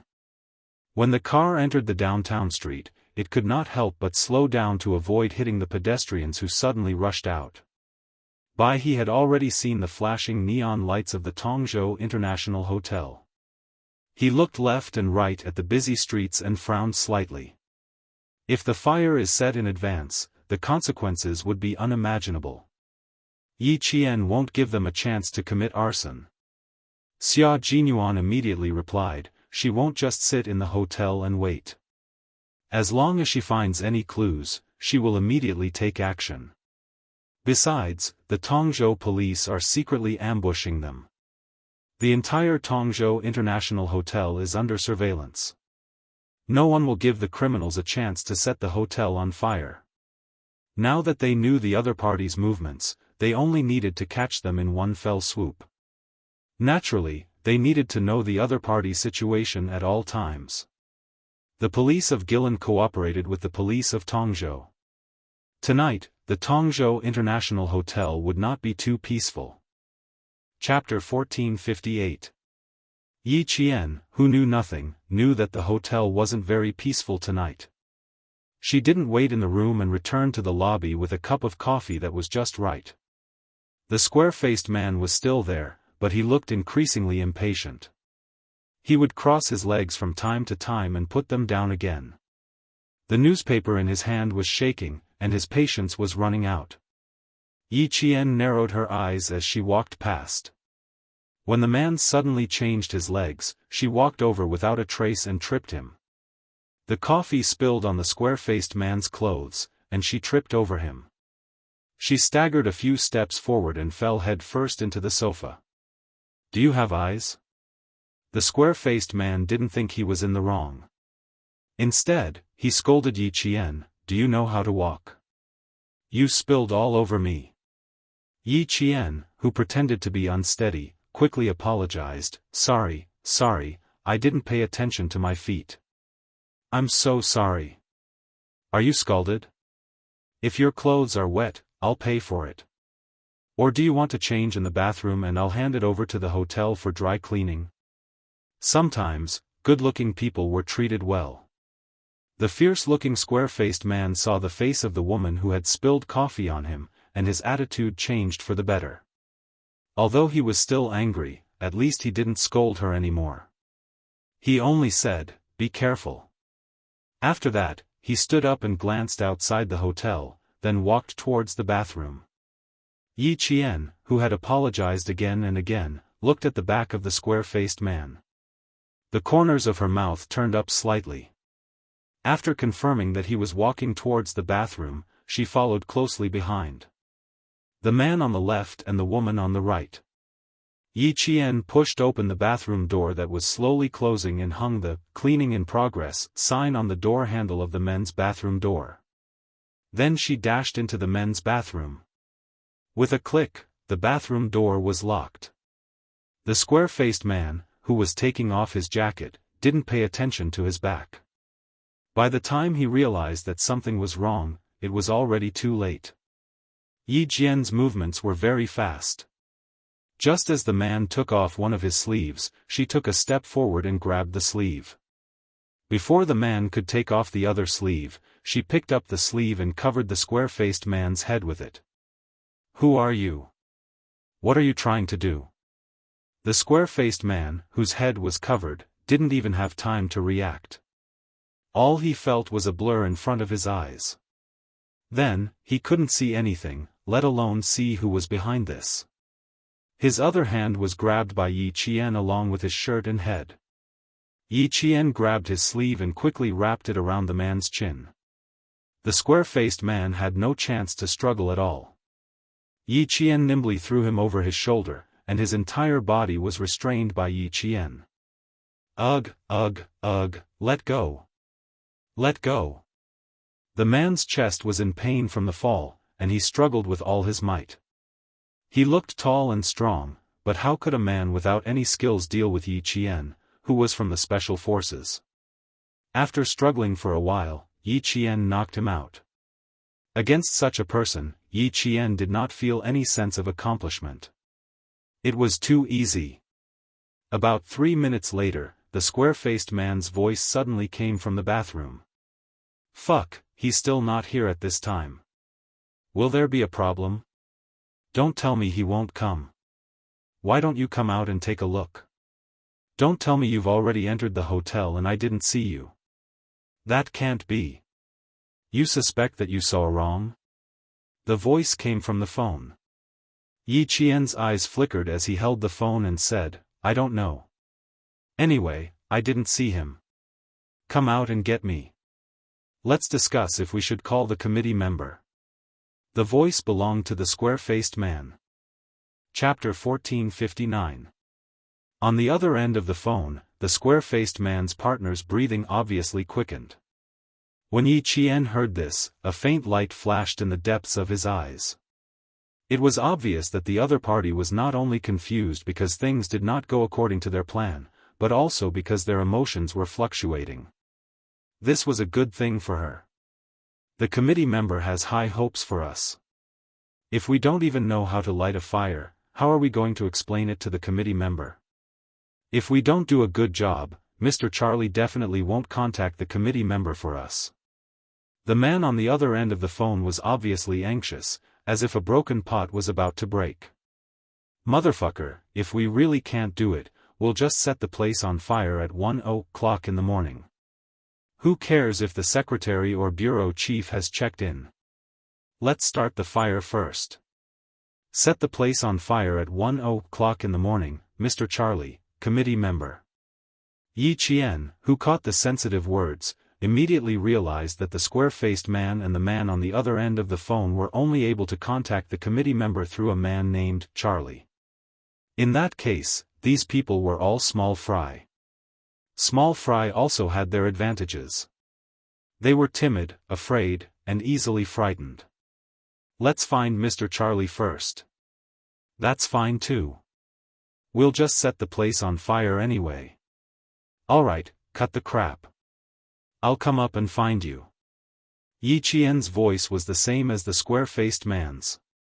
The square-faced man's voice was mixed with a Guilin accent, and Yi Qian's voice was Guilin accent. In her previous life, Yi Qian had been forced by Yi Ying to wander all over the country without a fixed residence. He had also lived in Guilin for 2 months. At this moment, he had really helped her a lot. "Come up first. I'll pick you up at the elevator." On the other end of the phone, the square-faced man's partner was obviously out of ideas. He raised his hand and pulled the curtains open again to look down at the hotel. Seeing that there were no cars driving in, he said, "Come up first, quick." He had to know which elevator he was at first. Yi Qian calmly asked, "All right, which elevator do you see? It'll be more convenient for you to wait for me." "The elevator on the 5th floor." "Hurry up." Without the slightest suspicion, the man motioned for his accomplice to come up as soon as possible. It was already so late, but the target still hadn't come up. He didn't know what to do. Then he must be on the 5th floor. Yi Qian muted the man's phone and walked out of the restroom. She walked towards the 5th floor with a calm expression. After a while, she pretended to be nervous and called the man. "You'd better not wait for me at the elevator. I don't know what's going on, but I'm so nervous. Leave the door ajar, and I'll go to your room to find you. Don't hang up, we can contact each other immediately if anything happens." With the same voice as the square-faced man, when Yi Qian went up to the 5th floor, she did not check the rooms on the left to see if there were any openings. Instead, she checked the rooms on the right, facing the main entrance of the hotel. On the other end of the phone, the man also said that he didn't see any cars driving into the hotel. It was obvious that he was looking at the main entrance of the hotel. In addition, the man was timid, afraid of trouble, and impulsive. Other than his own room, she couldn't think of where else he would go. She asked him to leave the door ajar as a test to see if he was in his room. The man didn't refuse. Instead, he happily agreed. After probing for a while, Yi Qian was sure that the man was in his room. Chapter 1460. Yi Qian's search speed was neither slow nor hurried. She strolled along the long corridor that was covered with thick carpets. Step by step, she continued until she saw the door of a room that was about 5 steps away from her. The door was slightly ajar. The other party was also cautious. Although the door was open slightly, the safety chain was still on inside, so he could close the door immediately in case anything happened. With a slight smile on his face, Yi Qian continued to use the square-faced man's accent to communicate with the other party on the phone, instructing him to remove the safety chain. Although the man on the other end of the phone didn't see his companion, he didn't have any doubts when he heard the familiar voice. He even said, "You're finally here. I'm sweating all over." The voice came from inside the room, then neared the door, followed by the sound of the safety chain being removed. Yi Qian, who had been waiting for this moment, flashed out from the side, and closed the door. The entire process took about 30 seconds. In the room, a thin and small man, about 1.65 meters tall, about 25 or 26 years old, stared at the uninvited guest with wide eyes. Who are you? What are you doing?" He was knocked down by Yi Qian, who rushed in. Fortunately, the hotel room was carpeted, so he didn't hurt much. As the man spoke, he got up. "What are you doing? You must have walked into the wrong room." Yi Qian, a young girl with delicate eyebrows and neat bangs, was wearing a business suit. No matter how the young man looked at her, she seemed harmless and not dangerous. "Contact Mr. Charlie and tell him the plan." After rushing in, Yi Qian grabbed the silver wire that hadn't been wrapped around her wrist for a long time. She walked past the young man, who was only wearing a short-sleeved t-shirt because the heater was turned on in the room. "By the way, how are you going to start a fire at 1 in the morning?" Up until now, the young man still hadn't realized that something was wrong. When he saw the girl who came in looking like she knew everything, he was even more confused. In fact, Yi Qian was too calm. It was as if he was visiting an acquaintance for a chat. Apart from using a bit of strength to force his way in, he spoke calmly after entering the room. For a moment, the young man was bewildered. When he heard her mention Mr. Charlie and the fact that she had set a fire at 1:00 in the morning, the young man was the first to be shocked. His expression changed as he blurted out, "How did you know?" "I know a lot. We still need to keep an eye on the ground. We can't come up. Keep an eye on this side too." Yi Qian looked around and confirmed that he was the only one in the room. He didn't have any dangerous weapons on him. He sat down on a round chair by the window of the hotel. His eyes were cold as he looked at the young man sternly. Set fire. If they come on time, it won't be a problem to set fire to them. But they didn't come. It's best to ask Mr. Charlie first. The young man didn't look like a repeat offender at first glance. Yi Jian's half-truth and half-lies, coupled with the imposing manner of a strategist, made the young man, who was originally baffled, suddenly seem to have found his backbone.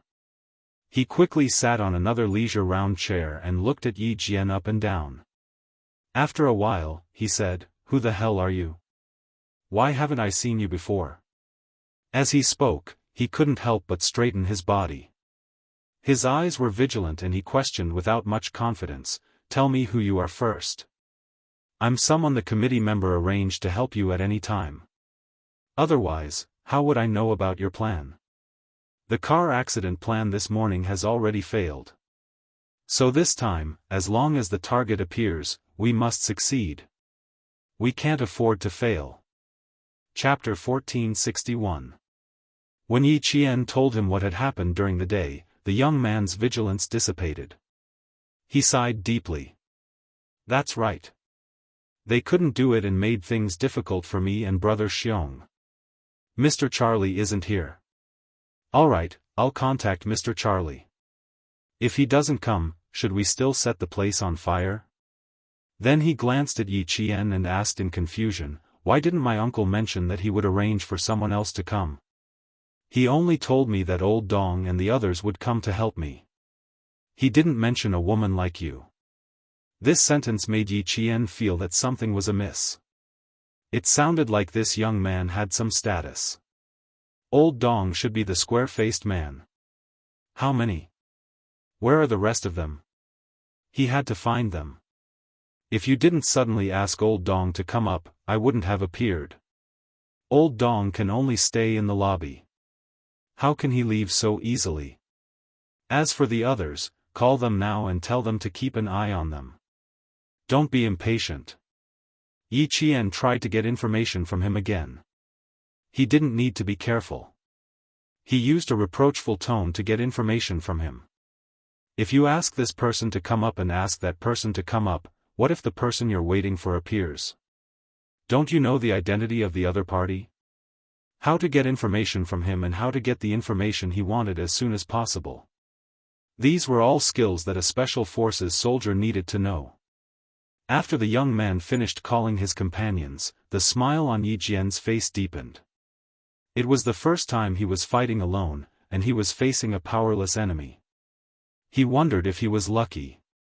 Yi Jian was indeed lucky. She met a guy who wanted to earn some credit so that he could go back and ask his uncle to put in a good word for him to make a fortune. 5 minutes later, the young man called the other 4 accomplices. After hanging up the last call, he said proudly, "Keep watch. There won't be any problems." One was guarding the back door, one was watching the parking lot, one was hiding in the hotel's computer room, and the last one was at the door opposite the young man. Yi Qian knew that it was about time for him to take action.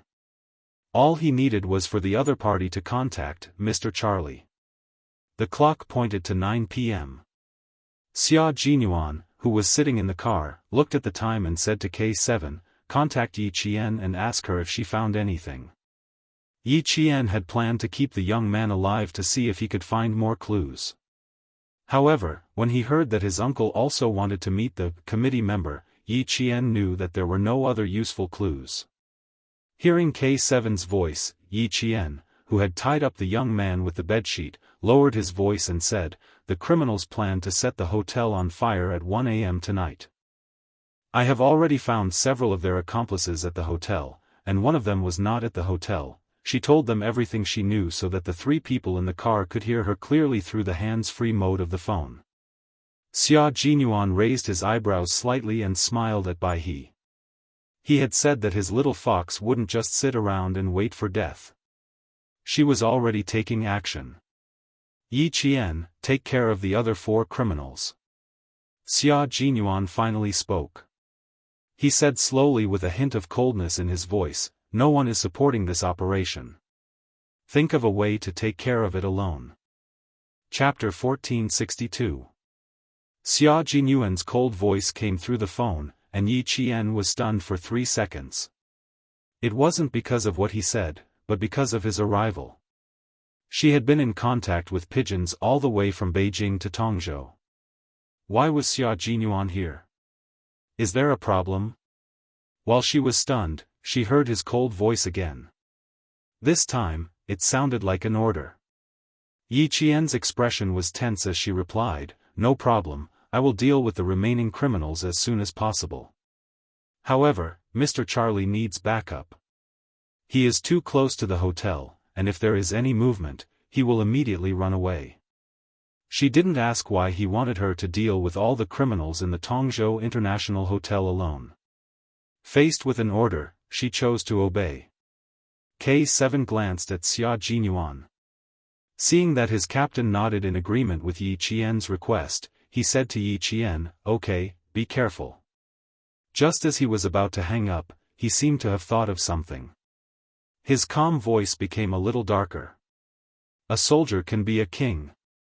Every soldier of the Snowfield Brigade is like that."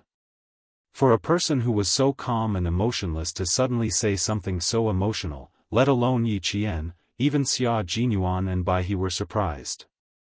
No, it should be said that they were surprised. "I understand. Thank you for the reminder." After Yi Jian recovered from her shock, she replied with a smile, "That's great, that's really great. Even K7 cares about me. Does that mean that all the special forces from the Shuiyu Brigade have accepted me as their comrade?" Yi Jian thought. K7 told her that every soldier of the Snowfield Brigade could fight alone. They had the ability to fight 1 against 10. It wasn't that their comrades didn't want to support them, but that they believed in their combat ability.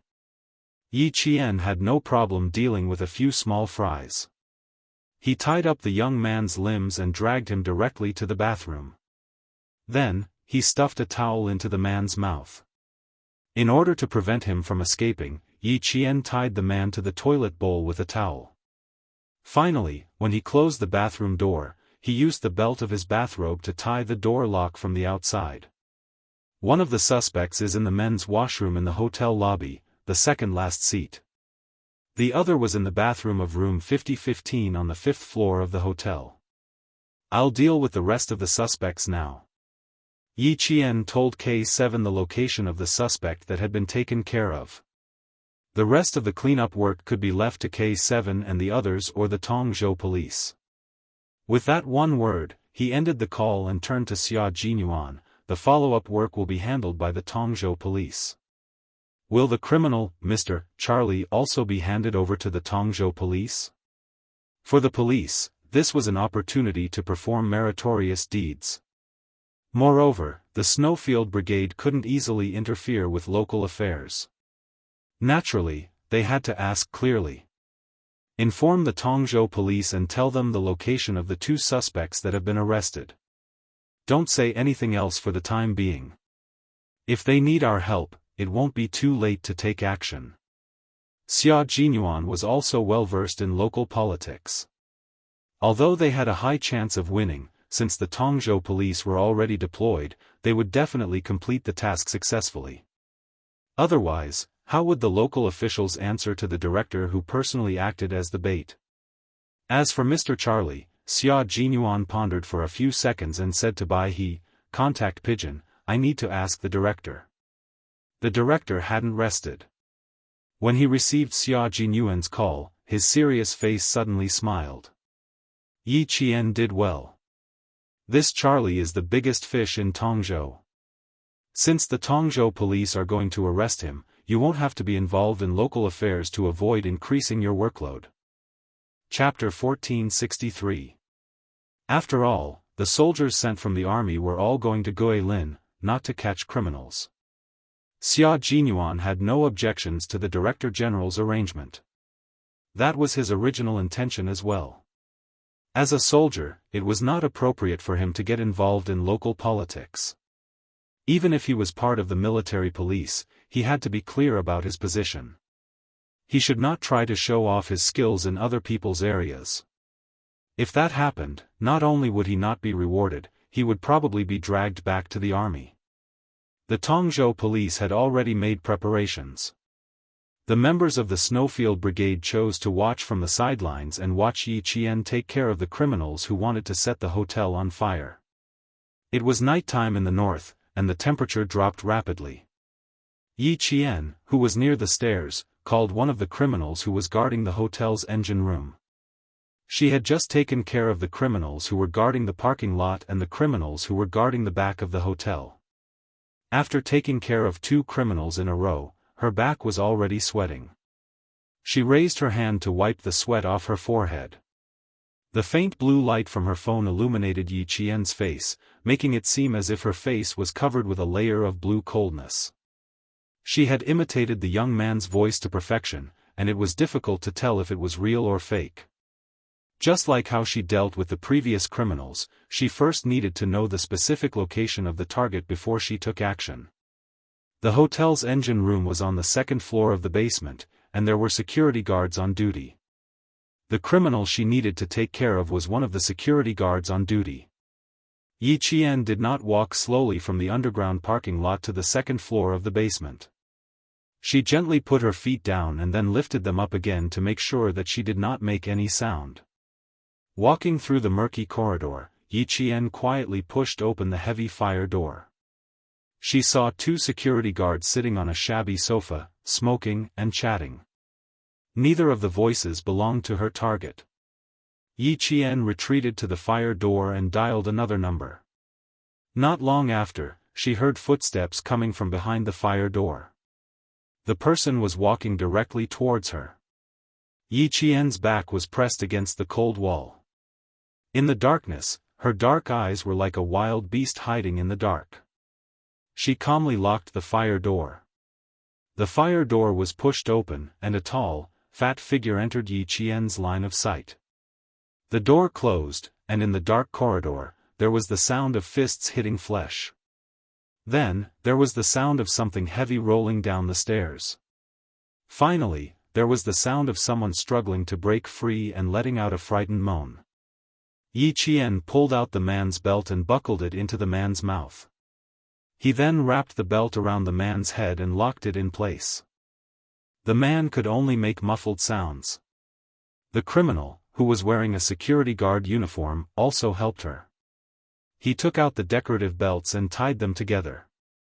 Then, with another belt, he tied the criminal's legs together. Even in the dark, Yi Qian tied the criminal's hands and feet tightly together. At this moment, the tall, fat, and strong criminal was tied up in a reverse arch by Yi Qian. His chest and stomach were pressed against the cold ground. His chin was raised high, and he had no strength to struggle at all. The third one was dealt with. She takes an average of 5 minutes to deal with one. K7, who received another call from Yi Qian, raised his eyebrows slightly. There was a subtle smile on his indifferent face. He said to Bai He, "Are you looking forward to meeting her even more?" Bai He nodded. The smile on his handsome face was much deeper than K7's. "That's right. I'm looking forward to it more and more. These few people are nothing to her." Xia Jinyuan, who had been calm from the beginning to the end, smiled gently. No one knew better than him how powerful his little fox was. His little fox wanted to ascend to the throne, so it was not a big deal for her to deal with a few small fries. Chapter 1464. Xia Jinyuan waited quietly for Yi Qian to resolve the dangerous situations in the hotel one by one. He waited quietly for her to complete her mission for the night. The Major General sat alone in his office with his head lowered as he worked. Other than occasionally lifting his head to pick up a document that was placed further away, he never lifted his head or moved around. The alarm clock placed directly on the desk rang. Only then did he look up from a pile of documents, put the work in his hands aside, and raised his hand to pick up the landline receiver. At 9:30 p.m. Xia Jinyuan received a call from the Major General. The Major General only asked, "How is Yi Qian doing?" Xia Jinyuan seemed to have been waiting for the Major General to call. When he heard the Major General's call, he replied calmly, "The cleanup has been completed. The Tongzhou police are cleaning up the dangerous items in the hotel according to the criminal's statement. Yi Qian is doing very well. She took a total of 1 hour and 7 minutes to get rid of 6 criminals. At the same time, she assisted the Tongzhou police in apprehending one of the main criminals in Tongzhou. It was not a difficult task for Yi Qian to watch." The Major General, who originally had a serious expression on his face, smiled faintly. "Xiao Yi, this is the first time you have completed a mission without carrying any weapons. You have a good start." To Yi Qian, this was a mission, but to the military, this was her first time fighting alone. It was also a test. Yes, it is indeed a good start. "Major General, I wonder if the military is satisfied?" Xia Jinyuan's thin lips curled up as he asked with a smile. His unfathomable black eyes gazed out of the car window. Inside the car, the neon lights were reflected, adding warmth to his cold eyes. "I think you should be very satisfied." His question and answer made the Major General laugh out loud. "It seems that you have already guessed my intentions. Not bad. Yi Jian has the whole situation under control. She has submitted an answer that has satisfied the military for the time being, and also made me feel relieved for the time being." Everything was, for the time being, which meant that the test for Yi Qian had just begun. The military wanted to see if she could calmly face a one-on-one battle. They also wanted to see if she could quickly find a solution when she fell into a situation where she had no support and no clue but had to carry out a certain mission. Although the mission to rescue K7 was also a solo mission, at least the goal was clear. He knew that there were reinforcements behind him, and if there was any danger, he could immediately contact his comrades. But this time, there was no clear target, no definite information, and no idea if there would be any reinforcements. Not a single clue was given to Yi Qian, and he had to find it on his own. The Major General was actually a little nervous when he made the decision to let her carry out a mission without any clues. In addition to being daring and careful in carrying out this kind of mission, one also needed to know how to look for clues, how to control the whole situation, and how to further communicate with the criminals. At the same time, one also needed to complete the mission in secret so that one could successfully escape. Yi Qian had to think about all of this by himself. He had to do it by himself. There could not be any accidents in between. Just like this time, once she was exposed and the criminals noticed something strange, they might set the place on fire in advance and use the most extreme method to fight against the police. Xia Jinyuan sneered. "It is also because you believe in her and are willing to give her a chance. If he did not believe in Little Fox, how could he let her fight alone? How could he arrange such a mission to train her?" Chapter 1465. The smile on the Major General's face tightened and his eyes sharpened as he explained his plan to Xia Jinyuan. "You hope that she can enter the Snowfield Brigade directly after graduation. What about me? Pigeon's team can't be led by you all the time. You need a leader."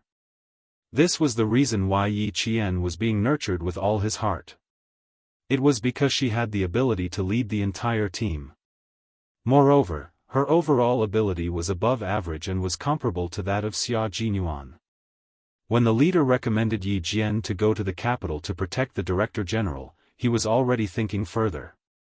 He immediately discussed with the military headquarters not only to let Yi Jian go to the capital to protect the Director General, but also to let her join the cleanup operation and arrange for her to act alone.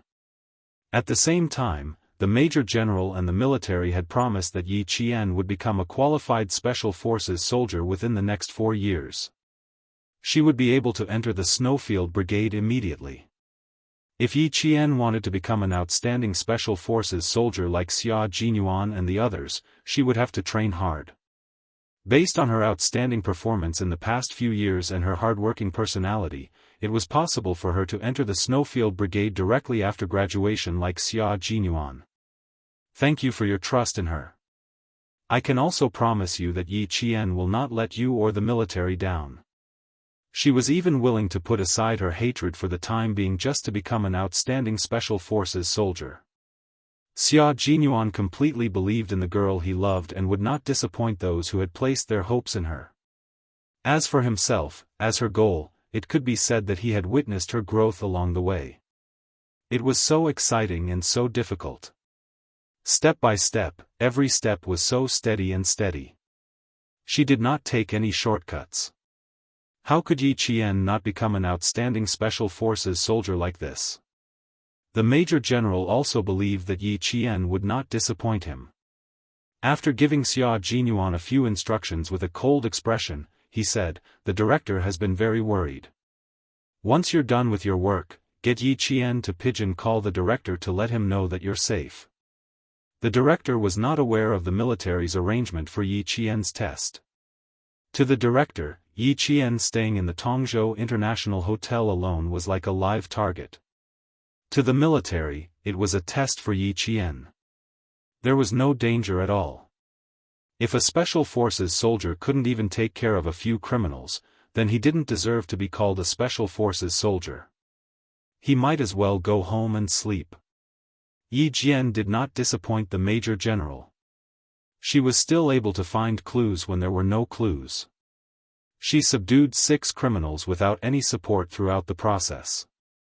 It could be seen that her psychological quality had always been very stable. She did not panic because of this. A total of 20 barrels of gasoline, 4 packs of explosives, and 5 quilts soaked in gasoline were found. 12 lighters and 6 switchblade daggers were found on the 6 criminals. In the hotel, the Tongzhou police cleaned up the dangerous items found. A police officer said as he recorded, according to the confessions, all the items were brought into the hotel by the criminals using their position as hotel security. 25-liter barrels of gasoline, 4 packs of explosives, and 5 quilts soaked in gasoline were enough to burn down the entire hotel. It's not my fault. It's really not my fault. I don't know anything. I just came here to stay for a night. A man's terrified voice came from the room next door. He pleaded for his innocence with tears and snot. Chapter 1466. When Yi Qian, who was assisting the Tongzhou police, heard this, he raised his head and said to the police officer taking notes, "This criminal has some connections. He has an uncle who is very close to the main culprit. When I was trying to get information from him, I found out that he planned to ask his uncle to bring him to meet the committee member after setting the place on fire." The police officer did not have any doubts about the words of the person who had contributed the most tonight. "Okay, I'll report it immediately." "Okay, you should be done with the inventory here too." Yi Qian, who had planned to leave after handing the criminal over to the Tongzhou police, took off his filter mask. His obsidian-like eyes had a faint smile as he stared at the police officer.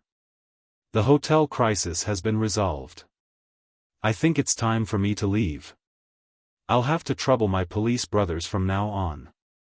The police officer who was about to pass by the next room immediately stopped in his tracks. "Aren't you staying at the hotel tonight? If you want to leave now, should I go and ask the deputy commissioner first?" The police officer was very young. He had just graduated from the police academy a year ago. He did not have the authority of the police officers who were searching outside. He was still a little inexperienced. Otherwise, he would not have stayed to clean up the dangerous goods. He said shyly, looking a little embarrassed. "The deputy commissioner told me before he left that if you want to leave, I have to go with." As he was speaking, a few footsteps accompanied by voices came over. They walked very quickly and appeared in the room in the blink of an eye. The police officer turned around and his shy expression immediately became very serious. "Commissioner Kai, Deputy Commissioner. Has everything been cleaned up? Did you find any other dangerous goods?" The man who spoke was about 45 years old. His face was very serious, and he had the authority of a leader. He looked at the young police officer and said, "Be careful when you do the inventory to avoid any mistakes." The police officer straightened his back and replied, "Yes, Commissioner Kai." The deputy commissioner said, "Commissioner Kai, this is Comrade Yi, who helped the Tongzhou police a lot tonight. It's all thanks to her. Otherwise, we wouldn't have been able to complete the search so smoothly." He smiled and introduced her to Yi Qian. "Comrade Yi, this is Commissioner Kai." Compared to the deputy commissioner whose smile made people feel comfortable, Yi Qian felt that the serious and righteous Commissioner Kai was easier to talk to. "Hello, Commissioner Kai. I'm Yi Qian, an active soldier." He didn't say anything else, not even the Director General. Previously, Yi Qian had been standing behind the male police officer, so Chief Kai didn't immediately notice her. Now that she walked out gracefully, Chief Kai's gaze immediately stopped on her face. The young girl had the temperament of a soldier. Even though she was dressed casually, one could tell that she was a soldier with just a single step. But that wasn't the main point. The main point was, when Chief Kai saw the young man's face clearly, his expression quietly changed. His cold eyes flashed slightly before he reached out his hand. "Thank you for your hard work, Comrade Yi." The young face was also a familiar face. It was just that one of them had fallen into eternal slumber, while the other had been reborn. Another face that was sealed in his memory flashed through his mind. Looking at the familiar face in front of him, Chief Kai's heart thumped like a drum. He looked around the room that was filled with the smell of gasoline. Chief Kai's gaze deepened, and he once again casually sized up Yi Qian. "Let's go outside and talk. Little Zhu will take care of everything here." Little Zhu was the male police officer who had been talking to Yi Qian just now. Yi Qian noticed that something was wrong with Chief Kai's gaze and nodded with a smile on his face.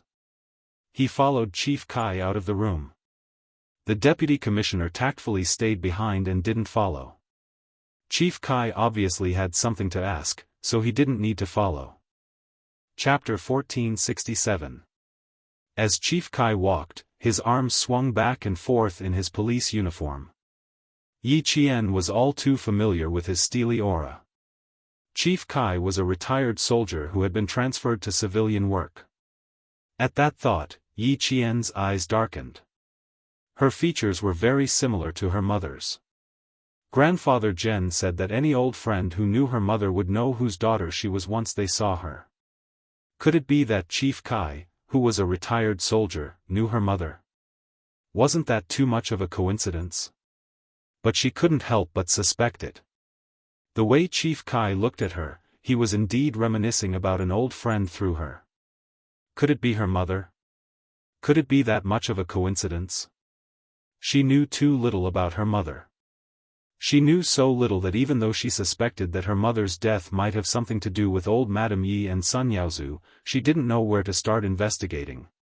For a moment, Yi Qian's calm mind became a little unstable. Even though her mind was unstable, Yi Qian was still a little expectant. At Chief Kai's signal, she sat down on the lounge chair in the hotel room. As soon as she sat down, she looked up slightly and met Chief Kai's eyes, which were filled with memories. It was getting late. She still had to go find the Director General. Even though she was expectant, she wasn't sure if Chief Kai knew her mother, so she shouldn't put too much hope into it. In just a few seconds, Yi Qian adjusted her slightly chaotic mind and calmed down. Chief Kai didn't notice the ups and downs in her emotions just now. He was still thinking about his own matters. The memories buried deep in his memories all came rushing back. If he thought that Yi Qian looked like an old friend when he first saw her, then as he thought deeper, he really felt that Yi Qian was his old friend's daughter. Otherwise, how could they be so similar? But they had received news that his old friend had passed away in an accident. Then Comrade Xiao Yi, who looked so similar to his old friend. No, he had to be steady. He would bring it up again after careful observation. The room was very quiet. When Yi Qian saw that Chief Kai didn't speak for a long time, she couldn't help but frown slightly. It was this subtle action that surprised Chief Kai even more. Even more alike, even more alike. When he frowned, he looked even more like his old friend. Except for the different expression between his eyebrows, his facial features really looked like they were carved out of the same mold. Although the facial features were similar, they were not alike in spirit. The comrade Yi in front of him had a chilly look, like a pine tree proud and unyielding snow, while his old friend had a gentle look, like a red plum blossom that had just bloomed, with a woman's tenderness between her eyebrows. Comrade Yi didn't.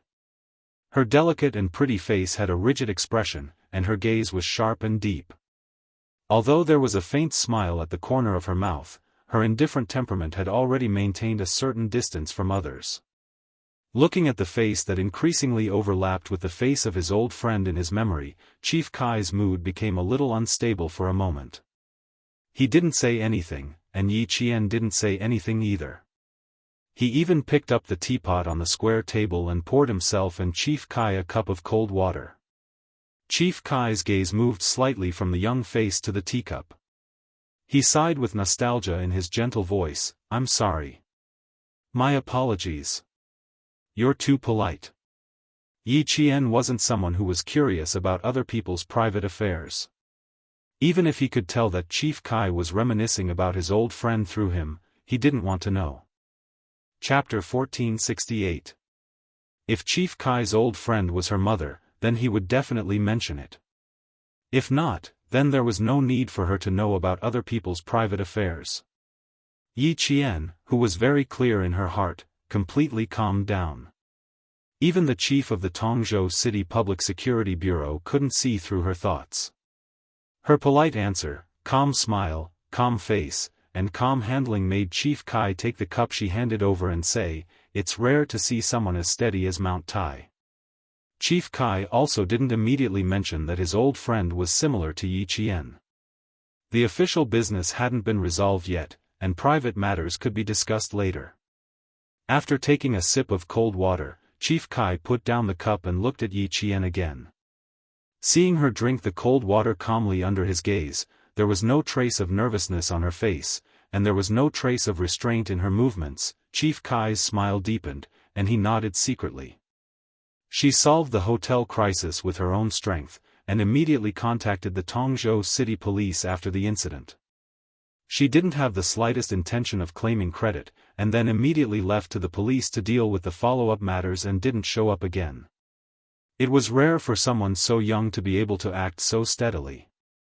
"Xiao Yi, I will truthfully write this merit in the report and submit it to the Great Hall."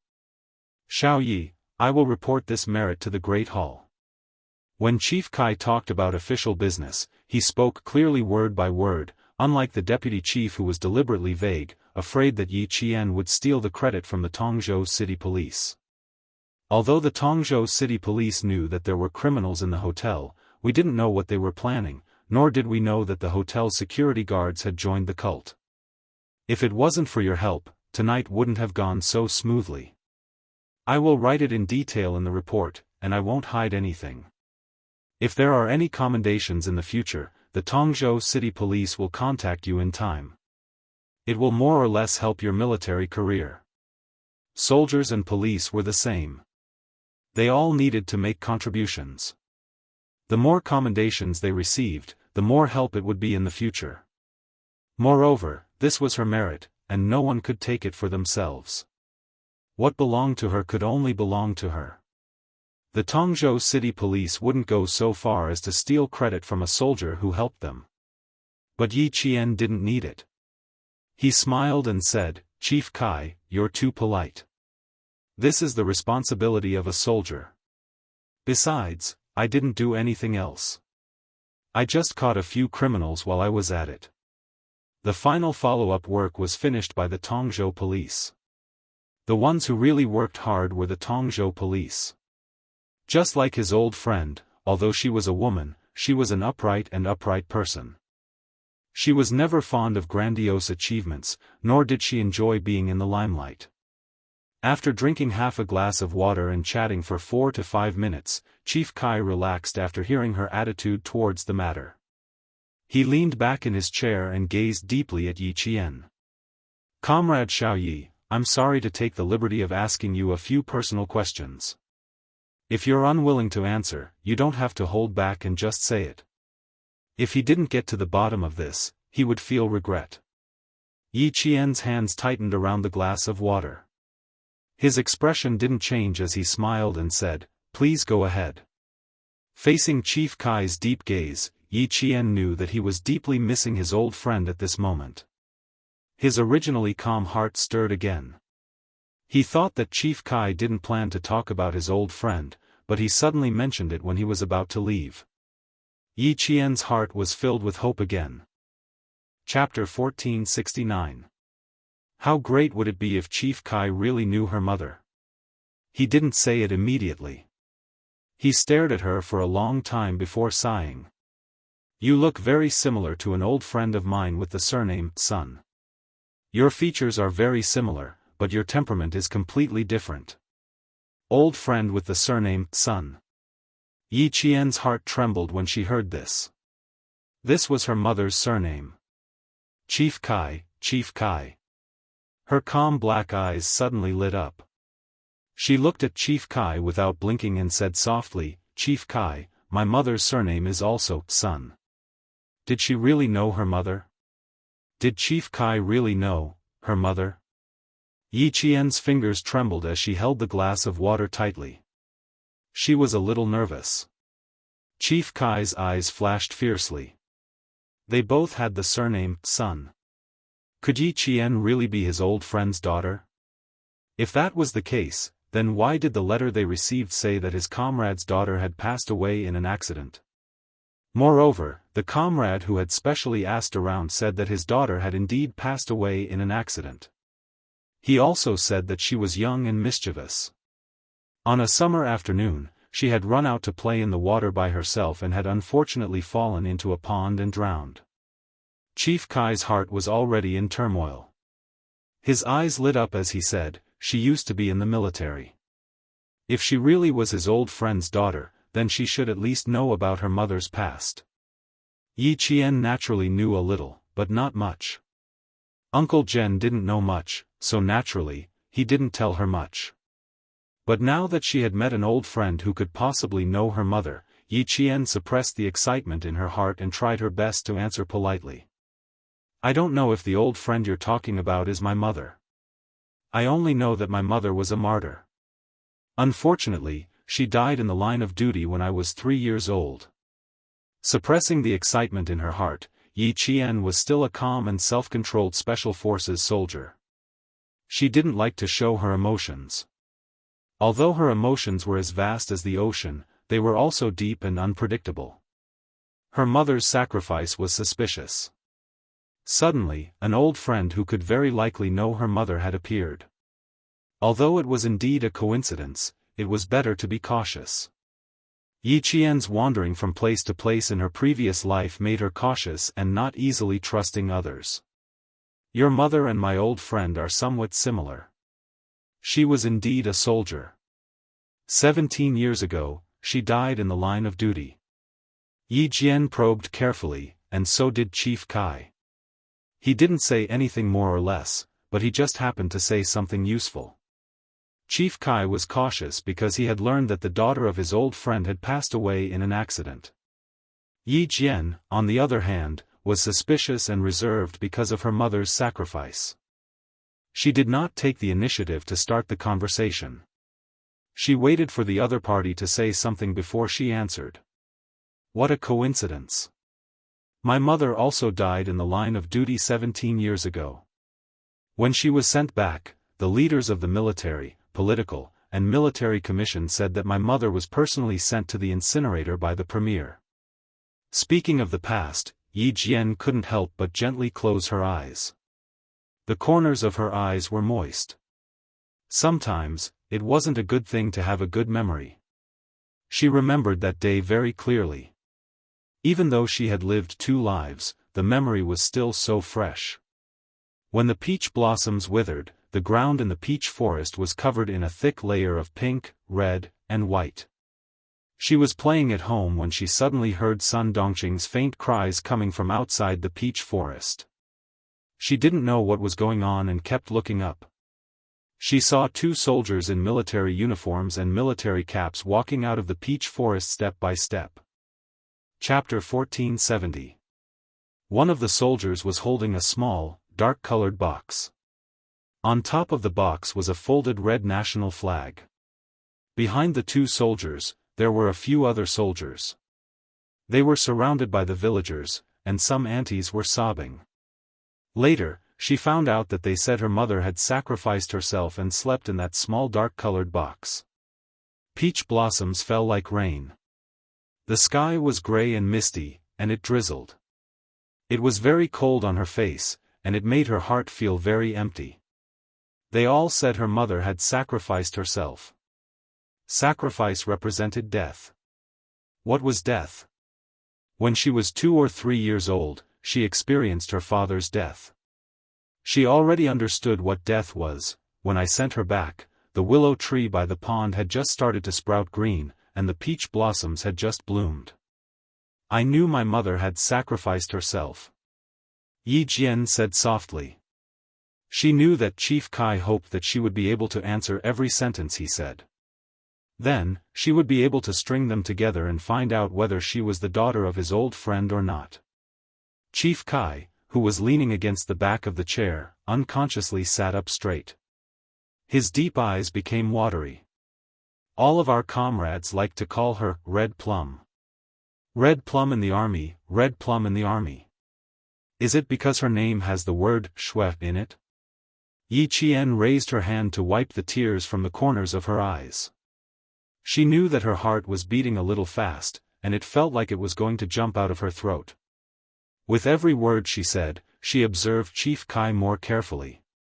She didn't want to miss the slightest expression on this middle-aged man's face. She thought that she had indeed met her mother's old friend, her mother's former comrade. Chief Kai's eyes became watery, and there was nostalgia, sadness, and reminiscence of the past. Yes, her name has the word Shui, like the red plum blossoms in the snow. So, her code name was Red Plum. Red plum blossoms in the snow, blooming proudly in the snow. As he spoke, his voice became hoarse. Martyr Sun Xueqing, this is my old friend, and also my former comrade. It couldn't be wrong, it couldn't be wrong. Yi Qian must be her daughter. Hong Mei, oh Hong Mei, I didn't expect your daughter to have grown up so much. She's even carrying on her mother's will. She's also donned a military uniform to serve the motherland just like you. She's become a female soldier who's not inferior to a male soldier. You in the underworld must feel gratified. Chief Kai completely believed that the girl in front of him was his old friend's daughter. His originally serious eyes became infinitely warm as he slowly talked about the past. I know that she has a daughter. My comrades in the team all know. But more than 10 years ago, we wrote a letter to ask about it. We received a reply from the town saying that Sun Xueqing's comrade's daughter died in an accident. We also sent a retired comrade to inquire about it and received the same reply. They all said that you went out to play in the water at noon in the summer and unfortunately fell into the water and died. Everyone in the same class as Hongmei believed it. We all believed that you died because you fell into the water that summer. In the end, he didn't. Hongmei's daughter was still alive. And he had met him. At this moment, Chief Kai completely believed that the young female soldier in front of him was their comrade Sun Xueqing's daughter. She didn't know that her mother's comrade had come to inquire about it. However, even if she did, she wouldn't have known that when she was young, she had struggled to survive in Sun Dongqing's hands. Yi Ying had forced her to be timid and weak. In addition, Yi Zhifan had received old Madame Ye's orders to raise her into a useless person. She didn't know anything about the outside world.